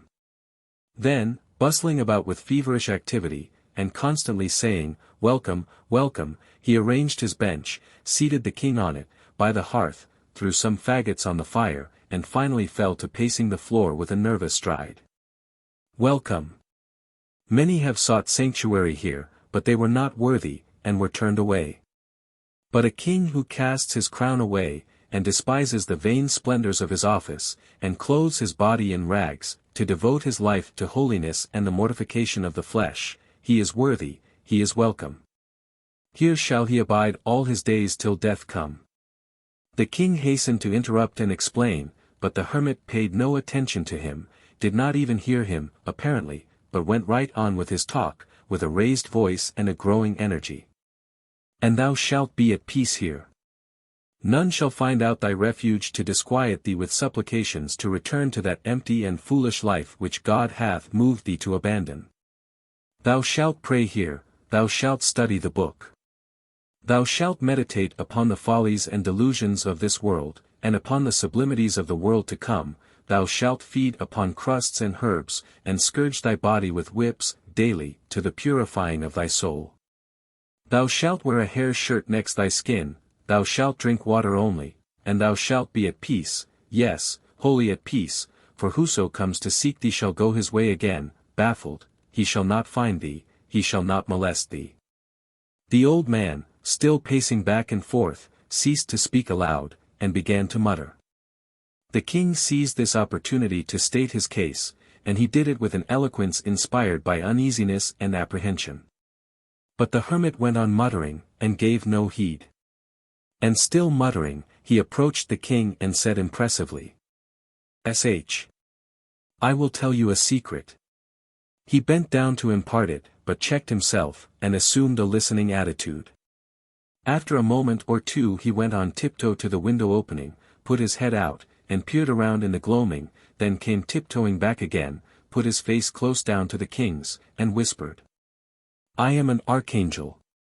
The king started violently, and said to himself, "Would God I were with the outlaws again, for lo, now am I the prisoner of a madman." His apprehensions were heightened, and they showed plainly in his face. In a low excited voice the hermit continued, "I see you feel my atmosphere. There's awe in your face. None may be in this atmosphere and not be thus affected, for it is the very atmosphere of heaven. I go thither and return, in the twinkling of an eye. I was made an archangel on this very spot, it is 5 years ago, by angels sent from heaven to confer that awful dignity. Their presence filled this place with an intolerable brightness. And they knelt to me, king. Yes, they knelt to me. For I was greater than they. I have walked in the courts of heaven, and held speech with the patriarchs. Touch my hand, be not afraid, touch it. There, now thou hast touched a hand which has been clasped by Abraham and Isaac and Jacob. For I have walked in the golden courts, I have seen the deity face to face." He paused, to give this speech effect. Then his face suddenly changed, and he started to his feet again saying, with angry energy, "Yes, I am an archangel, a mere archangel, I that might have been pope. It is verily true. I was told it from heaven in a dream, 20 years ago. Ah, yes, I was to be pope, and I should have been pope, for heaven had said it, but the king dissolved my religious house, and I, poor obscure unfriended monk, was cast homeless upon the world, robbed of my mighty destiny.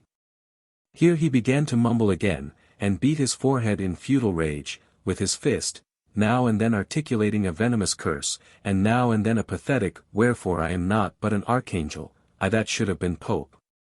So he went on, for an hour, whilst the poor little king sat and suffered. Then all at once the old man's frenzy departed, and he became all gentleness. His voice softened, he came down out of his clouds, and fell to prattling along so simply and so humanly, that he soon won the king's heart completely. The old devotee moved the boy nearer to the fire and made him comfortable. Doctored his small bruises and abrasions with a deft and tender hand. And then set about preparing and cooking a supper, chatting pleasantly all the time, and occasionally stroking the lad's cheek or patting his head. In such a gently caressing way that in a little while all the fear and repulsion inspired by the archangel were changed to reverence and affection for the man. This happy state of things continued while the two ate the supper. Then, after a prayer before the shrine, the hermit put the boy to bed, in a small adjoining room, tucking him in as snugly and lovingly as a mother might.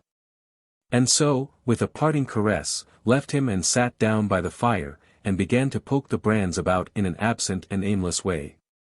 Presently he paused. Then tapped his forehead several times with his fingers, as if trying to recall some thought which had escaped from his mind. Apparently he was unsuccessful.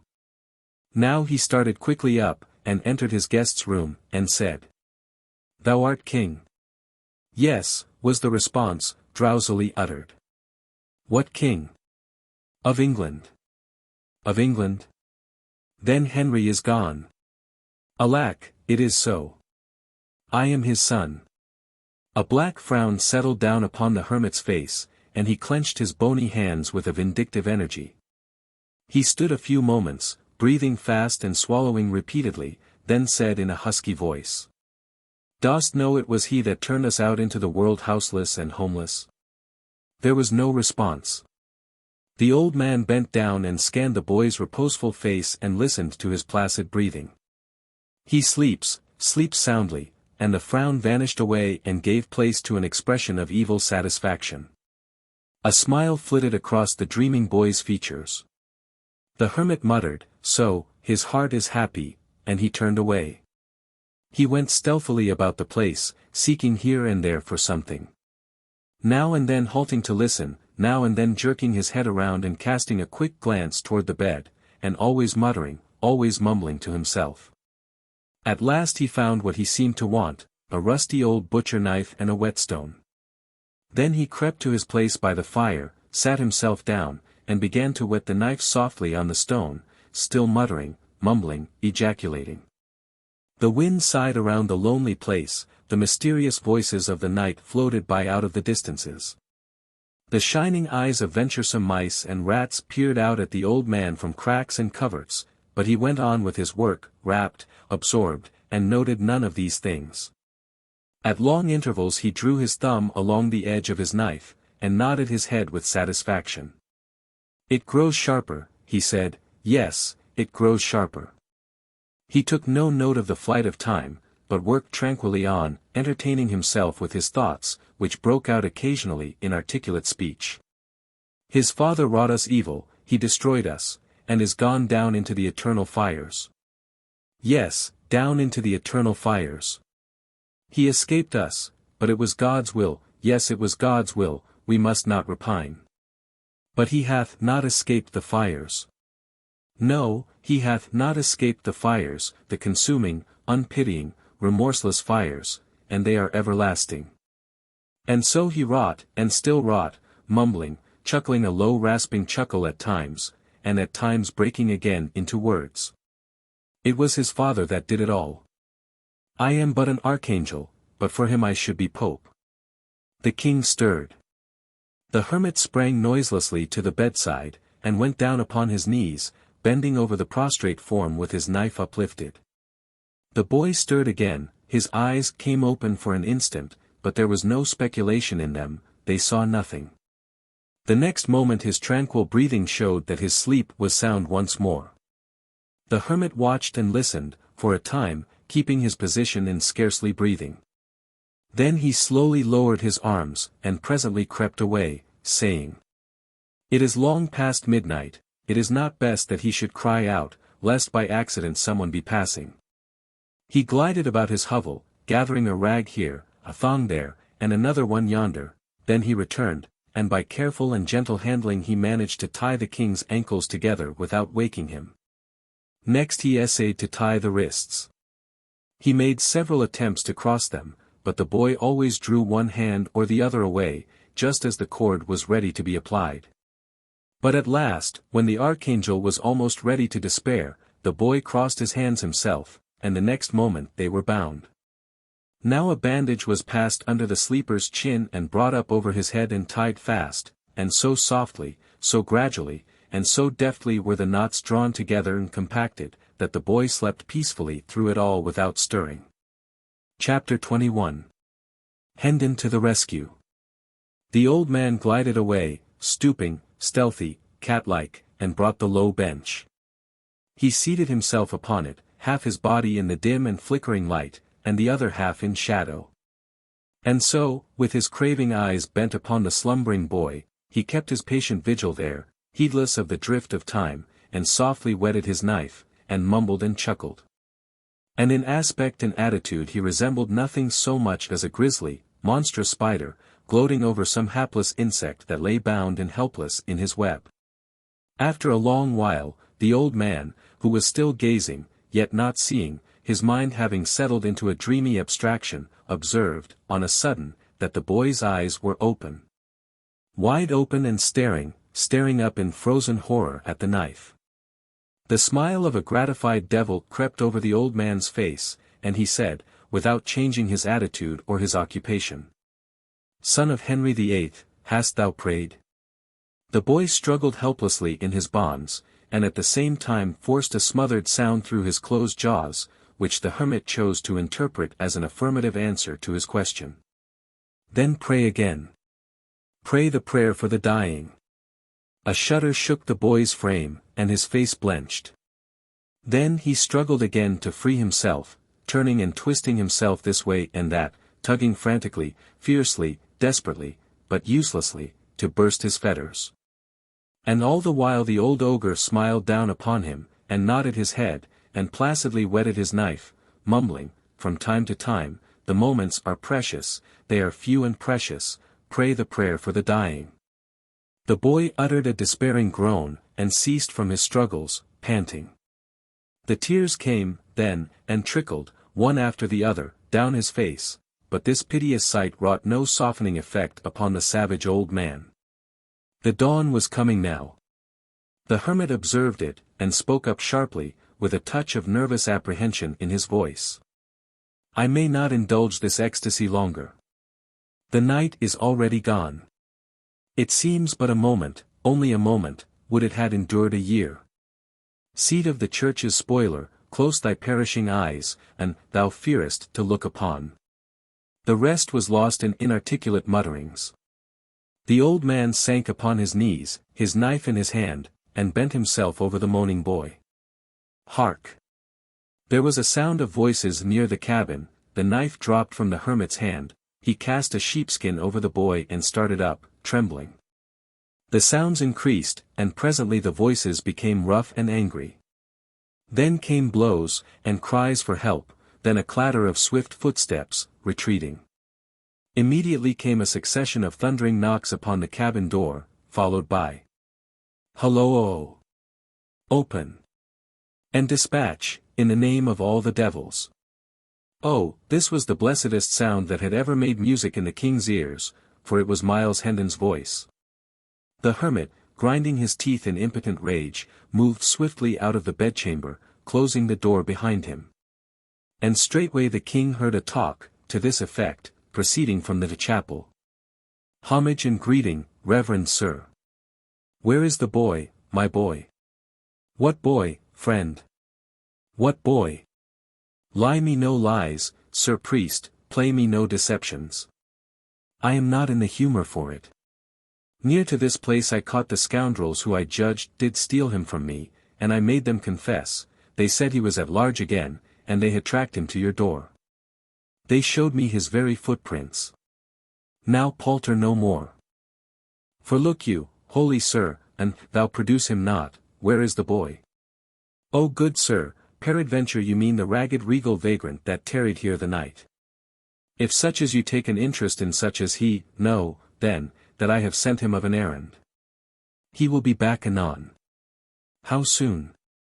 How soon? Come, waste not the time, cannot I overtake him? How soon will he be back? Thou needst not stir. He will return quickly. So be it, then. I will try to wait. But stop, you sent him of an errand, you. Verily this is a lie, he would not go. He would pull thy old beard, and thou didst offer him such an insolence. Thou hast lied, friend. Thou hast surely lied. He would not go for thee, nor for any man. For any man, no, haply not. But I am not a man. What? Now, O God's name, what art thou, then? It is a secret, mark thou reveal it not. I am an archangel. There was a tremendous ejaculation from Miles Hendon, not altogether unprofane, followed by. This doth well and truly account for his complaisance.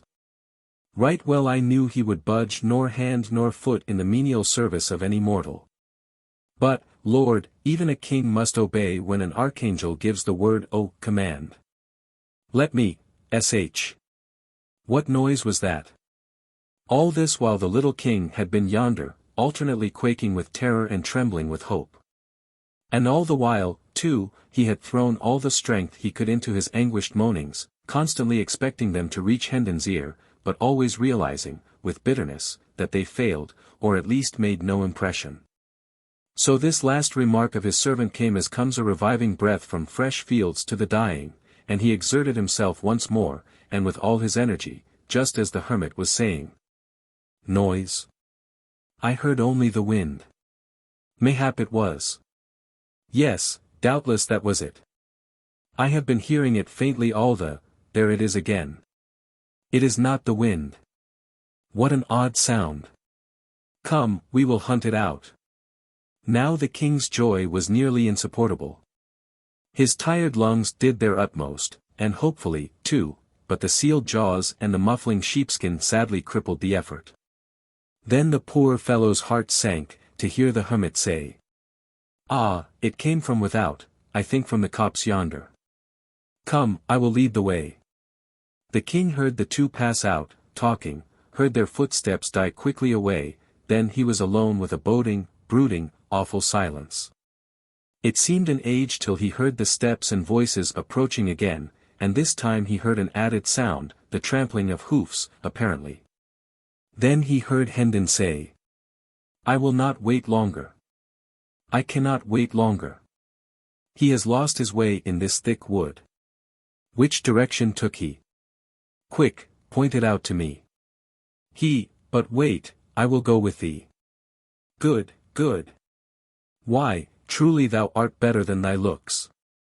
Marry, I do not think there's not another archangel with so right a heart as thine. Wilt ride?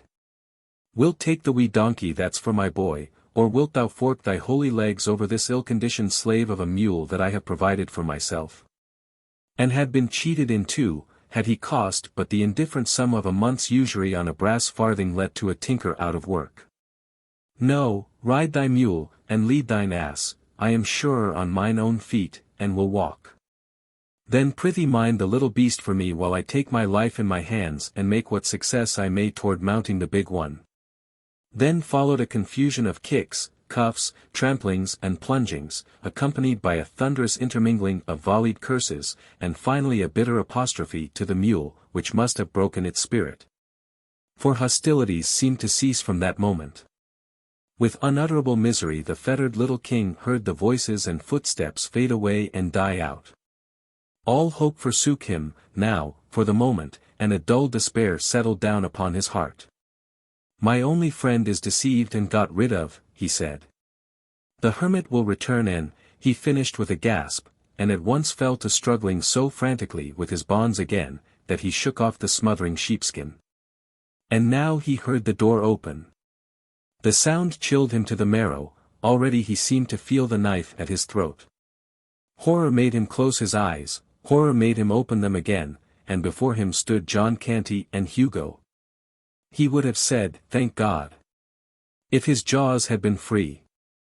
A moment or two later his limbs were at liberty, and his captors, each gripping him by an arm, were hurrying him with all speed through the forest. Chapter 22. A victim of treachery. Once more, King Fu I was roving with the tramps and outlaws, but for their coarse jests and dull-witted railleries, and sometimes the victim of small spitefulness at the hands of Canty and Hugo when the ruffler's back was turned. None but Canty and Hugo really disliked him. Some of the others liked him, and all admired his pluck and spirit. During 2 or 3 days, Hugo, in whose ward and charge the king was, did what he covertly could to make the boy uncomfortable. And at night, during the customary orgies, he amused the company by putting small indignities upon him, always as if by accident. Twice he stepped upon the king's toes, accidentally, and the king, as became his royalty, was contemptuously unconscious of it and indifferent to it. But the third time Hugo entertained himself in that way, the king felled him to the ground with a cudgel, to the prodigious delight of the tribe. Hugo, consumed with anger and shame, sprang up, seized a cudgel, and came at his small adversary in a fury. Instantly a ring was formed around the gladiators, and the betting and cheering began. But poor Hugo stood no chance whatever. His frantic and lubberly prentice work found but a poor market for itself when pitted against an arm which had been trained by the first masters of Europe in single stick, quarter staff, and every art and trick of swordsmanship. The little king stood, alert but at graceful ease, and caught and turned aside the thick rain of blows with a facility and precision which set the motley onlookers wild with admiration. And every now and then, when his practiced eye detected an opening, and a lightning-swift rap upon Hugo's head followed as a result, the storm of cheers and laughter that swept the place was something wonderful to hear. At the end of 15 minutes, Hugo, all battered, bruised, and the target for a pitiless bombardment of ridicule, slunk from the field. And the unscathed hero of the fight was seized and borne aloft upon the shoulders of the joyous rabble to the place of honor beside the ruffler, where with vast ceremony he was crowned king of the gamecocks. His meaner title being at the same time solemnly cancelled and annulled, and a decree of banishment from the gang pronounced against any who should thenceforth utter it. All attempts to make the king serviceable to the troop had failed. He had stubbornly refused to act, moreover, he was always trying to escape. He had been thrust into an unwatched kitchen, the first day of his return, he not only came forth empty-handed, but tried to rouse the housemates. He was sent out with a tinker to help him at his work, he would not work, moreover, he threatened the tinker with his own soldering iron. And finally both Hugo and the tinker found their hands full with the mere matter of keeping his from getting away. He delivered the thunders of his royalty upon the heads of all who hampered his liberties or tried to force him to service. He was sent out, in Hugo's charge, in company with a slatternly woman and a diseased baby, to beg, but the result was not encouraging, he declined to plead for the mendicants, or be a party to their cause in any way. Thus several days went by. And the miseries of this tramping life, and the weariness and sordidness and meanness and vulgarity of it, became gradually and steadily so intolerable to the captive that he began at last to feel that his release from the hermit's knife must prove only a temporary respite from death, at best. But at night, in his dreams, these things were forgotten, and he was on his throne, and master again. This, of course, intensified the sufferings of the awakening, so the mortifications of each succeeding morning of the few that passed between his return to bondage and the combat with Hugo, grew bitterer, and harder to bear. The morning after that combat, Hugo got up with a heart filled with vengeful purposes against the king. He had 2 plans, in particular. One was to inflict upon the lad what would be, to his proud spirit and imagined royalty, a peculiar humiliation. And if he failed to accomplish this, his other plan was to put a crime of some kind upon the king, and then betray him into the implacable clutches of the law. In pursuance of the first plan, he purposed to put a climb upon the king's leg. Rightly judging that that would mortify him to the last and perfect degree, and as soon as the climb should operate, he meant to get Canty's help, and force the king to expose his leg in the highway and beg for alms. Climb was the cant term for a sore, artificially created. To make a climb, the operator made a paste or poultice of unslaked lime, soap, and the rust of old iron, and spread it upon a piece of leather, which was then bound tightly upon the leg. This would presently fret off the skin, and make the flesh raw and angry-looking. Blood was then rubbed upon the limb, which, being fully dried, took on a dark and repulsive color. Then a bandage of soiled rags was put on in a cleverly careless way which would allow the hideous ulcer to be seen, and move the compassion of the passer-by. Hugo got the help of the tinker whom the king had cowed with the soldering iron. They took the boy out on a tinkering tramp, and as soon as they were out of sight of the camp they threw him down and the tinker held him while Hugo bound the poultice tight and fast upon his leg. The king raged and stormed, and promised to hang the two the moment the scepter was in his hand again, but they kept a firm grip upon him and enjoyed his impotent struggling and jeered at his threats. This continued until the poultice began to bite, and in no long time its work would have been perfected, if there had been no interruption. But there was.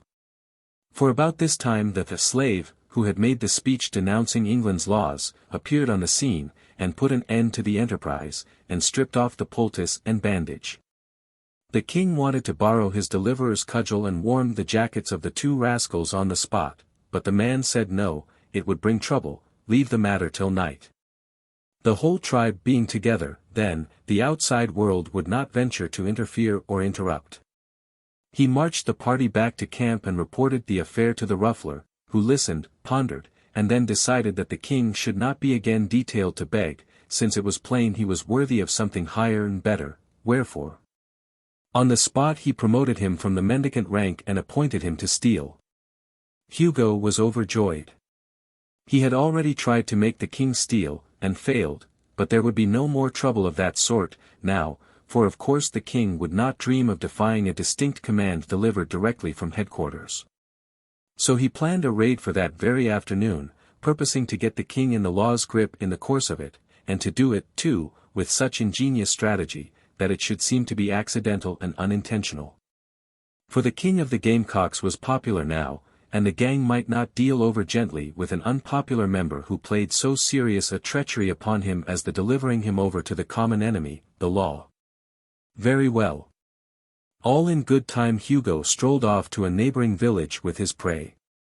And the two drifted slowly up and down one street after another, the one watching sharply for a sure chance to achieve his evil purpose, and the other watching as sharply for a chance to dart away and get free of his infamous captivity forever. Both threw away some tolerably fair-looking opportunities. For both, in their secret hearts, were resolved to make absolutely sure work this time, and neither meant to allow his fevered desires to seduce him into any venture that had much uncertainty about it.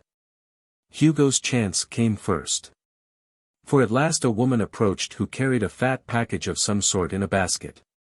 Hugo's eyes sparkled with sinful pleasure as he said to himself, "Breath o' my life, and I can but put that upon him, 'tis good den and God keep thee, king of the gamecocks."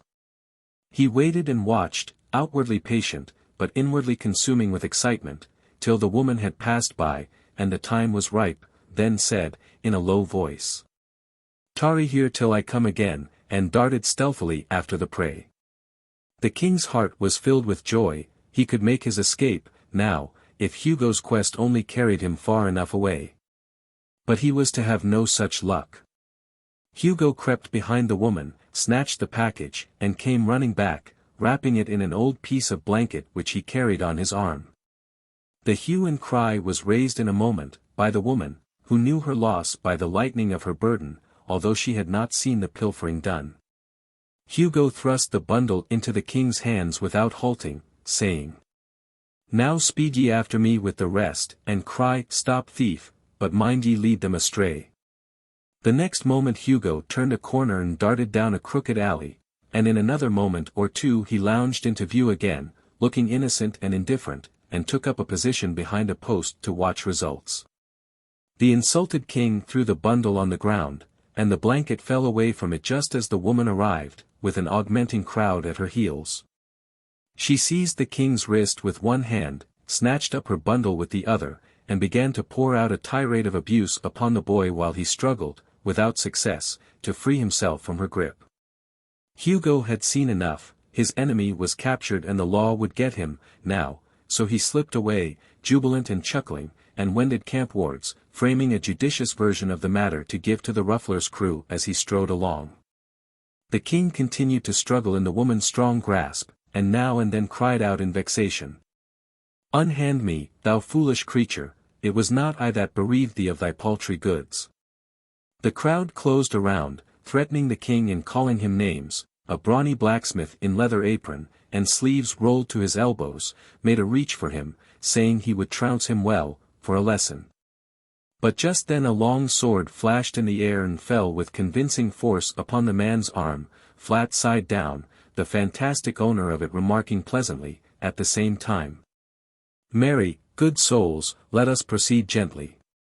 Not with ill blood and uncharitable words. This is matter for the law's consideration, not private and unofficial handling. Loose thy hold from the boy, good wife." The blacksmith averaged the stalwart soldier with a glance, then went muttering away, rubbing his arm. The woman released the boy's wrist reluctantly. The crowd eyed the stranger unlovingly, but prudently closed their mouths. The king sprang to his deliverer's side, with flushed cheeks and sparkling eyes, exclaiming, "Thou hast lagged sorely, but thou comest in good season. Now, Sir Miles, carve me this rabble to rags." Chapter 23. The Prince a Prisoner. Hendon forced back a smile, and bent down and whispered in the king's ear. "Softly, softly, my prince, wag thy tongue warily, nay, suffer it not to wag at all. Trust in me, all shall go well in the end." Then he added to himself, "Sir Miles. Bless me, I had totally forgot I was a knight. Lord, how marvellous a thing it is, the grip his memory doth take upon his quaint and crazy fancies. An empty and foolish title is mine, and yet it is something to have deserved it. For I think it is more honor to be held worthy to be a spectre knight in his kingdom of dreams and shadows, than to be held base enough to be an earl in some of the real kingdoms of this world." The crowd fell apart to admit a constable, who approached and was about to lay his hand upon the king's shoulder, when Hendon said, "Gently, good friend, withhold your hand, he shall go peaceably, I am responsible for that. Lead on, we will follow." The officer led, with the woman and her bundle. Miles and the king followed after, with the crowd at their heels. The king was inclined to rebel. But Hendon said to him in a low voice, "Reflect, sire, your laws are the wholesome breath of your own royalty. Shall their source resist them, yet require the branches to respect them? Apparently one of these laws has been broken.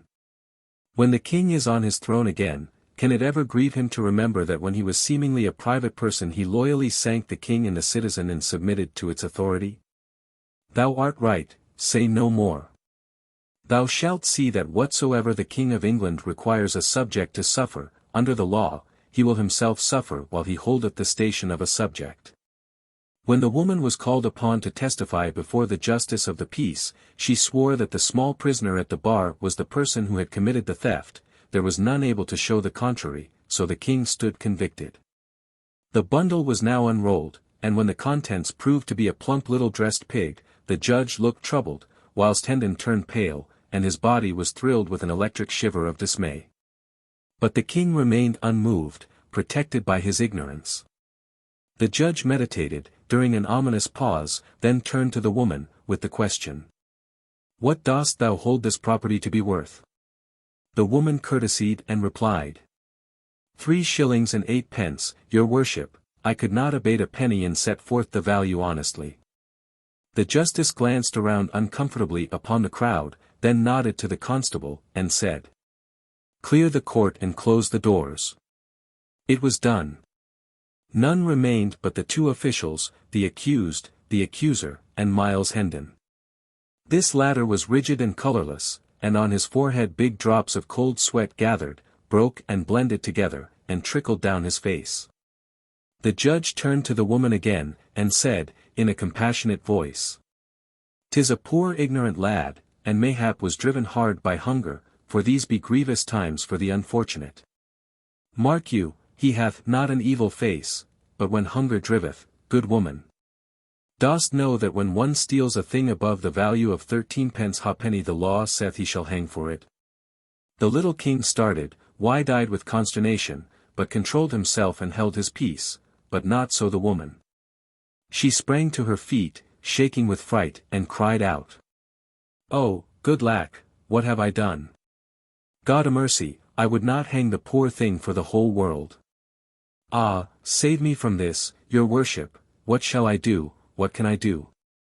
The justice maintained his judicial composure, and simply said, "Doubtless it is allowable to revise the value, since it is not yet writ upon the record.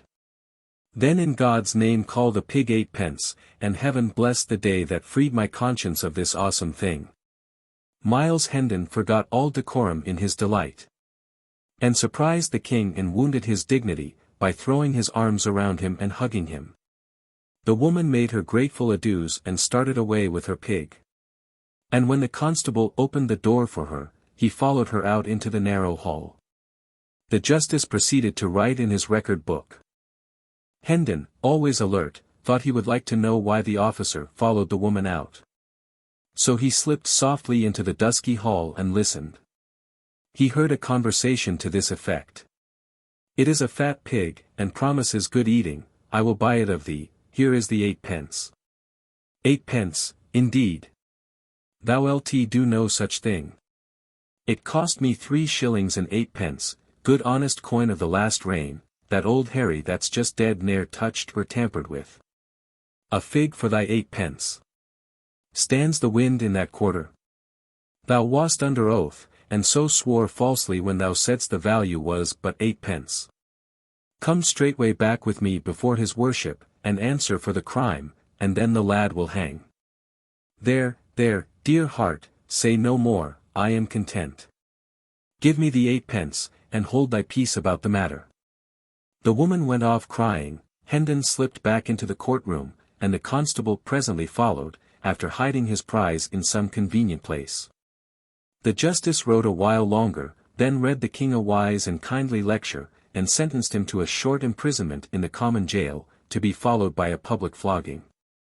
The astounded king opened his mouth, and was probably going to order the good judge to be beheaded on the spot, but he caught a warning sign from Hendon, and succeeded in closing his mouth again before he lost anything out of it. Hendon took him by the hand, now, made reverence to the justice, and the two departed in the wake of the constable toward the jail. The moment the street was reached, the inflamed monarch halted, snatched away his hand, and exclaimed, "Idiot, dost imagine I will enter a common jail alive?" Hendon bent down and said, somewhat sharply, "Will you trust in me? Peace. And forbear to worsen our chances with dangerous speech. What God wills, will happen, thou canst not hurry it, thou canst not alter it, therefore wait, and be patient, 'twill be time enow to rail or rejoice when what is to happen has happened." Chapter 24. The Escape. The short winter day was nearly ended. The streets were deserted, save for a few random stragglers, and these hurried straight along, with the intent look of people who were only anxious to accomplish their errands as quickly as possible, and then snugly housed themselves from the rising wind and the gathering twilight. They looked neither to the right nor to the left, they paid no attention to our party, they did not even seem to see them. Edward VI wondered if the spectacle of a king on his way to jail had ever encountered such marvelous indifference before. By and by the constable arrived at a deserted market square, and proceeded to cross it. When he had reached the middle of it, Hendon laid his hand upon his arm, and said in a low voice, "Bide a moment, good sir, there is none in hearing, and I would say a word to thee." "My duty forbids it, sir." "Prithee hinder me not, the night comes on." "Stay, nevertheless, for the matter concerns thee nearly. Turn thy back a moment and seem not to see, let this poor lad escape." "This to me, sir." "I arrest thee in." "Nay, be not too hasty. See thou be careful and commit no foolish error. Then he shut his voice down to a whisper, and said in the man's ear, The pig thou hast purchased for 8 pence may cost thee thy neck, man. The poor constable, taken by surprise, was speechless, at first, then found his tongue and fell to blustering and threatening, but Hendon was tranquil, and waited with patience till his breath was spent. Then said, I have a liking to thee, friend, and would not willingly see thee come to harm. Observe, I heard it all, every word. I will prove it to thee. Then he repeated the conversation which the officer and the woman had had together in the hall, word for word, and ended with, There, have I set it forth correctly? Should not I be able to set it forth correctly before the judge, if occasion required? The man was dumb with fear and distress, for a moment, then he rallied, and said with forced lightness, 'Tis making a mighty matter, indeed, out of a jest. I but plagued the woman for mine amusement. Kept you the woman's pig for amusement? The man answered sharply, Not else, good sir, I tell thee, 'twas but a jest. I do begin to believe thee, said Hendon, with a perplexing mixture of mockery and half-conviction in his tone. But tarry thou here a moment whilst I run and ask his worship, for nathless, he being a man experienced in law, in jests, in. He was moving away, still talking. The constable hesitated, fidgeted, spat out an oath or two, then cried out. Hold, good sir, prithee wait a little, the judge. Why, man, he hath no more sympathy with a jest than hath a dead corpse. Come, and we will speak further. Ods body. I seem to be in evil case, and all for an innocent and thoughtless pleasantry. I am a man of family, and my wife and little ones. List to reason, good your worship, what wouldst thou of me? Only that thou be blind and dumb and paralytic whilst one may count 100,000, counting slowly, said Hendon, with the expression of a man who asks but a reasonable favor, and that a very little one. It is my destruction, said the constable despairingly. Ah, be reasonable, good sir, only look at this matter, on all its sides, and see how mere a jest it is, how manifestly and how plainly it is so. And even if one granted it were not a jest, it is a fault so small that e'en the grimmest penalty it could call forth would be but a rebuke and warning from the judge's lips. Hendon replied with a solemnity which chilled the air about him. This jest of thine hath a name, in law, what it is. I knew it not. Peradventure I have been unwise. I never dreamed it had a name. Sweet heaven, I thought it was original. Yes, it hath a name. In the law this crime is called non compos mentis lex talionis sic transit gloria mundi. Ah, my God! And the penalty is death. God be merciful to me a sinner. By advantage taken of one in fault, in dire peril, and at thy mercy, thou hast seized goods worth above 13 pence halfpenny, paying but a trifle for the same. And this, in the eye of the law, is constructive barratry, misprision of treason, malfeasance in office, ad hominem expurgatus in statu quo, and the penalty is death by the halter, without ransom, commutation, or benefit of clergy. Bear me up, sweet sir, my legs do fail me. Be thou merciful, spare me this doom, and I will turn my back and see not that shall happen. Good. Now thou art wise and reasonable. And thou lt restore the pig? I will indeed, nor ever touch another, though heaven send it and an archangel fetch it. Go, I am blind for thy sake, I see nothing. I will say thou didst break in and wrest the prisoner from my hands by force. It is but a crazy, ancient door, I will batter it down myself betwixt midnight and the morning. Do it, good soul, no harm will come of it. The judge hath a loving charity for this poor lad, and will shed no tears and break no jailer's bones for his escape. Chapter 25. Hendon Hall. As soon as Hendon and the king were out of sight of the constable, his majesty was instructed to hurry to a certain place outside the town, and wait there, whilst Hendon should go to the inn and settle his account. Half an hour later the two friends were blithely jogging eastward on Hendon's sorry steeds. The king was warm and comfortable, now, for he had cast his rags and clothed himself in the second-hand suit which Hendon had bought on London Bridge. Hendon wished to guard against over-fatiguing the boy. He judged that hard journeys, irregular meals, and illiberal measures of sleep would be bad for his crazed mind. Whilst rest, regularity, and moderate exercise would be pretty sure to hasten its cure, he longed to see the stricken intellect made well again and its diseased visions driven out of the tormented little head. Therefore he resolved to move by easy stages toward the home whence he had so long been banished, instead of obeying the impulse of his impatience and hurrying along night and day. When he and the king had journeyed about 10 miles, they reached a considerable village, and halted there for the night, at a good inn. The former relations were resumed. Hendon stood behind the king's chair, while he dined, and waited upon him.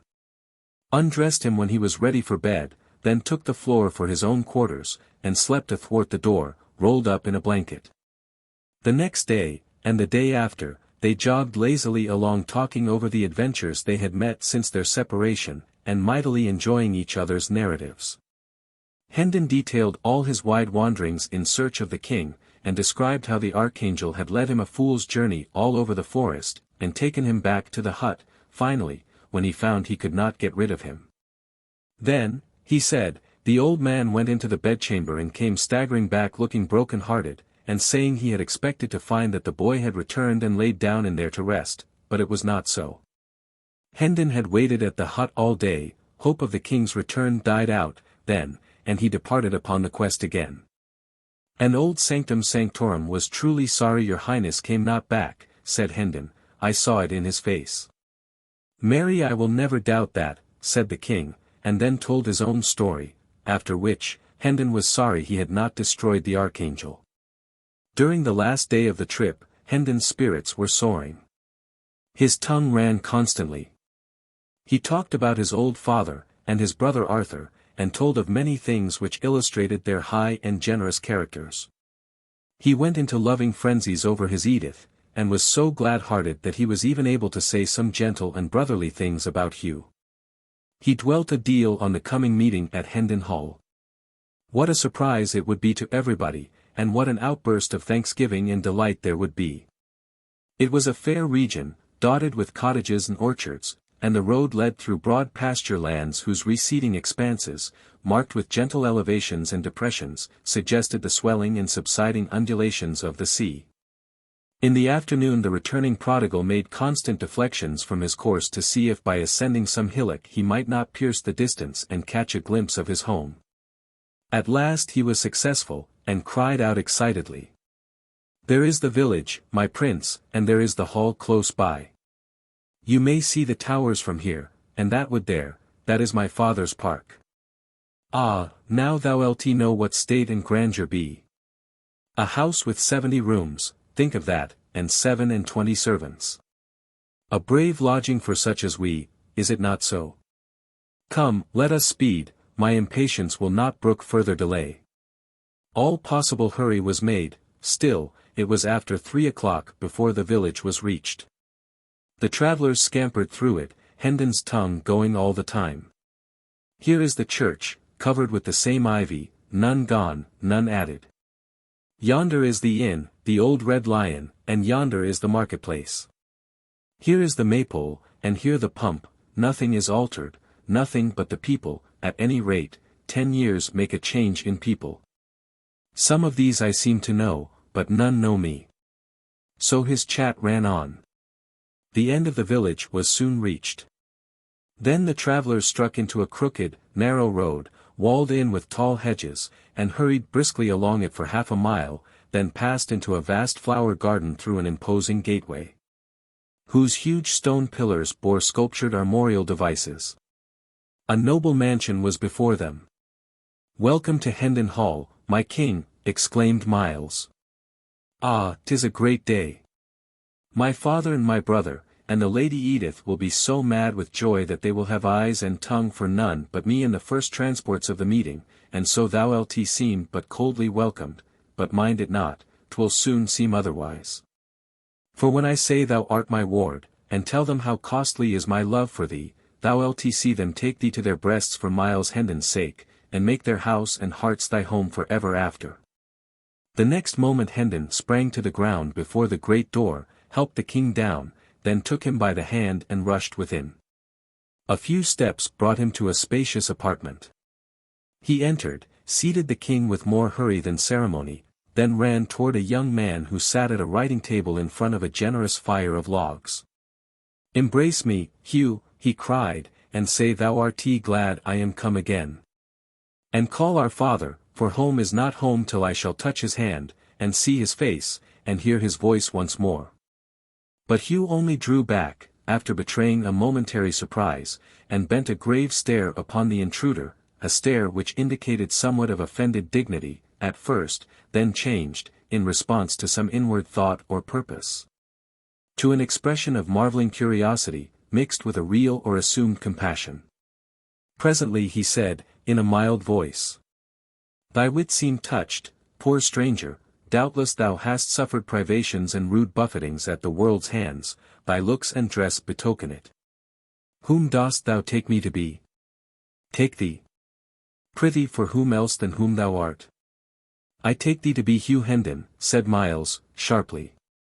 The other continued, in the same soft tone. "And whom dost thou imagine thyself to be? Imagination hath naught to do with it.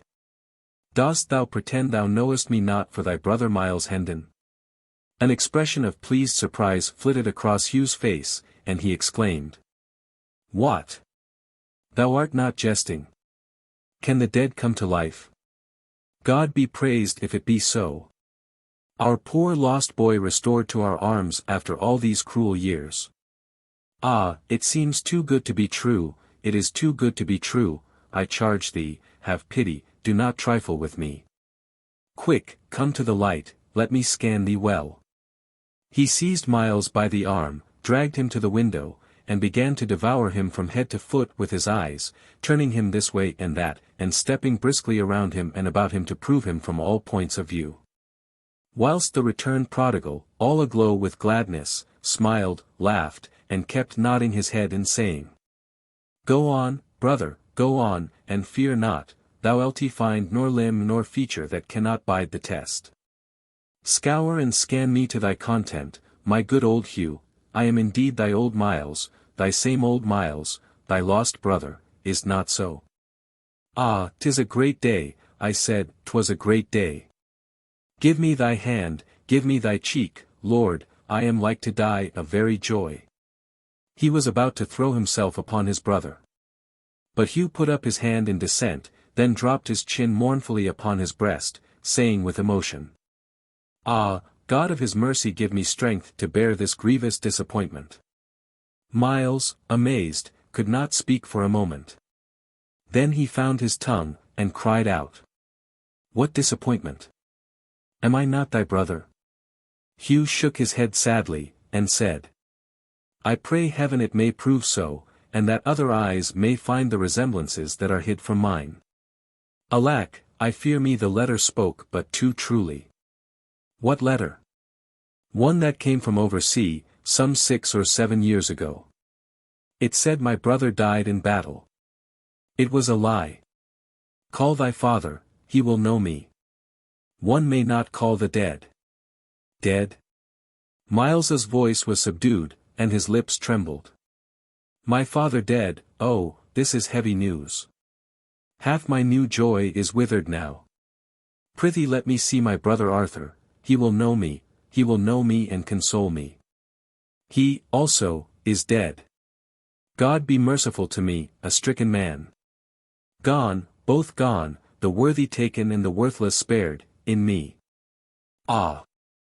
I crave your mercy, do not say the Lady Edith is dead. No, she lives.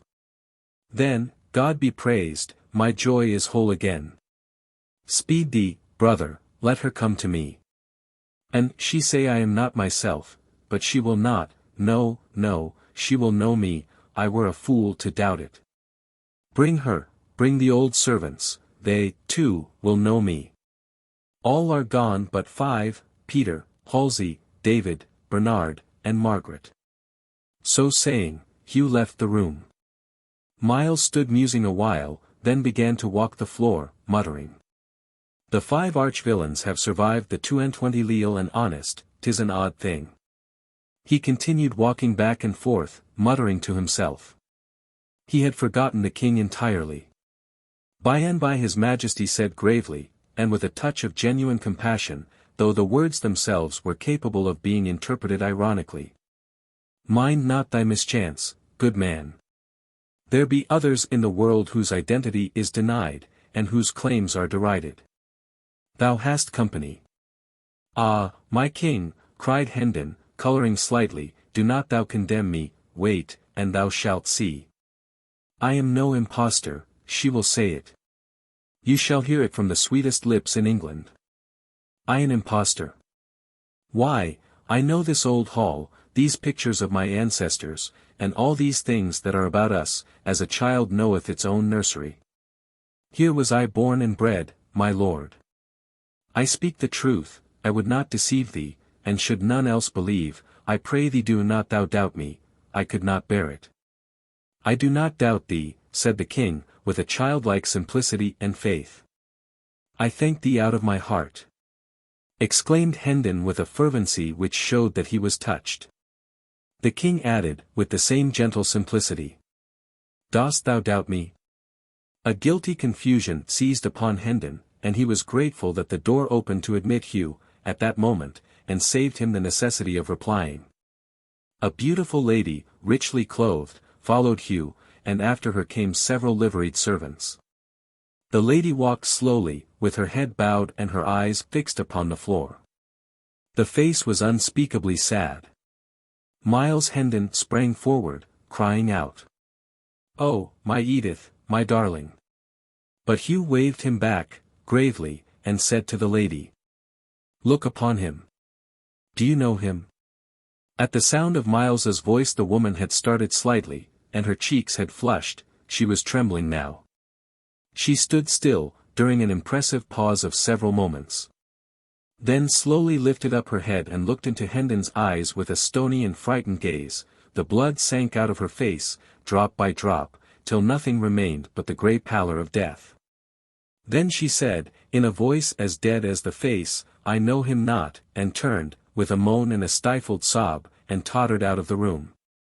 Miles Hendon sank into a chair and covered his face with his hands. After a pause, his brother said to the servants. You have observed him. Do you know him? They shook their heads, then the master said. The servants know you not, sir. I fear there is some mistake. You have seen that my wife knew you not. Thy wife. In an instant Hugh was pinned to the wall, with an iron grip about his throat. Oh, thou fox-hearted slave, I see it all. Thou'st writ the lying letter thyself, and my stolen bride and goods are its fruit. There, now get thee gone, lest I shame mine honourable soldiership with the slaying of so pitiful a mannikin. Hugh, red-faced, and almost suffocated, reeled to the nearest chair, and commanded the servants to seize and bind the murderous stranger. They hesitated, and one of them said. He is armed, Sir Hugh, and we are weaponless. Armed? What of it, and ye so many? Upon him, I say. But Miles warned them to be careful what they did, and added. Ye know me of old, I have not changed. Come on, and it like you. This reminder did not hearten the servants much, they still held back. Then go, ye paltry cowards, and arm yourselves and guard the doors, whilst I send one to fetch the watch.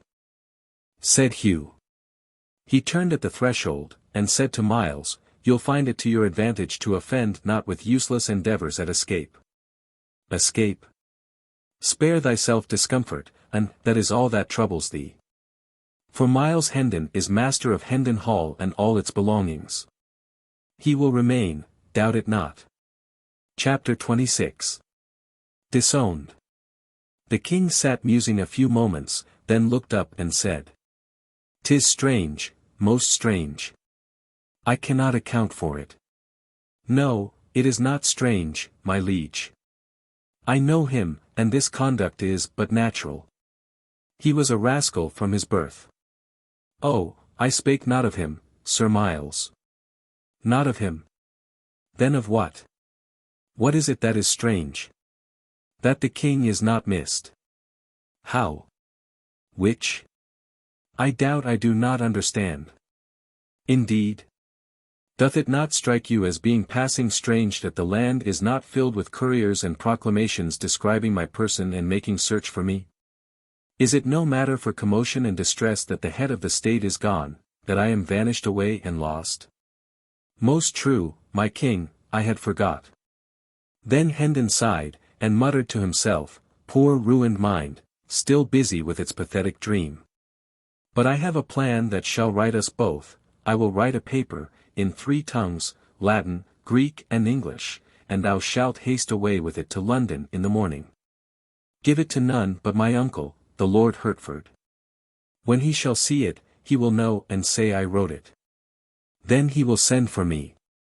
Might it not be best, my prince, that we wait here until I prove myself and make my right secure to my domains? I should be so much the better able then to. The king interrupted him imperiously. Peace. What are thy paltry domains, thy trivial interests, contrasted with matters which concern the weal of a nation and the integrity of a throne? Then, he added, in a gentle voice, as if he were sorry for his severity, obey, and have no fear, I will right thee, I will make thee whole, yes, more than whole. I shall remember, and requite. So saying, he took the pen, and set himself to work. Hendon contemplated him lovingly a while, then said to himself. An it were dark, I should think it was a king that spoke, there's no denying it, when the humour's upon on him he doth thunder and lighten like your true king. Now where got he that trick? See him scribble and scratch away contentedly at his meaningless pothooks, fancying them to be Latin and Greek, and accept my which shall serve me with a lucky device for diverting him from his purpose.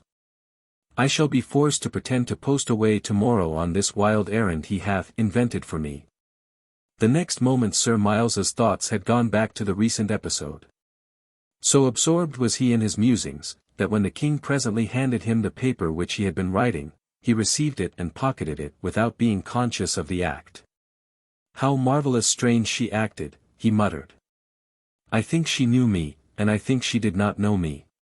These opinions do conflict, I perceive it plainly, I cannot reconcile them, neither can I, by argument, dismiss either of the two, or even persuade one to outweigh the other. The matter standeth simply thus, she must have known my face, my figure, my voice, for how could it be otherwise? Yet she said she knew me not, and that is proof perfect, for she cannot lie. But stop, I think I begin to see. Peradventure he hath influenced her, commanded her, compelled her to lie. That is the solution. The riddle is unriddled. She seemed dead with fear, yes, she was under his compulsion. I will seek her, I will find her. Now that he is away, she will speak her true mind. She will remember the old times when we were little playfellows together, and this will soften her heart, and she will no more betray me, but will confess me. There is no treacherous blood in her, no, she was always honest and true. She has loved me, in those old days, this is my security, for whom one has loved, one cannot betray. He stepped eagerly toward the door. At that moment it opened, and the Lady Edith entered. She was very pale, but she walked with a firm step, and her carriage was full of grace and gentle dignity. Her face was as sad as before. Miles sprang forward, with a happy confidence, to meet her, but she checked him with a hardly perceptible gesture, and he stopped where he was. She seated herself, and asked him to do likewise. Thus simply did she take the sense of old comradeship out of him, and transform him into a stranger and a guest. The surprise of it, the bewildering unexpectedness of it, made him begin to question, for a moment, if he was the person he was pretending to be, after all. The Lady Edith said, "Sir, I have come to warn you. The mad cannot be persuaded out of their delusions, perchance, but doubtless they may be persuaded to avoid perils. I think this dream of yours hath the seeming of honest truth to you, and therefore is not criminal, but do not tarry here with it. For here it is dangerous. She looked steadily into Miles's face a moment, then added, impressively, "It is the more dangerous for that you are much like what our lost lad must have grown to be if he had lived." "Heavens, madam, but I am he." "I truly think you think it, sir. I question not your honesty in that, I but warn you, that is all. My husband is master in this region, his power hath hardly any limit, the people prosper or starve, as he wills. If you resembled not the man whom you profess to be, my husband might bid you pleasure yourself with your dream in peace, but trust me, I know him well, I know what he will do. He will say to all that you are but a mad impostor, and straightway all will echo him." She bent upon Miles that same steady look once more, and added, "If you were Miles Hendon, and he knew it and all the region knew it, consider what I am saying, weigh it well, you would stand in the same peril, your punishment would be no less sure. He would deny you and denounce you, and none would be bold enough to give you countenance." "Most truly I believe it," said Miles, bitterly. "The power that can command one lifelong friend to betray and disown another, and be obeyed, may well look to be obeyed in quarters where bread and life are on the stake and no cobweb ties of loyalty and honor are concerned." A faint tinge appeared for a moment in the lady's cheek, and she dropped her eyes to the floor, but her voice betrayed no emotion when she proceeded. "I have warned you, I must still warn you, to go hence. This man will destroy you, else. He is a tyrant who knows no pity. I, who am his fettered slave, know this. Poor Miles, and Arthur, and my dear guardian, Sir Richard, are free of him, and at rest. Better that you were with them than that you bide here in the clutches of this miscreant. Your pretensions are a menace to his title and possessions. You have assaulted him in his own house, you are ruined if you stay. Go, do not hesitate. If you lack money, take this purse, I beg of you, and bribe the servants to let you pass. Oh, be warned, poor soul, and escape while you may." Miles declined the purse with a gesture, and rose up and stood before her. "Grant me one thing," he said. "Let your eyes rest upon mine, so that I may see if they be steady. There, now answer me. Am I Miles Hendon?" "No. I know you not." "Swear it." The answer was low, but distinct. "I swear." "Oh, this passes belief. Fly. Why will you waste the precious time? Fly, and save yourself." At that moment the officers burst into the room, and a violent struggle began. But Hendon was soon overpowered and dragged away. The king was taken also, and both were bound and led to prison. Chapter 27. In prison. The cells were all crowded. So the two friends were chained in a large room where persons charged with trifling offences were commonly kept. They had company, for there were some 20 manacled and fettered prisoners here, of both sexes and of varying ages, an obscene and noisy gang. The king chafed bitterly over the stupendous indignity thus put upon his royalty, but Hendon was moody and taciturn. He was pretty thoroughly bewildered. He had come home, a jubilant prodigal, expecting to find everybody wild with joy over his return, and instead had got the cold shoulder and a jail. The promise and the fulfillment differed so widely that the effect was stunning. He could not decide whether it was most tragic or most grotesque. He felt much as a man might who had danced blithely out to enjoy a rainbow, and got struck by lightning. But gradually his confused and tormenting thoughts settled down into some sort of order, and then his mind centered itself upon Edith. He turned her conduct over, and examined it in all lights, but he could not make anything satisfactory out of it. Did she know him, or didn't she know him? It was a perplexing puzzle, and occupied him a long time, but he ended, finally, with the conviction that she did know him, and had repudiated him for interested reasons. He wanted to load her name with curses now, but this name had so long been sacred to him that he found he could not bring his tongue to profane it. Wrapped in prison blankets of a soiled and tattered condition, Hendon and the king passed a troubled night. For a bribe the jailer had furnished liquor to some of the prisoners. Singing of ribald songs, fighting, shouting, and carousing was the natural consequence. At last, a while after midnight, a man attacked a woman and nearly killed her by beating her over the head with his manacles before the jailer could come to the rescue. The jailer restored peace by giving the man a sound clubbing about the head and shoulders, then the carousing ceased. And after that, all had an opportunity to sleep who did not mind the annoyance of the moanings and groanings of the two wounded people. During the ensuing week, the days and nights were of a monotonous sameness as to events. Men whose faces Hendon remembered more or less distinctly, came, by day, to gaze at the impostor and repudiate and insult him, and by night the carousing and brawling went on with symmetrical regularity. However, there was a change of incident at last. The jailer brought in an old man, and said to him, "The villain is in this room, cast thy old eyes about and see if thou canst say which is he." Hendon glanced up, and experienced a pleasant sensation for the first time since he had been in the jail. He said to himself, "This is Blake Andrews, a servant all his life in my father's family, a good honest soul, with a right heart in his breast. That is, formerly. But none are true now, all are liars. This man will know me, and will deny me, too, like the rest." The old man gazed around the room, glanced at each face in turn, and finally said, "I see none here but paltry knaves, scum o' the streets. Which is he?" The jailer laughed. "Here," he said, "scan this big animal, and grant me an opinion." The old man approached, and looked Hendon over, long and earnestly, then shook his head and said, "Marry, this is no Hendon, nor ever was. Right. Thy old eyes are sound yet. An I were Sir Hugh, I would take the shabby Carl N." The jailer finished by lifting himself a tiptoe with an imaginary halter, at the same time making a gurgling noise in his throat suggestive of suffocation. The old man said, vindicatively, "Let him bless God and he fare no worse. And I had the handling o' the villain he should roast, or I am no true man." The jailer laughed a pleasant hyena laugh, and said, "Give him a piece of thy mind, old man, they all do it.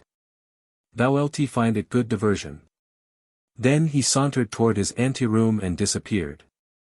The old man dropped upon his knees and whispered, "God be thanked, thou art come again, my master. I believed thou wert dead these 7 years, and lo, here thou art alive.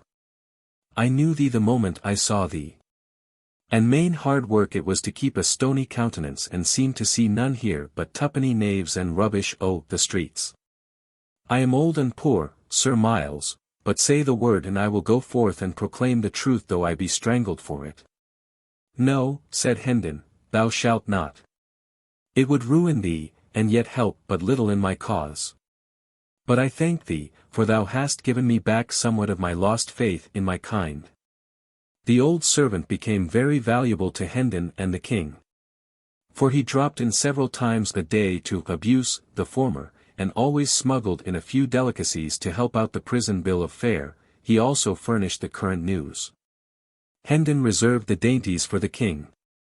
Without them his majesty might not have survived, for he was not able to eat the coarse and wretched food provided by the jailer. Andrews was obliged to confine himself to brief visits, in order to avoid suspicion. But he managed to impart a fair degree of information each time, information delivered in a low voice, for Hendon's benefit, and interlarded with insulting epithets delivered in a louder voice for the benefit of other hearers. So, little by little, the story of the family came out. Arthur had been dead 6 years. This loss, with the absence of news from Hendon, impaired the father's health. He believed he was going to die, and he wished to see Hugh and Edith settled in life before he passed away, but Edith begged hard for delay, hoping for Miles's return. Then the letter came which brought the news of Miles's death. The shock prostrated Sir Richard. He believed his end was very near, and he and Hugh insisted upon the marriage. Edith begged for and obtained a month's respite, then another, and finally a third. The marriage then took place by the deathbed of Sir Richard.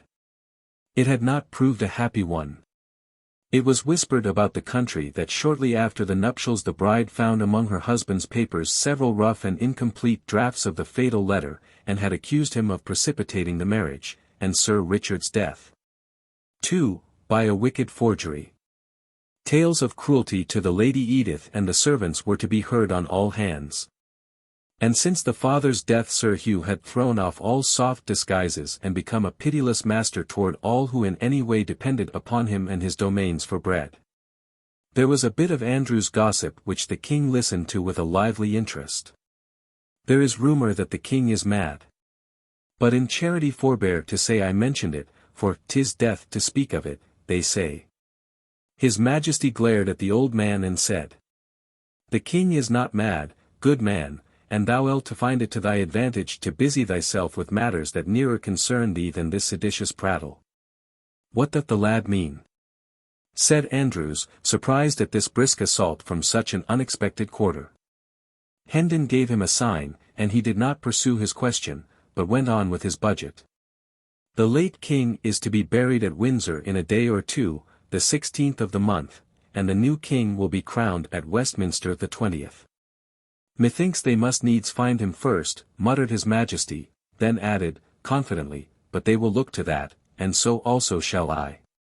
In the name of.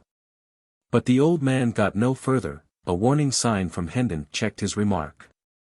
He resumed the thread of his gossip. Sir Hugh goeth to the coronation, and with grand hopes. He confidently looketh to come back a peer, for he is high in favour with the Lord Protector. What Lord Protector? Asked his Majesty. His Grace the Duke of Somerset. What Duke of Somerset? Marry, there is but one, Seymour, Earl of Hertford. The king asked sharply. Since when is he a duke, and Lord Protector? Since the last day of January. And prithee who made him so? Himself and the great council, with help of the king. His Majesty started violently. The king, he cried. What king, good sir? What king, indeed? God a mercy, what aileth the boy? Sith we have but one, 'tis not difficult to answer, his most sacred Majesty King Edward VI, whom God preserve. Yea, and a dear and gracious little urchin is he, too. And whether he be mad or no, and they say he mendeth daily, his praises are on all men's lips, and all bless him, likewise, and offer prayers that he may be spared to reign long in England. For he began humanely with saving the old Duke of Norfolk's life, and now is he bent on destroying the cruelest of the laws that harry and oppress the people. This news struck his Majesty dumb with amazement, and plunged him into so deep and dismal a reverie that he heard no more of the old man's gossip. He wondered if the little urchin was the beggar boy whom he left dressed in his own garments in the palace.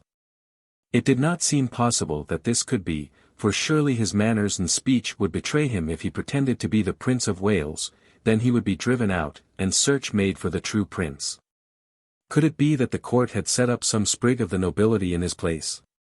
No, for his uncle would not allow that, he was all-powerful and could and would crush such a movement, of course. The boy's musings profited him nothing. The more he tried to unriddle the mystery the more perplexed he became, the more his head ached, and the worse he slept. His impatience to get to London grew hourly, and his captivity became almost unendurable. Hendon's arts all failed with the king, he could not be comforted, but a couple of women who were chained near him succeeded better. Under their gentle ministrations he found peace and learned a degree of patience. He was very grateful, and came to love them dearly and to delight in the sweet and soothing influence of their presence. He asked them why they were in prison, and when they said they were Baptists, he smiled, and inquired. Is that a crime to be shut up for in a prison? Now I grieve, for I shall lose ye, they will not keep ye long for such a little thing. They did not answer, and something in their faces made him uneasy. He said, eagerly. You do not speak, be good to me, and tell me, there will be no other punishment? Prithee tell me there is no fear of that. They tried to change the topic, but his fears were aroused, and he pursued it. Will they scourge thee? No, no, they would not be so cruel. Say they would not. Come, they will not, will they? The women betrayed confusion and distress, but there was no avoiding an answer, so one of them said, in a voice choked with emotion. "Oh, thou wilt break our hearts, thou gentle spirit, God will help us to bear our. It is a confession." The king broke in. "Then they will scourge thee, the stony-hearted wretches. But oh, thou must not weep, I cannot bear it. Keep up thy courage, I shall come to my own in time to save thee from this bitter thing, and I will do it." When the king awoke in the morning, the women were gone. "They are saved," he said, joyfully, then added, despondently, "but woe is me, for they were my comforters." Each of them had left a shred of ribbon pinned to his clothing, in token of remembrance. He said he would keep these things always, and that soon he would seek out these dear good friends of his and take them under his protection. Just then the jailer came in with some subordinates, and commanded that the prisoners be conducted to the jail yard. The king was overjoyed. It would be a blessed thing to see the blue sky and breathe the fresh air once more. He fretted and chafed at the slowness of the officers, but his turn came at last, and he was released from his staple and ordered to follow the other prisoners with Hendon. The court or quadrangle was stone-paved, and open to the sky. The prisoners entered it through a massive archway of masonry, and were placed in file, standing, with their backs against the wall. A rope was stretched in front of them, and they were also guarded by their officers. It was a chill and lowering morning, and a light snow which had fallen during the night whitened the great empty space and added to the general dismalness of its aspect. Now and then a wintry wind shivered through the place and sent the snow eddying hither and thither. In the center of the court stood two women, chained to posts. A glance showed the king that these were his good friends. He shuddered, and said to himself, "Alack, they are not gone free, as I had thought. To think that such as these should know the lash, in England. Aye, there's the shame of it, not in heathenness, Christian England. They will be scourged. And I, whom they have comforted and kindly entreated, must look on and see the great wrong done. It is strange, so strange, that I, the very source of power in this broad realm, am helpless to protect them. But let these miscreants look well to themselves, for there is a day coming when I will require of them a heavy reckoning for this work. For every blow they strike now, they shall feel 100 then." A great gate swung open, and a crowd of citizens poured in. They flocked around the two women, and hid them from the king's view. A clergyman entered and passed through the crowd, and he also was hidden. The king now heard talking, back and forth, as if questions were being asked and answered, but he could not make out what was said. Next there was a deal of bustle and preparation, and much passing and repassing of officials through that part of the crowd that stood on the further side of the women, and whilst this proceeded a deep hush gradually fell upon the people. Now, by command, the masses parted and fell aside, and the king saw a spectacle that froze the marrow in his bones. Faggots had been piled about the two women, and a kneeling man was lighting them. The women bowed their heads, and covered their faces with their hands. The yellow flames began to climb upward among the snapping and crackling faggots, and wreaths of blue smoke to stream away on the wind. The clergyman lifted his hands and began a prayer. Just then two young girls came flying through the great gate, uttering piercing screams, and threw themselves upon the women at the stake. Instantly they were torn away by the officers, and one of them was kept in a tight grip, but the other broke loose, saying she would die with her mother, and before she could be stopped she had flung her arms about her mother's neck again. She was torn away once more, and with her gown on fire. 2 or 3 men held her, and the burning portion of her gown was snatched off and thrown flaming aside, she struggling all the while to free herself, and saying she would be alone in the world, now. And begging to be allowed to die with her mother. Both the girls screamed continually, and fought for freedom. But suddenly this tumult was drowned under a volley of heart-piercing shrieks of mortal agony. The king glanced from the frantic girls to the stake, then turned away and leaned his ashen face against the wall, and looked no more. He said, "That which I have seen, in that one little moment, will never go out from my memory, but will abide there, and I shall see it all the days, and dream of it all the nights, till I die. Would God I had been blind." Hendon was watching the king. He said to himself, with satisfaction, his disorder mendeth, he hath changed, and groweth gentler. If he had followed his wont, he would have stormed at these varlets, and said he was king, and commanded that the women be turned loose and scathed. Soon his delusion will pass away and be forgotten, and his poor mind will be whole again. God speed the day.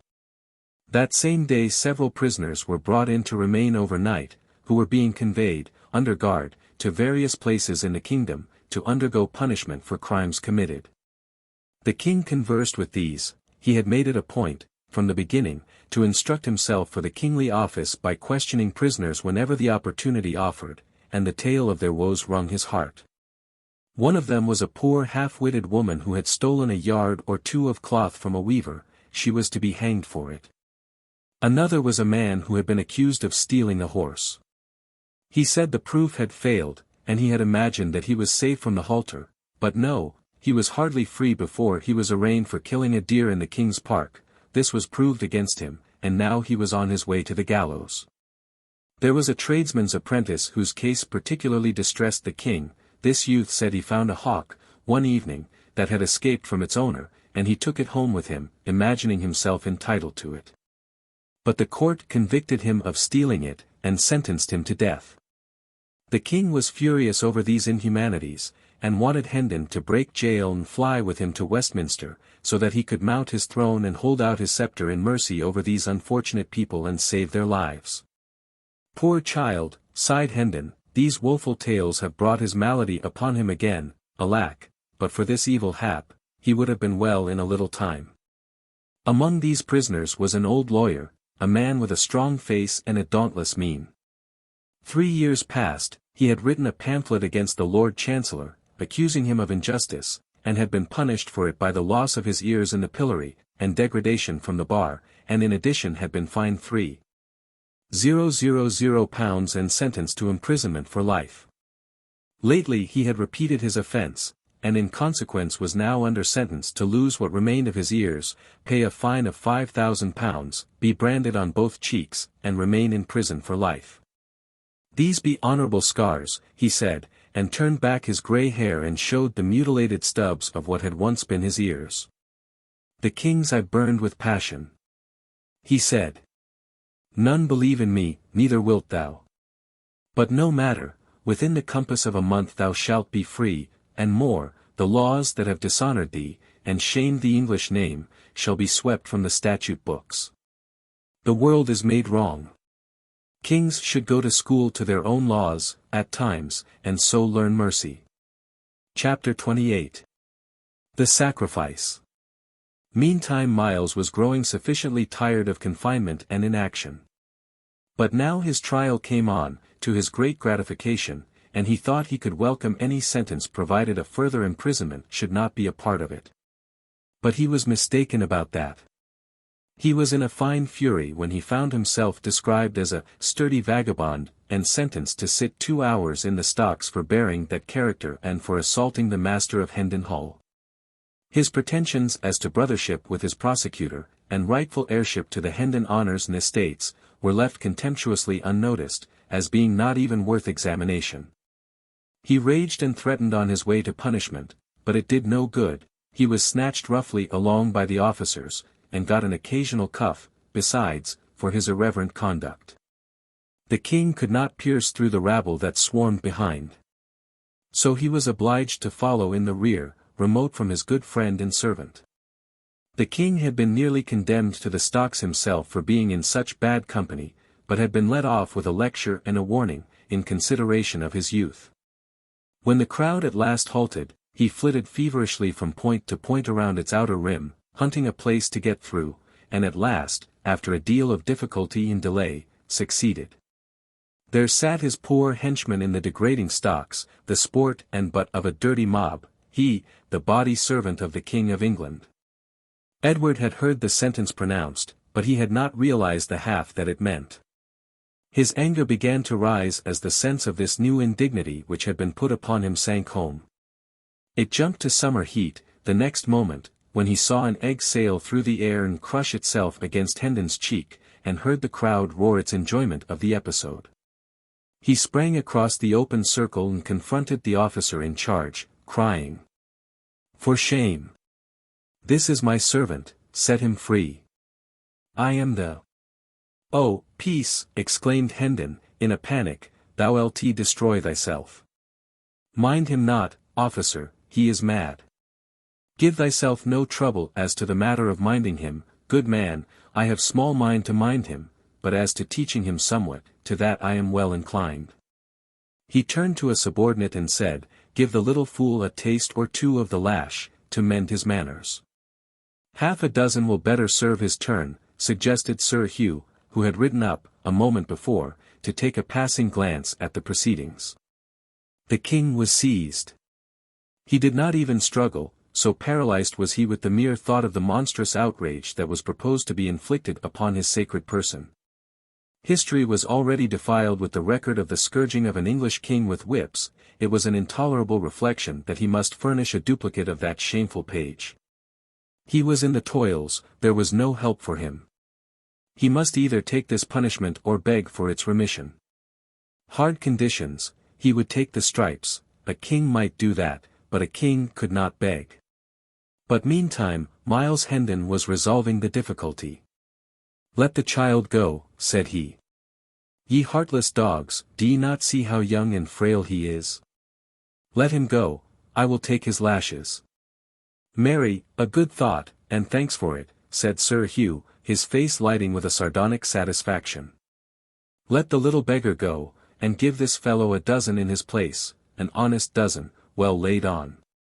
The king was in the act of entering a fierce protest, but Sir Hugh silenced him with the potent remark, Yes, speak up, do, and free thy mind, only, mark ye, that for each word you utter he shall get 6 strokes the more. Hendon was removed from the stocks, and his back laid bare, and whilst the lash was applied the poor little king turned away his face and allowed unroyal tears to channel his cheeks unchecked. Ah, brave good heart, he said to himself, this loyal deed shall never perish out of my memory. I will not forget it, and neither shall they, he added, with passion. Whilst he mused, his appreciation of Hendon's magnanimous conduct grew to greater and still greater dimensions in his mind, and so also did his gratefulness for it. Presently he said to himself, Who saves his prince from wounds and possible death, and this he did for me, performs high service, but it is little, it is nothing, oh, less than nothing. When 'tis weighed against the act of him who saves his prince from shame. Hendon made no outcry under the scourge, but bore the heavy blows with soldierly fortitude. This, together with his redeeming the boy by taking his stripes for him, compelled the respect of even that forlorn degraded mob that was gathered there. And its gibes and hootings died away, and no sound remained but the sound of the falling blows. The stillness that pervaded the place, when Hendon found himself once more in the stocks, was in strong contrast with the insulting clamour which had prevailed there so little a while before. The king came softly to Hendon's side, and whispered in his ear. Kings cannot ennoble thee, thou good, great soul, for one who is higher than kings hath done that for thee, but a king can confirm thy nobility to men. He picked up the scourge from the ground, touched Hendon's bleeding shoulders lightly with it, and whispered, Edward of England dubs thee Earl. Hendon was touched. The water welled to his eyes, yet at the same time the grisly humour of the situation and circumstances so undermined his gravity that it was all he could do to keep some sign of his inward mirth from showing outside. To be suddenly hoisted, naked and gory, from the common stocks to the alpine altitude and splendour of an earldom, seemed to him the last possibility in the line of the grotesque. He said to himself, Now am I finely tinselled, indeed. The spectre night of the kingdom of dreams and shadows is become a spectral, a dizzy flight for a callow wing. And this go on, I shall presently be hung like a very maypole with fantastic gods and make-believe honours. But I shall value them, all valueless as they are, for the love that doth bestow them. Better these poor mock dignities of mine, that come unasked, from a clean hand and a right spirit, than real ones bought by servility from grudging and interested power. The dreaded Sir Hugh wheeled his horse about, and as he spurred away, the living wall divided silently to let him pass, and as silently closed together again. And so remained. Nobody went so far as to venture a remark in favour of the prisoner, or in compliment to him, but no matter, the absence of abuse was a sufficient homage in itself.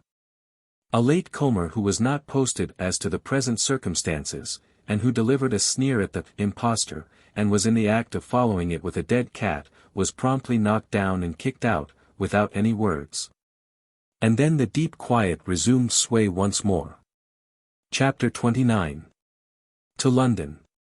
When Hendon's term of service in the stocks was finished, he was released and ordered to quit the region and come back no more. His sword was restored to him, and also his mule and his donkey. He mounted and rode off, followed by the king, the crowd opening with quiet respectfulness to let them pass, and then dispersing when they were gone. Hendon was soon absorbed in thought. There were questions of high import to be answered. What should he do? Whither should he go? Powerful help must be found somewhere, or he must relinquish his inheritance and remain under the imputation of being an impostor besides. Where could he hope to find this powerful help? Where, indeed? It was a knotty question. By and by a thought occurred to him which pointed to a possibility, the slenderest of slender possibilities, certainly, but still worth considering, for lack of any other that promised anything at all. He remembered what old Andrews had said about the young king's goodness and his generous championship of the wronged and unfortunate.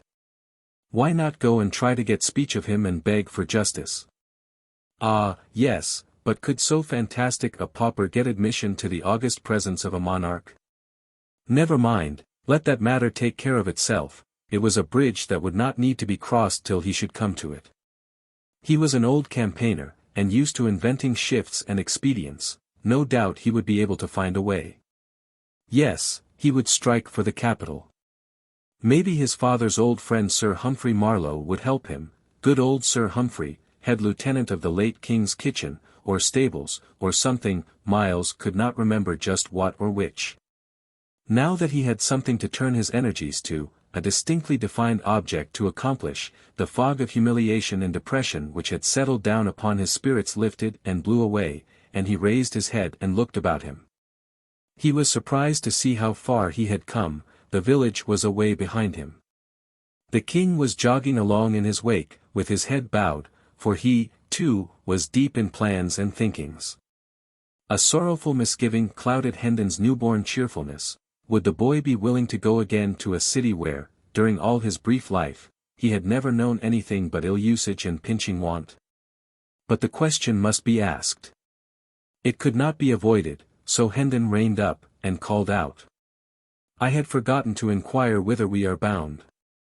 Thy commands, my liege. To London. Hendon moved on again, mightily contented with the answer, but astounded at it too. The whole journey was made without an adventure of importance. But it ended with one.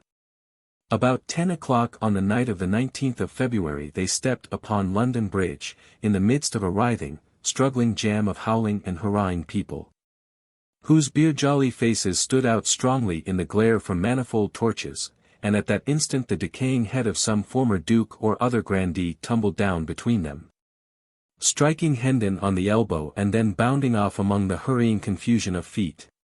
So evanescent and unstable are men's works in this world, the late good king is but 3 weeks dead and 3 days in his grave, and already the adornments which he took such pains to select from prominent people for his noble bridge are falling. A citizen stumbled over that head, and drove his own head into the back of somebody in front of him, who turned and knocked down the first person that came handy, and was promptly laid out himself by that person's friend. It was the ripe time for a free fight, for the festivities of the morrow, Coronation Day, were already beginning, everybody was full of strong drink and patriotism, within 5 minutes the free fight was occupying a good deal of ground. Within 10 or 12 it covered an acre or so, and was become a riot. By this time Hendon and the king were hopelessly separated from each other and lost in the rush and turmoil of the roaring masses of humanity. And so we leave them. Chapter 30. Tom's Progress. Whilst the true king wandered about the land poorly clad, poorly fed, cuffed and derided by tramps one while, herding with thieves and murderers in a jail another, and called idiot and impostor by all impartially, The mock King Tom Canty enjoyed quite a different experience. When we saw him last, royalty was just beginning to have a bright side for him. This bright side went on brightening more and more every day, in a very little while it was become almost all sunshine and delightfulness. He lost his fears. His misgivings faded out and died, his embarrassments departed, and gave place to an easy and confident bearing. He worked the whipping boy mind to ever-increasing profit. He ordered my Lady Elizabeth and my Lady Jane Grey into his presence when he wanted to play or talk, and dismissed them when he was done with them, with the air of one familiarly accustomed to such performances. It no longer confused him to have these lofty personages kiss his hand at parting. He came to enjoy being conducted to bed in state at night, and dressed with intricate and solemn ceremony in the morning. It came to be a proud pleasure to march to dinner attended by a glittering procession of officers of state and gentlemen at arms, insomuch, indeed, that he doubled his guard of gentlemen at arms, and made them 100. He liked to hear the bugles sounding down the long corridors, and the distant voices responding, "Way for the king." He even learned to enjoy sitting in throned state in council, and seeming to be something more than the Lord Protector's mouthpiece. He liked to receive great ambassadors and their gorgeous trains, and listen to the affectionate messages they brought from illustrious monarchs who called him brother. Oh, happy Tom Canty, late of Offal Court!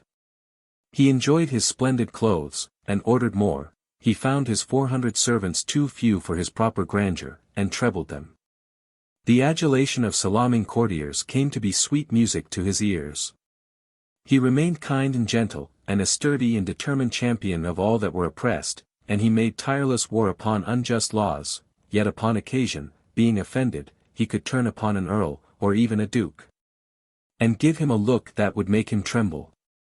Once, when his royal sister, the grimly holy Lady Mary, set herself to reason with him against the wisdom of his course in pardoning so many people who would otherwise be jailed, or hanged, or burned, and reminded him that their august late father's prisons had sometimes contained as high as 60,000 convicts at one time, and that during his admirable reign he had delivered 72,000 thieves and robbers over to death by the executioner, the boy was filled with generous indignation, and commanded her to go to her closet, and beseech God to take away the stone that was in her breast, and give her a human heart. Did Tom Canty never feel troubled about the poor little rightful prince who had treated him so kindly, and flown out with such hot zeal to avenge him upon the insolent sentinel at the palace gate? Yes. His first royal days and nights were pretty well sprinkled with painful thoughts about the lost prince, and with sincere longings for his return, and happy restoration to his native rights and splendors. But as time wore on, and the prince did not come, Tom's mind became more and more occupied with his new and enchanting experiences, and by little and little the vanished monarch faded almost out of his thoughts. And finally, when he did intrude upon them at intervals, he was become an unwelcome spectre, for he made Tom feel guilty and ashamed. Tom's poor mother and sisters traveled the same road out of his mind. At first he pined for them, sorrowed for them, longed to see them, but later, the thought of their coming some day in their rags and dirt, and betraying him with their kisses, and pulling him down from his lofty place, and dragging him back to penury and degradation in the slums, made him shudder. At last they ceased to trouble his thoughts almost wholly. And he was content, even glad, for, whenever their mournful and accusing faces did rise before him now, they made him feel more despicable than the worms that crawl. At midnight of the 19th of February, Tom Canty was sinking to sleep in his rich bed in the palace, guarded by his loyal vassals, and surrounded by the pomps of royalty, a happy boy. For tomorrow was the day appointed for his solemn crowning as King of England. At that same hour, Edward, the true king, hungry and thirsty, soiled and draggled, worn with travel, and clothed in rags and shreds, his share of the results of the riot, was wedged in among a crowd of people who were watching with deep interest certain hurrying gangs of workmen who streamed in and out of Westminster Abbey. Busy as ants, they were making the last preparation for the royal coronation. Chapter 31. The Recognition Procession. When Tom Canty awoke the next morning, the air was heavy with a thunderous murmur, all the distances were charged with it. It was music to him. For it meant that the English world was out in its strength to give loyal welcome to the great day. Presently Tom found himself once more the chief figure in a wonderful floating pageant on the Thames. For by ancient custom the recognition procession through London must start from the Tower, and he was bound thither. When he arrived there, the sides of the venerable fortress seemed suddenly rent in 1,000 places, and from every rent leaped a red tongue of flame and a white gush of smoke. A deafening explosion followed, which drowned the shoutings of the multitude, and made the ground tremble. The flame jets, the smoke, and the explosions, were repeated over and over again with marvelous celerity, so that in a few moments the old tower disappeared in the vast fog of its own smoke. All but the very top of the tall pile called the White Tower. This, with its banners, stood out above the dense bank of vapor as a mountain peak projects above a cloud rack. Tom Canty, splendidly arrayed, mounted a prancing war steed, whose rich trappings almost reached to the ground. His uncle, the Lord Protector Somerset, similarly mounted, took place in his rear. The King's Guard formed in single ranks on either side, clad in burnished armor. After the Protector followed a seemingly interminable procession of resplendent nobles attended by their vassals. After these came the Lord Mayor and the aldermanic body, in crimson velvet robes, and with their gold chains across their breasts. And after these the officers and members of all the guilds of London, in rich raiment, and bearing the showy banners of the several corporations. Also in the procession, as a special guard of honor through the city, was the Ancient and Honorable Artillery Company, an organization already 300 years old at that time. And the only military body in England possessing the privilege, which it still possesses in our day, of holding itself independent of the commands of Parliament. It was a brilliant spectacle, and was hailed with acclamations all along the line, as it took its stately way through the packed multitudes of citizens. The chronicler says, the king, as he entered the city, was received by the people with prayers, welcomings, cries, and tender words, and all signs which argue an earnest love of subjects toward their sovereign. And the king, by holding up his glad countenance to such as stood afar off, and most tender language to those that stood nigh his grace, showed himself no less thankful to receive the people's goodwill than they to offer it. To all that wished him well, he gave thanks.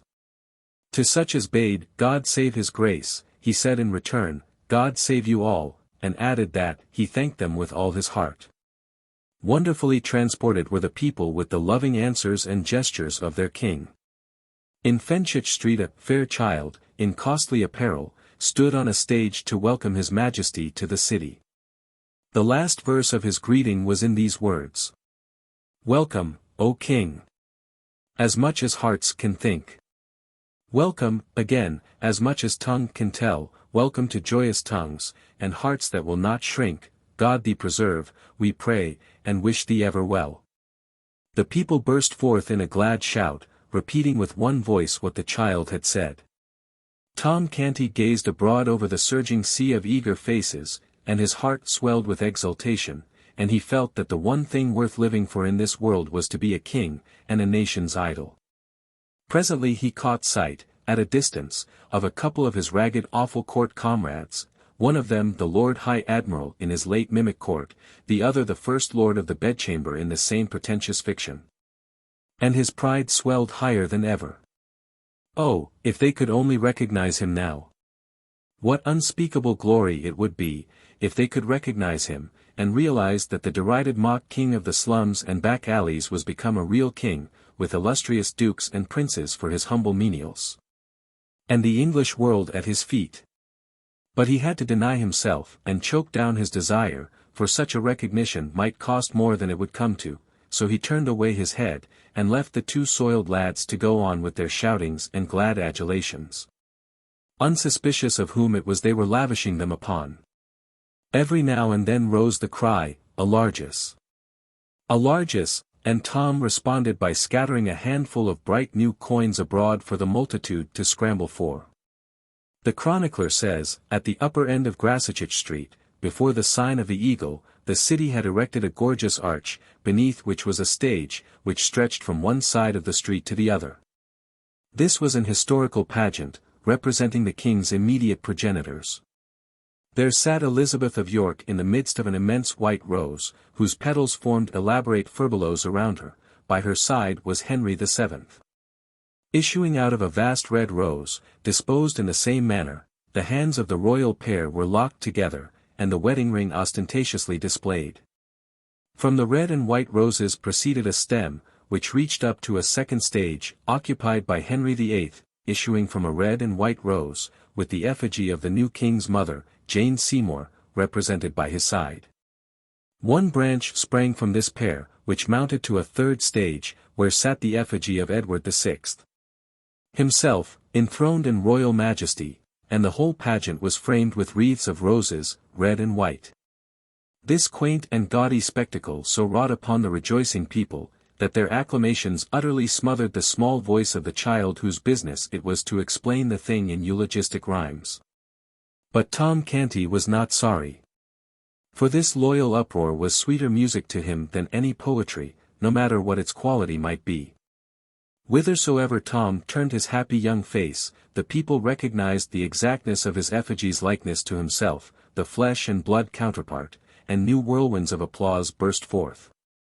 The great pageant moved on, and still on, under one triumphal arch after another, and past a bewildering succession of spectacular and symbolical tableaus, each of which typified and exalted some virtue, or talent, or merit, of the little kings.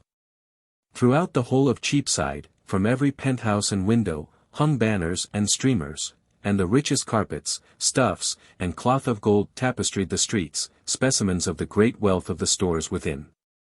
And the splendor of this thoroughfare was equalled in the other streets, and in some even surpassed. And all these wonders and these marvels are to welcome me, murmured Tom Canty.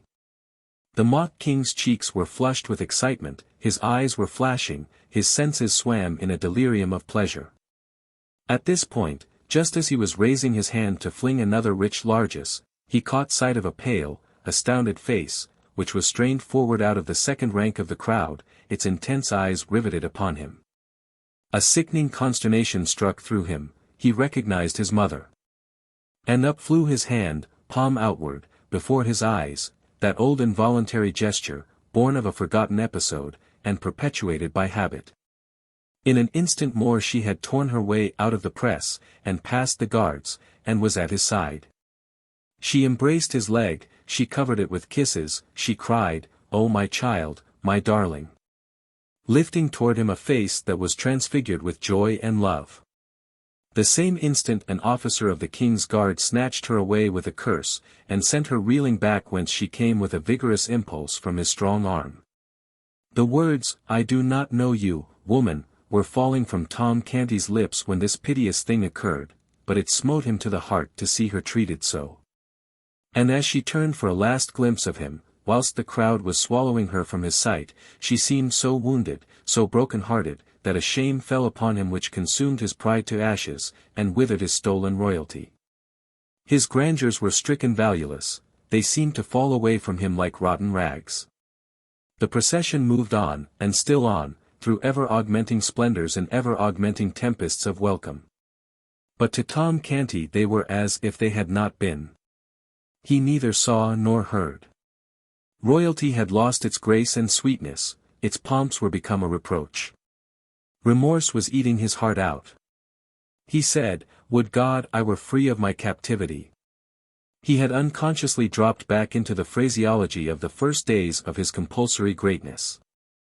The shining pageant still went winding like a radiant and interminable serpent down the crooked lanes of the quaint old city, and through the huzzaying hosts. But still the king rode with bowed head and vacant eyes, seeing only his mother's face and that wounded look in it. "Largesse, largesse!" The cry fell upon an unheeding ear. "Long live Edward of England!" It seemed as if the earth shook with the explosion, but there was no response from the king. He heard it only as one hears the thunder of the surf when it is blown to the ear out of a great distance, for it was smothered under another sound which was still nearer, in his own breast. In his accusing conscience, a voice which kept repeating those shameful words, "I do not know you, woman." The word smote upon the king's soul as the strokes of a funeral bell smite upon the soul of a surviving friend, and they remind him of secret treacheries suffered at his hands by him that is gone. New glories were unfolded at every turning. New wonders, new marvels, sprang into view, the pent clamors of waiting batteries were released. New raptures poured from the throats of the waiting multitudes, but the king gave no sign, and the accusing voice that went moaning through his comfortless breast was all the sound he heard. By and by the gladness in the faces of the populace changed a little, and became touched with a something like solicitude or anxiety. An abatement in the volume of the applause was observable too. The Lord Protector was quick to notice these things, he was as quick to detect the cause. He spurred to the king's side, bent low in his saddle, uncovered, and said, "My liege, it is an ill time for dreaming. The people observe thy downcast head, thy clouded mien, and they take it for an omen. Be advised, unveil the sun of royalty, and let it shine upon these boding vapors, and disperse them. Lift up thy face, and smile upon the people." So saying, the duke scattered a handful of coins to right and left, then retired to his place. The mock king did mechanically as he had been bidden. His smile had no heart in it, but few eyes were near enough or sharp enough to detect that. The noddings of his plumed head as he saluted his subjects were full of grace and graciousness. The largesse which he delivered from his hand was royally liberal, so the people's anxiety vanished, and the acclamations burst forth again in as mighty a volume as before. Still once more, a little before the progress was ended, the duke was obliged to ride forward, and make remonstrance. He whispered, "O dread sovereign! Shake off these fatal humors, the eyes of the world are upon thee." Then he added with sharp annoyance, "Perdition catch that crazy pauper, 'twas she that hath disturbed your highness." The gorgeous figure turned a lustreless eye upon the duke, and said in a dead voice, "She was my mother." "My God!" groaned the Protector as he reined his horse backward to his post, the omen was pregnant with prophecy. He is gone mad again. Chapter 32. Coronation Day. Let us go backward a few hours, and place ourselves in Westminster Abbey, at 4 o'clock in the morning of this memorable Coronation Day. We are not without company. For although it is still night, we find the torch-lighted galleries already filling up with people who are well content to sit still and wait 7 or 8 hours till the time shall come for them to see what they may not hope to see twice in their lives, the coronation of a king. Yes, London and Westminster have been astir ever since the warning guns boomed at 3 o'clock. And already crowds of untitled rich folk who have bought the privilege of trying to find sitting room in the galleries are flocking in at the entrances reserved for their sort. The hours drag along tediously enough. All stir has ceased for some time, for every gallery has long ago been packed. We may sit, now, and look and think at our leisure. We have glimpses, here and there and yonder, through the dim cathedral twilight, of portions of many galleries and balconies, wedged full with other people. The other portions of these galleries and balconies being cut off from sight by intervening pillars and architectural projections. We have in view the whole of the great north transept, empty, and waiting for England's privileged ones. We see also the ample area or platform, carpeted with rich stuffs, whereon the throne stands. The throne occupies the center of the platform, and is raised above it upon an elevation of 4 steps. Within the seat of the throne is enclosed a rough flat rock, the stone of Scone, which many generations of Scottish kings sat on to be crowned, and so it in time became holy enough to answer a like purpose for English monarchs. Both the throne and its footstool are covered with cloth of gold. Stillness reigns, the torches blink dully, the time drags heavily. But at last the lagging daylight asserts itself, the torches are extinguished, and a mellow radiance suffuses the great spaces. All features of the noble building are distinct now, but soft and dreamy, for the sun is lightly veiled with clouds. At 7 o'clock the first break in the drowsy monotony occurs. For on the stroke of this hour the first peeress enters the transept, clothed like Solomon for splendor, and is conducted to her appointed place by an official clad in satins and velvets, whilst a duplicate of him gathers up the lady's long train. Follows after, and, when the lady is seated, arranges the train across her lap for her. He then places her footstool according to her desire, after which he puts her coronet where it will be convenient to her hand when the time for the simultaneous coroneting of the nobles shall arrive. By this time the peeresses are flowing in a glittering stream, and the satin-clad officials are flitting and glinting everywhere, seating them and making them comfortable. The scene is animated enough now. There is stir and life, and shifting color everywhere. After a time, quiet reigns again.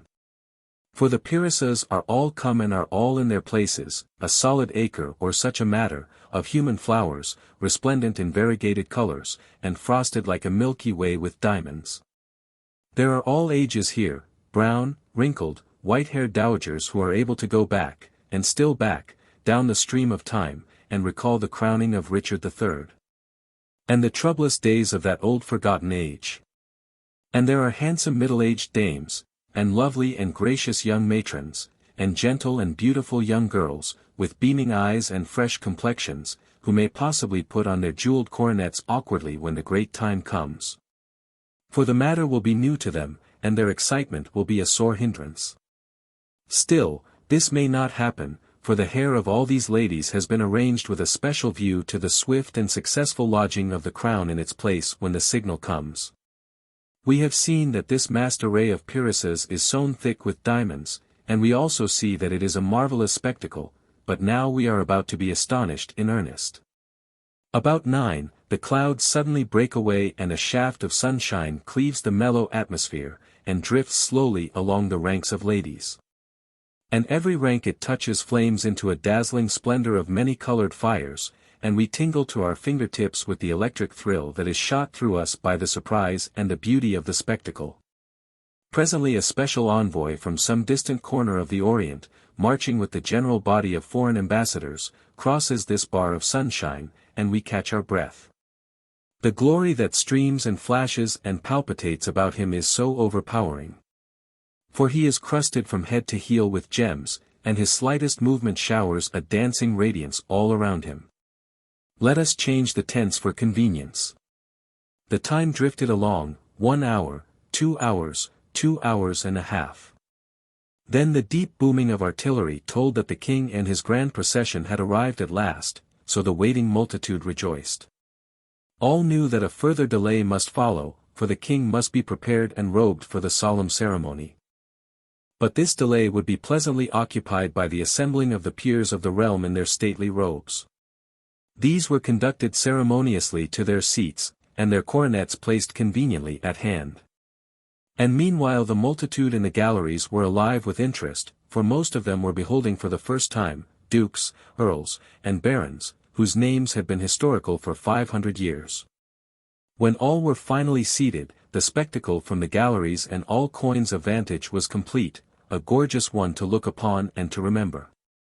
Now the robed and mitred great heads of the church, and their attendants, filed in upon the platform and took their appointed places. These were followed by the Lord Protector and other great officials, and these again by a steel-clad detachment of the guard. There was a waiting pause. Then, at a signal, a triumphant peal of music burst forth, and Tom Canty, clothed in a long robe of cloth of gold, appeared at a door, and stepped upon the platform. The entire multitude rose, and the ceremony of the recognition ensued. Then a noble anthem swept the abbey with its rich waves of sound, and thus heralded and welcomed, Tom Canty was conducted to the throne. The ancient ceremonies went on, with impressive solemnity, whilst the audience gazed. And as they drew nearer and nearer to completion, Tom Canty grew pale, and still paler, and a deep and steadily deepening woe and despondency settled down upon his spirits and upon his remorseful heart. At last the final act was at hand. The Archbishop of Canterbury lifted up the crown of England from its cushion and held it out over the trembling mock king's head. In the same instant a rainbow radiance flashed along the spacious transept. For with one impulse every individual in the great concourse of nobles lifted a coronet and poised it over his or her head, and paused in that attitude. A deep hush pervaded the abbey. At this impressive moment, a startling apparition intruded upon the scene, an apparition observed by none in the absorbed multitude, until it suddenly appeared, moving up the great central aisle. It was a boy, bareheaded, ill-shod, and clothed in coarse plebeian garments that were falling to rags. He raised his hand with a solemnity which ill comported with his soiled and sorry aspect, and delivered this note of warning. "I forbid you to set the crown of England upon that forfeited head. I am the king." In an instant several indignant hands were laid upon the boy, but in the same instant Tom Canty, in his regal vestments, made a swift step forward, and cried out in a ringing voice, "Loose him and forbear. He is the king." A sort of panic of astonishment swept the assemblage, and they partly rose in their places and stared in a bewildered way at one another and at the chief figures in this scene, like persons who wondered whether they were awake and in their senses, or asleep and dreaming. The Lord Protector was as amazed as the rest, but quickly recovered himself, and exclaimed in a voice of authority, "Mind not his majesty, his malady is upon him again, seize the vagabond." He would have been obeyed, but the mock king stamped his foot and cried out, "On your peril! Touch him not, he is the king." The hands were withheld, a paralysis fell upon the house, no one moved, no one spoke. Indeed, no one knew how to act or what to say, in so strange and surprising an emergency. While all minds were struggling to right themselves, the boy still moved steadily forward, with high port and confident mien. He had never halted from the beginning, and while the tangled minds still floundered helplessly, he stepped upon the platform, and the mock king ran with a glad face to meet him, and fell on his knees before him and said, "Oh, my lord the king, let poor Tom Canty be first to swear fealty to thee, and say, put on thy crown and enter into thine own again."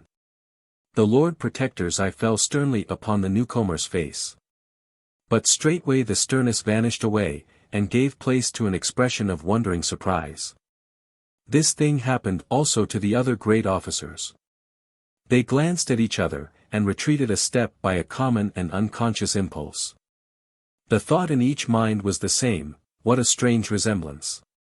The Lord Protector reflected a moment or two in perplexity, then he said, with grave respectfulness, "By your favor, sir, I desire to ask certain questions which I will answer them, my lord."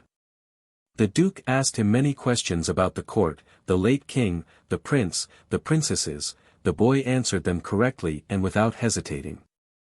He described the rooms of state in the palace, the late king's apartments, and those of the Prince of Wales. It was strange, it was wonderful, yes, it was unaccountable, so all said that heard it.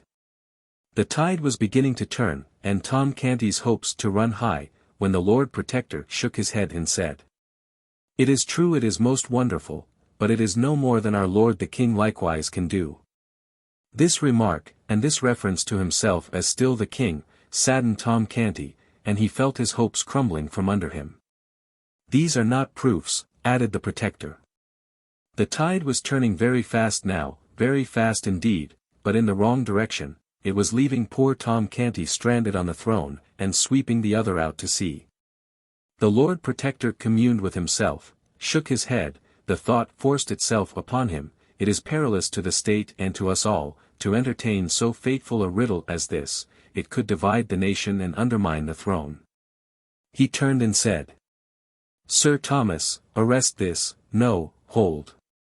His face lighted, and he confronted the ragged candidate with this question. "Where lieth the Great Seal? Answer me this truly, and the riddle is unriddled. For only he that was Prince of Wales can so answer. On so trivial a thing hang a throne and a dynasty." It was a lucky thought, a happy thought. That it was so considered by the great officials was manifested by the silent applause that shot from eye to eye around their circle in the form of bright approving glances. Yes, none but the true prince could dissolve the stubborn mystery of the vanished Great Seal. This forlorn little impostor had been taught his lesson well, but here his teachings must fail, for his teacher himself could not answer that question. Ah! Very good indeed. Now we shall be rid of this troublesome and perilous business in short order. And so they nodded invisibly and smiled inwardly with satisfaction, and looked to see this foolish lad stricken with a palsy of guilty confusion. How surprised they were, then, to see nothing of the sort happen, how they marveled to hear him answer up promptly, in a confident and untroubled voice, and say, "There is naught in this riddle that is difficult." Then, without so much as a by your leave to anybody, he turned and gave this command, with the easy manner of one accustomed to doing such things, "My Lord St. John, go you to my private cabinet in the palace, for none knoweth the place better than you, and, close down to the floor, in the left corner remotest from the door that opens from the antechamber, you shall find in the wall a brazen nail head. Press upon it and a little jewel closet will fly open which not even you do know of, no, nor any soul else in all the world but me and the trusty artisan that did contrive it for me. The first thing that falleth under your eye will be the great seal, fetch it hither." All the company wondered at this speech, and wondered still more to see the little mendicant pick out this peer without hesitancy or apparent fear of mistake, and call him by name with such a placidly convincing air of having known him all his life. The peer was almost surprised into obeying. He even made a movement as if to go, but quickly recovered his tranquil attitude and confessed his blunder with a blush. Tom Canty turned upon him and said, sharply, "Why dost thou hesitate? Hast not heard the king's command? Go." The Lord St. John made a deep obeisance, and it was observed that it was a significantly cautious and non-committal one, it not being delivered at either of the kings, but at the neutral ground about halfway between the two, and took his leave. Now began a movement of the gorgeous particles of that official group which was slow, scarcely perceptible, and yet steady and persistent, a movement such as is observed in a kaleidoscope that is turned slowly, whereby the components of one splendid cluster fall away and join themselves to another, a movement which, little by little, in the present case, dissolved the glittering crowd that stood about Tom Canty and clustered it together again in the neighborhood of the newcomer. Tom Canty stood almost alone. Now ensued a brief season of deep suspense and waiting, during which even the few faint hearts still remaining near Tom Canty gradually scraped together courage enough to glide, one by one, over to the majority. So at last Tom Canty, in his royal robes and jewels, stood wholly alone and isolated from the world, a conspicuous figure, occupying an eloquent vacancy. Now the Lord St. John was seen returning. As he advanced up the mid-aisle the interest was so intense that the low murmur of conversation in the great assemblage died out and was succeeded by a profound hush, a breathless stillness, through which his footfalls pulsed with a dull and distant sound.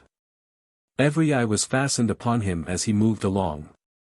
He reached the platform, paused a moment, then moved toward Tom Canty with a deep obeisance, and said, "Sire, the seal is not there." A mob does not melt away from the presence of a plague patient with more haste than the band of pallid and terrified courtiers melted away from the presence of the shabby little claimant of the crown. In a moment he stood all alone, without friend or supporter, a target upon which was concentrated a bitter fire of scornful and angry looks. The Lord Protector called out fiercely, "Cast the beggar into the street, and scourge him through the town, the paltry knave is worth no more consideration." Officers of the guard sprang forward to obey, but Tom Canty waved them off and said, "Back! Whoso touches him perils his life." The Lord Protector was perplexed in the last degree. He said to the Lord St. John, "Searched you well, but it boots not to ask that.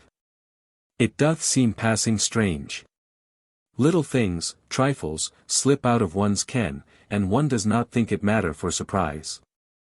But how so bulky a thing as the seal of England can vanish away and no man be able to get track of it again, a massy golden disk?"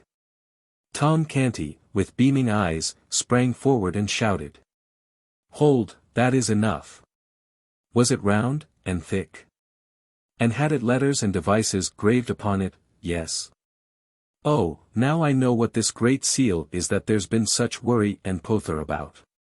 And ye had described it to me, ye could have had it 3 weeks ago. Right well I know where it lies. But it was not I that put it there, first. Who, then, my liege, asked the Lord Protector. He that stands there, the rightful King of England. And he shall tell you himself where it lies, then you will believe he knew it of his own knowledge.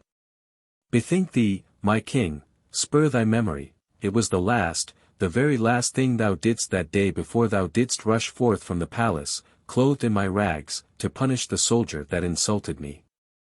A silence ensued, undisturbed by a movement or a whisper, and all eyes were fixed upon the newcomer, who stood, with bent head and corrugated brow, groping in his memory among a thronging multitude of valueless recollections for one single little elusive fact, which, found, would seat him upon a throne, unfound, would leave him as he was, for good and all, a pauper and an outcast. Moment after moment passed, the moments built themselves into minutes, still the boy struggled silently on, and gave no sign. But at last he heaved a sigh, shook his head slowly, and said, with a trembling lip and in a despondent voice, I call the scene back, all of it, but the seal hath no place in it. He paused, then looked up, and said with gentle dignity, My lords and gentlemen, if ye will rob your rightful sovereign of his own for lack of this evidence which he is not able to furnish, I may not stay ye, being powerless. But, oh, folly, oh, madness, my king, cried Tom Canty, in a panic, wait, think. Do not give up, the cause is not lost. Nor shall be, neither. List to what I say, follow every word, I am going to bring that morning back again, every hap just as it happened.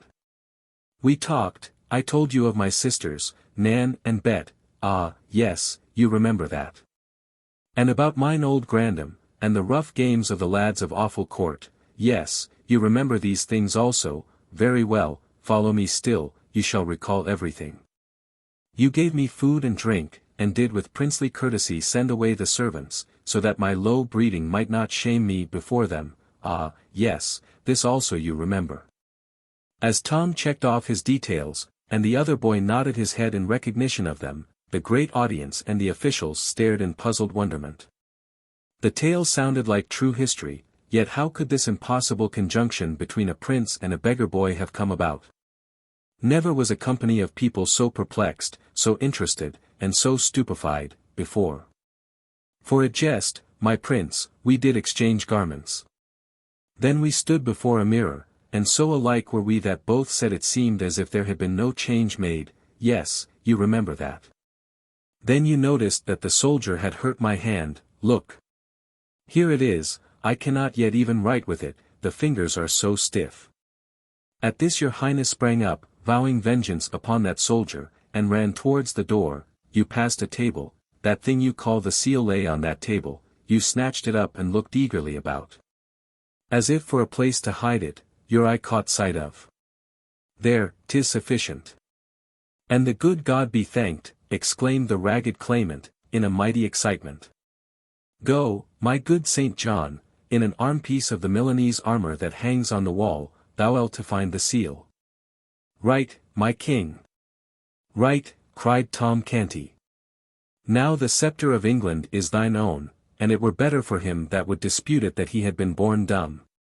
Go, my lord St. John, give thy feet wings. The whole assemblage was on its feet now, and well nigh out of its mind with uneasiness, apprehension, and consuming excitement. On the floor and on the platform a deafening buzz of frantic conversation burst forth, and for some time nobody knew anything or heard anything or was interested in anything but what his neighbor was shouting into his ear. Or he was shouting into his neighbor's ear. Time, nobody knew how much of it, swept by unheeded and unnoted. At last a sudden hush fell upon the house, and in the same moment St. John appeared upon the platform, and held the great seal aloft in his hand. Then such a shout went up. Long live the true king! For 5 minutes the air quaked with shouts and the crash of musical instruments, and was white with a storm of waving handkerchiefs. And through it all a ragged lad, the most conspicuous figure in England, stood, flushed and happy and proud, in the center of the spacious platform, with the great vassals of the kingdom kneeling around him. Then all rose, and Tom Canty cried out. Now, O my king, take these regal garments back, and give poor Tom, thy servant, his shreds and remnants again. The Lord Protector spoke up. Let the small varlet be stripped and flung into the Tower. But the new king, the true king, said, I will not have it so. But for him I had not got my crown again, none shall lay a hand upon him to harm him. And as for thee, my good uncle, my Lord Protector, this conduct of thine is not grateful toward this poor lad, for I hear he hath made thee a duke. The Protector blushed, yet he was not a king, wherefore what is thy fine title worth now? Tomorrow you shall sue to me, through him, for its confirmation, else no duke, but a simple earl, shalt thou remain. Under this rebuke, his grace the Duke of Somerset retired a little from the front for the moment. The king turned to Tom, and said kindly, My poor boy, how was it that you could remember where I hid the seal when I could not remember it myself? Ah, my king, that was easy, since I used it divers days. Used it, yet could not explain where it was? I did not know it was that they wanted. They did not describe it, your majesty. Then how used you it? The red blood began to steal up into Tom's cheeks, and he dropped his eyes and was silent. Speak up, good lad, and fear nothing, said the king. How used you the Great Seal of England? Tom stammered a moment, in a pathetic confusion, then got it out. To crack nuts with. Poor child, the avalanche of laughter that greeted this nearly swept him off his feet. But if a doubt remained in any mind that Tom Canty was not the King of England and familiar with the august appurtenances of royalty, this reply disposed of it utterly.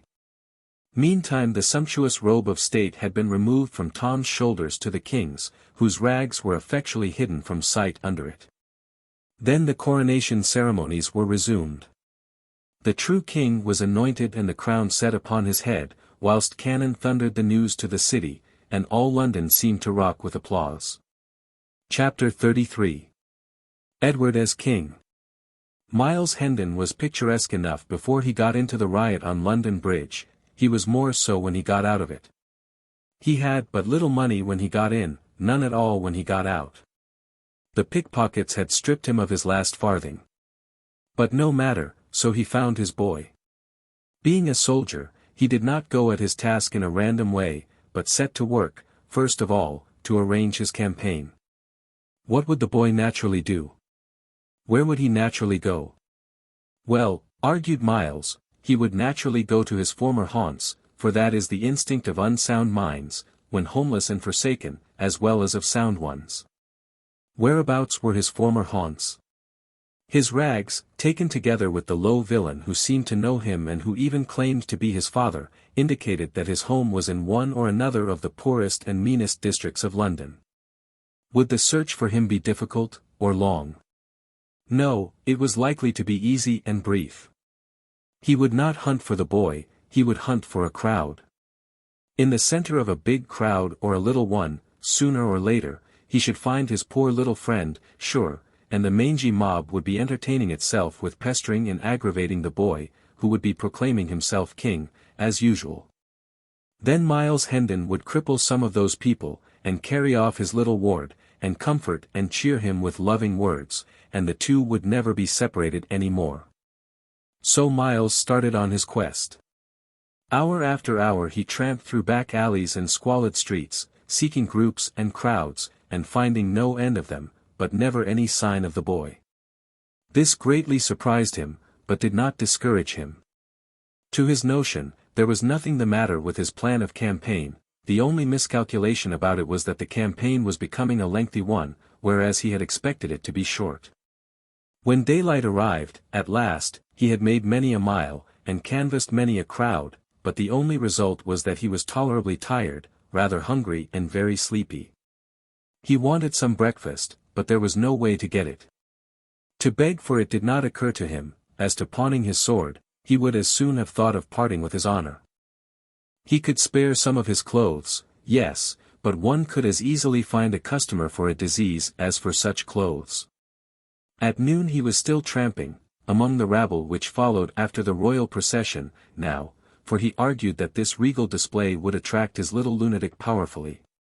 He followed the pageant through all its devious windings about London, and all the way to Westminster and the Abbey. He drifted here and there amongst the multitudes that were massed in the vicinity for a weary long time, baffled and perplexed, and finally wandered off, thinking, and trying to contrive some way to better his plan of campaign. By and by, when he came to himself out of his musings, he discovered that the town was far behind him and that the day was growing old. He was near the river, and in the country. It was a region of fine rural seats, not the sort of district to welcome clothes like his. It was not at all cold, so he stretched himself on the ground in the lee of a hedge to rest and think. Drowsiness presently began to settle upon his senses, the faint and far-off boom of cannon was wafted to his ear, and he said to himself, "The new king is crowned," and straightway fell asleep. He had not slept or rested, before, for more than 30 hours. He did not wake again until near the middle of the next morning. He got up, lame, stiff, and half famished, washed himself in the river, stayed his stomach with a pint or two of water, and trudged off toward Westminster, grumbling at himself for having wasted so much time. Hunger helped him to a new plan, now. He would try to get speech with old Sir Humphrey Marlowe and borrow a few marks, but that was enough of a plan for the present, it would be time enough to enlarge it when this first stage should be accomplished. Toward 11 o'clock he approached the palace, and although a host of showy people were about him, moving in the same direction, he was not inconspicuous, his costume took care of that. He watched these people's faces narrowly, hoping to find a charitable one whose possessor might be willing to carry his name to the old lieutenant, as to trying to get into the palace himself, that was simply out of the question. Presently our whipping boy passed him, then wheeled about and scanned his figure well, saying to himself, "And that is not the very vagabond his majesty is in such a worry about, then am I an ass, though belike I was that before. He answereth the description to a rag, that God should make two such would be to cheapen miracles by wasteful repetition. I would I could contrive an excuse to speak with him." Miles Hendon saved him the trouble.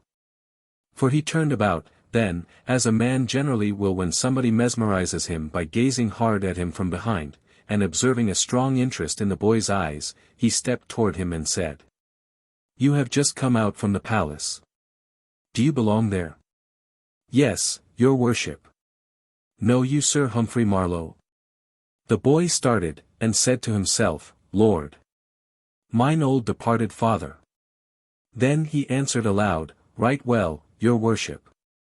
"Good, is he within?" "Yes," said the boy. And added, to himself, "within his grave.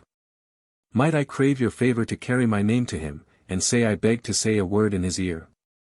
"I will dispatch the business right willingly, fair sir." "Then say Miles Hendon, son of Sir Richard, is here without, I shall be greatly bounden to you, my good lad." The boy looked disappointed. The king did not name him so, he said to himself.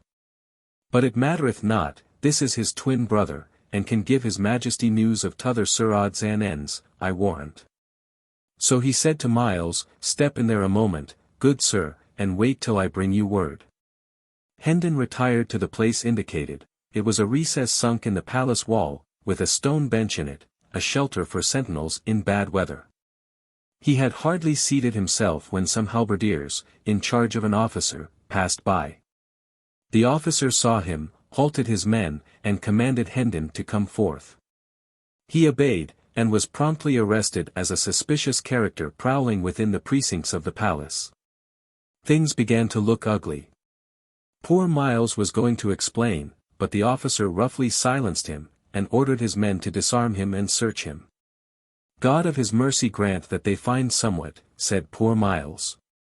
"I have searched enow, and failed, yet is my need greater than theirs." Nothing was found but a document. The officer tore it open, and Hendon smiled when he recognized the pothooks made by his lost little friend that black day at Hendon Hall. The officer's face grew dark as he read the English paragraph, and Miles blenched to the opposite color as he listened.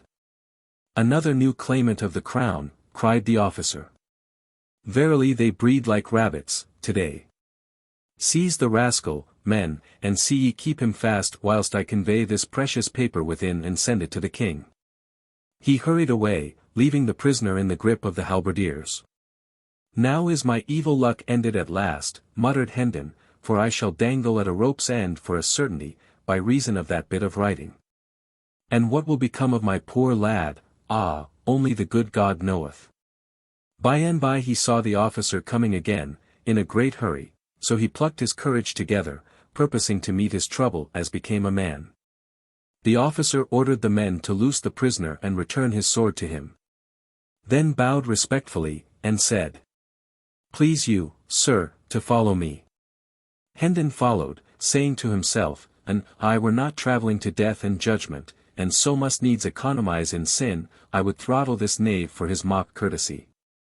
The two traversed a populous court, and arrived at the grand entrance of the palace, where the officer, with another bow, delivered Hendon into the hands of a gorgeous official, who received him with profound respect and led him forward through a great hall, lined on both sides with rows of splendid flunkeys, who made reverential obeisance as the two passed along, but fell into death throes of silent laughter at our stately scarecrow the moment his back was turned, and up a broad staircase, among flocks of fine folk, and finally conducted him into a vast room, clove a passage for him through the assembled nobility of England, then made a bow, reminded him to take his hat off, and left him standing in the middle of the room, a mark for all eyes, for plenty of indignant frowns, and for a sufficiency of amused and derisive smiles. Miles Hendon was entirely bewildered. There sat the young king, under a canopy of state, 5 steps away, with his head bent down and aside, speaking with a sort of human bird of paradise, a duke, maybe. Hendon observed to himself that it was hard enough to be sentenced to death in the full vigor of life, without having this peculiarly public humiliation added. He wished the king would hurry about it. Some of the gaudy people nearby were becoming pretty offensive.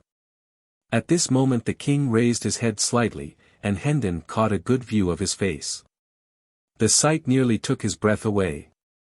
He stood gazing at the fair young face like one transfixed, then presently ejaculated, "Lo, the lord of the kingdom of dreams and shadows on his throne." He muttered some broken sentences, still gazing and marveling.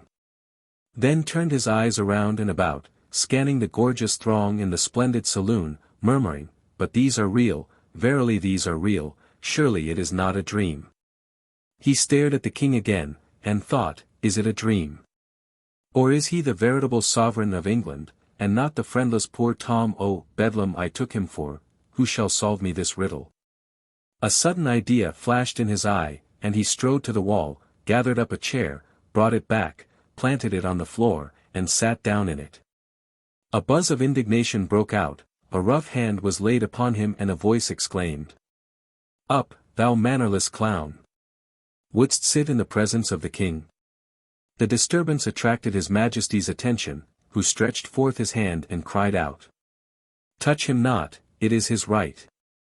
The throng fell back, stupefied. The king went on, "Learn ye all, ladies, lords, and gentlemen, that this is my trusty and well-beloved servant, Miles Hendon, who interposed his good sword and saved his prince from bodily harm and possible death, and for this he is a knight by the king's voice. Also learn, that for a higher service, in that he saved his sovereign stripes and shame, taking these upon himself, he is a peer of England, Earl of Kent, and shall have gold and lands meet for the dignity. More, the privilege which he hath just exercised is his by royal grant. For we have ordained that the chiefs of his line shall have and hold the right to sit in the presence of the majesty of England henceforth, age after age, so long as the crown shall endure. Molest him not." 2 persons, who, through delay, had only arrived from the country during this morning, and had now been in this room only 5 minutes, stood listening to these words and looking at the king, then at the scarecrow, then at the king again, in a sort of torpid bewilderment. These were Sir Hugh and the Lady Edith. But the new earl did not see them. He was still staring at the monarch, in a dazed way, and muttering, "Oh, body oh me! This my pauper! This my lunatic! This is he whom I would show what grandeur was, in my house of 70 rooms and 27 servants. This is he who had never known aught but rags for raiment, kicks for comfort, and offal for diet. This is he whom I adopted and would make respectable. Would God I had a bag to hide my head in. Then his manners suddenly came back to him, and he dropped upon his knees, with his hands between the king's, and swore allegiance and did homage for his lands and titles. Then he rose and stood respectfully aside, a mark still for all eyes, and much envy, too. Now the king discovered Sir Hugh, and spoke out with wrathful voice and kindling eye. Strip this robber of his false show and stolen estates, and put him under lock and key till I have need of him. The late Sir Hugh was led away.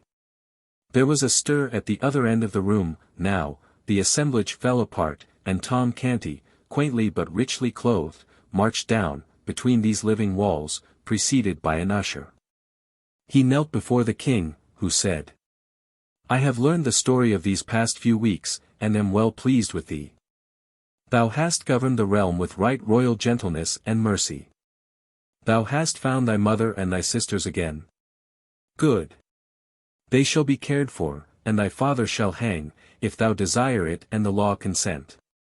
Know, all ye that hear my voice, that from this day, they that abide in the shelter of Christ's hospital and share the king's bounty shall have their minds and hearts fed, as well as their baser parts. And this boy shall dwell there, and hold the chief place in its honorable body of governors, during life. And for that he hath been a king, it is meet that other than common observance shall be his due. Wherefore note this his dress of state, for by it he shall be known, and none shall copy it. And wheresoever he shall come, it shall remind the people that he hath been royal, in his time, and none shall deny him his due of reverence or fail to give him salutation. He hath the throne's protection, he hath the crown's support, he shall be known and called by the honorable title of the king's ward. The proud and happy Tom Canty rose and kissed the king's hand, and was conducted from the presence. He did not waste any time, but flew to his mother, to tell her and Nan and Bet all about it and get them to help him enjoy the great news. Conclusion. Justice and retribution. When the mysteries were all cleared up, it came out, by confession of Hugh Hendon, that his wife had repudiated Miles by his command. That day at Hendon Hall, a command assisted and supported by the perfectly trustworthy promise that if she did not deny that he was Miles Hendon, and stand firmly to it, he would have her life. Whereupon she said, Take it. She did not value it, and she would not repudiate Miles. Then the husband said he would spare her life but have Miles assassinated. This was a different matter, so she gave her word and kept it. Hugh was not prosecuted for his threats or for stealing his brother's estates and title, because the wife and brother would not testify against him, and the former would not have been allowed to do it, even if she had wanted to. Hugh deserted his wife and went over to the continent, where he presently died, and by and by the Earl of Kent married his relict. There were grand times and rejoicings at Hendon village when the couple paid their first visit to the hall. Tom Canty's father was never heard of again. The king sought out the farmer who had been branded and sold as a slave, and reclaimed him from his evil life with the Rufflers' gang, and put him in the way of a comfortable livelihood. He also took that old lawyer out of prison and remitted his fine.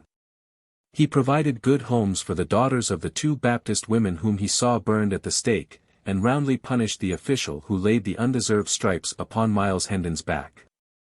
He saved from the gallows the boy who had captured the stray falcon, and also the woman who had stolen a remnant of cloth from a weaver, but he was too late to save the man who had been convicted of killing a deer in the royal forest. He showed favor to the justice who had pitted him when he was supposed to have stolen a pig, and he had the gratification of seeing him grow in the public esteem and become a great and honored man. As long as the king lived he was fond of telling the story of his adventures, all through. From the hour that the sentinel cuffed him away from the palace gate till the final midnight when he deftly mixed himself into a gang of hurrying workmen and so slipped into the abbey and climbed up and hid himself in the confessor's tomb. And then slept so long, next day, that he came within one of missing the coronation altogether. He said that the frequent rehearsing of the precious lesson kept him strong in his purpose to make its teachings yield benefits to his people. And so, whilst his life was spared he should continue to tell the story, and thus keep its sorrowful spectacles fresh in his memory and the springs of pity replenished in his heart. Miles Hendon and Tom Canty were favorites of the king, all through his brief reign, and his sincere mourners when he died. The good Earl of Kent had too much sense to abuse his peculiar privilege. But he exercised it twice after the instance we have seen of it before he was called from this world, once at the accession of Queen Mary, and once at the accession of Queen Elizabeth. A descendant of his exercised it at the accession of James I. Before this one son chose to use the privilege, near a quarter of a century had elapsed, and that a privilege of the Kents had faded out of most people's memories, so, when the Kent of that day appeared before Charles I. and his court and sat down in the sovereign's presence to assert and perpetuate the right of his house, there was a fine stir indeed. But the matter was soon explained, and the right confirmed. The last earl of the line fell in the wars of the Commonwealth fighting for the king, and the odd privilege ended with him. Tom Canty lived to be a very old man, a handsome, white-haired old fellow, of grave and benignant aspect. As long as he lasted he was honored, and he was also reverenced, for his striking and peculiar costume kept the people reminded that, in his time he had been royal. So, wherever he appeared the crowd fell apart, making way for him, and whispering, one to another, "Doff thy hat, it is the king's ward." And so they saluted, and got his kindly smile in return, and they valued it, too, for his was an honorable history. Yes, King Edward VI. Lived only a few years, poor boy, but he lived them worthily. More than once, when some great dignitary, some gilded vassal of the crown, made argument against his leniency, and urged that some law which he was bent upon amending was gentle enough for its purpose, and wrought no suffering or oppression which any one need mightily mind, the young king turned the mournful eloquence of his great compassionate eyes upon him and answered, "What dost thou know of suffering and oppression? I and my people know, but not thou." The reign of Edward VI. was a singularly merciful one for those harsh times. Now that we are taking leave of him, let us try to keep this in our minds, to his credit. Footnotes and Twain's notes. For Mark Twain's note see below under the relevant chapter heading. He refers to the order of baronets, or baronets. The baroness minores, as distinct from the parliamentary barons, not, it need hardly be said, to the baronets of later creation. The lords of Kingsale, descendants of de Courcy, still enjoy this curious privilege. Hume. I.B. Leigh Hunt's The Town, page 408, quotation from an early tourist. Canting terms for various kinds of thieves, beggars and vagabonds, and their female companions. From The English Rogue. London, 1665. Hume's England. See Dr. J. Hammond Trumbull's Blue Laws, True and False, page 11. Note 1, Chapter 4. Christ's Hospital Costume. It is most reasonable to regard the dress as copied from the costume of the citizens of London of that period, when long blue coats were the common habit of apprentices and serving men, and yellow stockings were generally worn. The coat fits closely to the body, but has loose sleeves, and beneath is worn a sleeveless yellow undercoat, around the waist is a red leathern girdle. A clerical band around the neck, and a small flat black cap, about the size of a saucer, completes the costume. Tim's Curiosities of London. Note 2, Chapter 4. It appears that Christ's Hospital was not originally founded as a school. Its object was to rescue children from the streets, to shelter, feed, clothe them. Tim's Curiosities of London. Note 3, Chapter 5. The Duke of Norfolk's condemnation commanded. The king was now approaching fast towards his end. And fearing lest Norfolk should escape him, he sent a message to the Commons, by which he desired them to hasten the bill, on pretence that Norfolk enjoyed the dignity of Earl Marshal, and it was necessary to appoint another, who might officiate at the ensuing ceremony of installing his son Prince of Wales. Hume's History of England, Volume 3. Page 307. Note 4, Chapter 7. It was not till the end of this reign, Henry VIII, that any salads, carrots, turnips, or other edible roots were produced in England. The little of these vegetables that was used was formerly imported from Holland and Flanders. Queen Catherine, when she wanted a salad, was obliged to dispatch a messenger thither on purpose. Hume's History of England, Volume 3. Page 314.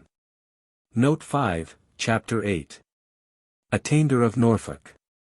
The House of Peers, without examining the prisoner, without trial or evidence, passed a bill of attainder against him and sent it down to the Commons. The obsequious Commons obeyed his, the King's, directions, and the King, having affixed the royal assent to the bill by commissioners, issued orders for the execution of Norfolk on the morning of January 29, the next day. Hume's History of England, Vol. 3. p. 306. Note 6, Chapter 10. The Loving Cup. The Loving Cup, and the peculiar ceremonies observed in drinking from it, are older than English history. It is thought that both are Danish importations. As far back as knowledge goes, the Loving Cup has always been drunk at English banquets.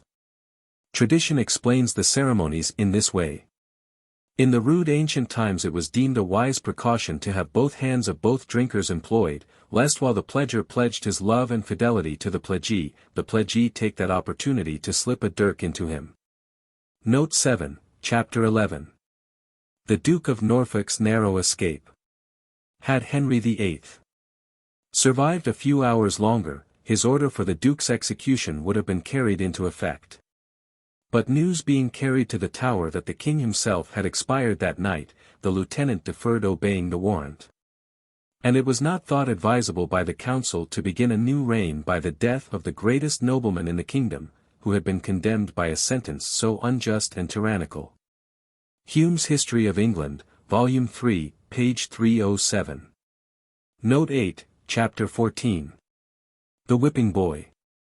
James I and Charles II had whipping boys, when they were little fellows, to take their punishment for them when they fell short in their lessons.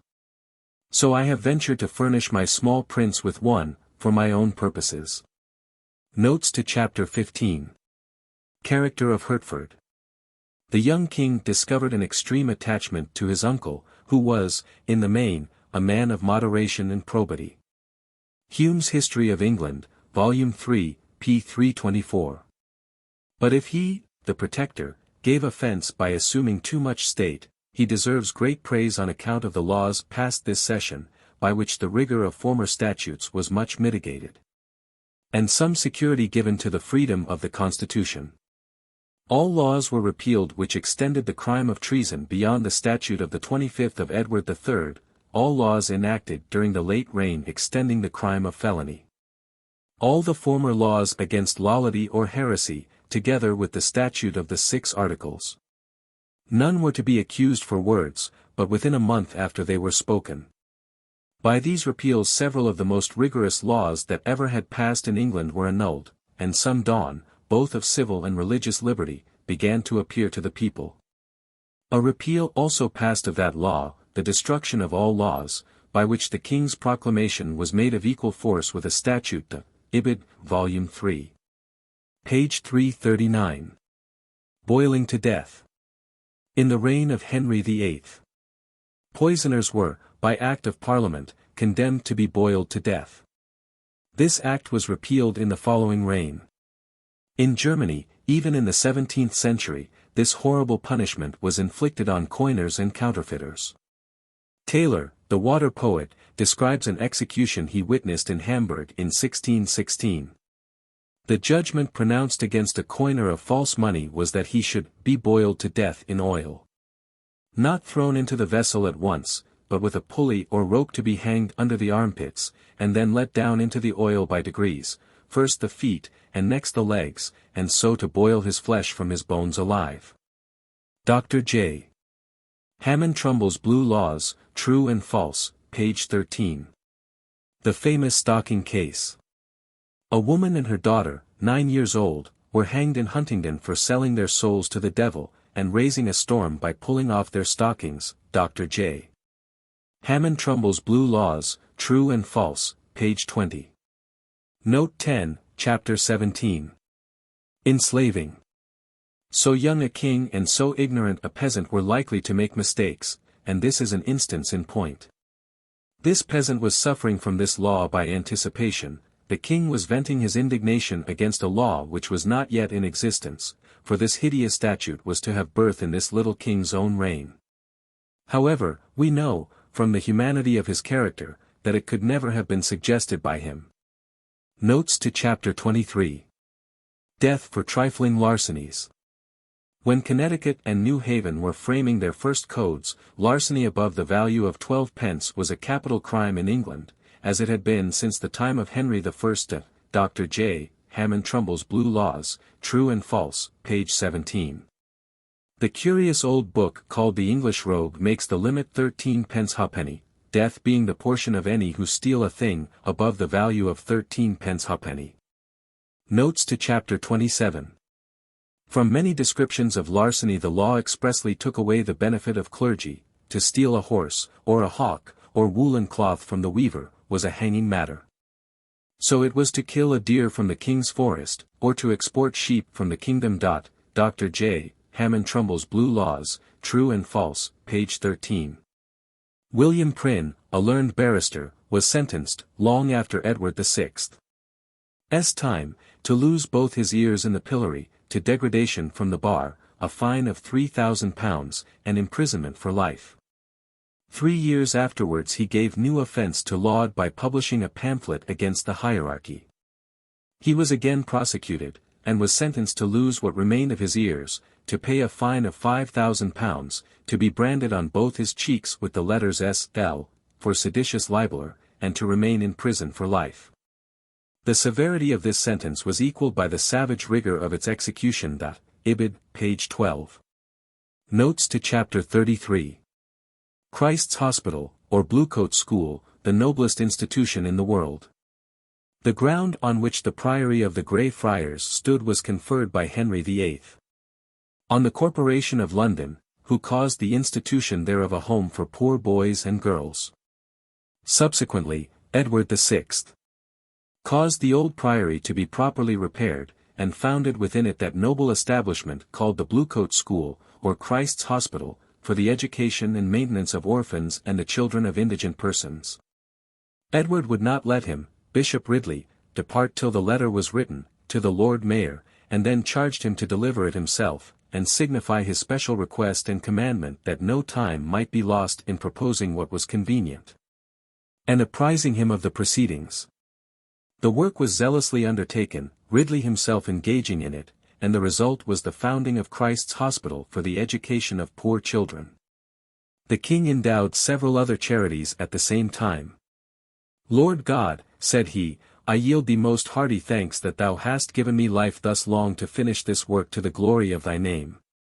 That innocent and most exemplary life was drawing rapidly to its close, and in a few days he rendered up his spirit to his Creator, praying God to defend the realm from papistry. J. Hanige Jesse's London, its celebrated characters and places. In the Great Hall hangs a large picture of King Edward VI. Seated on his throne, in a scarlet and ermined robe, holding the scepter in his left hand, and presenting with the other the charter to the kneeling Lord Mayor. By his side stands the Chancellor, holding the seals, and next to him are other officers of state. Bishop Ridley kneels before him with uplifted hands, as if supplicating a blessing on the event, whilst the aldermen, etc., with the Lord Mayor, kneel on both sides, occupying the middle ground of the picture. And lastly, in front, are a double row of boys on one side and girls on the other, from the master and matron down to the boy and girl who have stepped forward from their respective rows, and kneel with raised hands before the king. Tim's Curiosities of London, page 98. Christ's Hospital, by ancient custom, possesses the privilege of addressing the sovereign on the occasion of his or her coming into the city to partake of the hospitality of the Corporation of London. Ibid. The dining hall, with its lobby and organ gallery, occupies the entire story, which is 187 feet long, 51 feet wide, and 47 feet high. It is lit by 9 large windows, filled with stained glass on the south side, and is, next to Westminster Hall, the noblest room in the metropolis. Here the boys, now about 800 in number, dine. And here are held the suppings in public, to which visitors are admitted by tickets issued by the treasurer and by the governors of Christ's Hospital.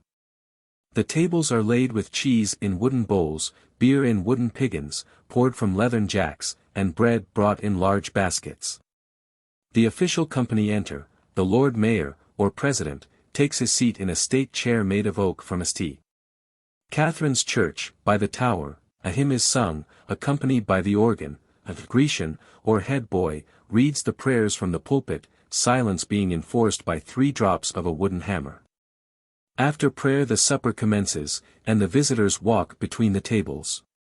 At its close the trade boys take up the baskets, bowls, jacks, piggins, and candlesticks, and pass in procession, the bowing to the governors being curiously formal. This spectacle was witnessed by Queen Victoria and Prince Albert in 1845. Among the more eminent Bluecoat boys are Joshua Barnes, editor of Anacreon and Euripides, Jeremiah Markland, the eminent critic, particularly in Greek literature, Camden, the antiquary, Bishop Stillingfleet, Samuel Richardson, the novelist, Thomas Mitchell, the translator of Aristophanes, Thomas Barnes, many years editor of the London Times, Coleridge, Charles Lamb, and Leigh Hunt. No boy is admitted before he is 7 years old, or after he is 9, and no boy can remain in the school after he is 15, king's boys and Grecians alone excepted. There are about 500 governors, at the head of whom are the sovereign and the Prince of Wales. The qualification for a governor is payment of £500. Ibid. General note. One hears much about the hideous blue laws of Connecticut, and is accustomed to shudder piously when they are mentioned. There are people in America, and even in England, who imagine that they were a very monument of malignity, pitilessness, and inhumanity, whereas in reality they were about the first sweeping departure from judicial atrocity which the civilized world had seen. This humane and kindly blue law code, of 240 years ago, stands all by itself, with ages of bloody law on the further side of it, and a century and 3/4 of bloody English law on this side of it. There has never been a time, under the blue laws or any other, when above 14 crimes were punishable by death in Connecticut. But in England, within the memory of men who are still hale in body and mind, 223 crimes were punishable by death. These facts are worth knowing, and worth thinking about, too.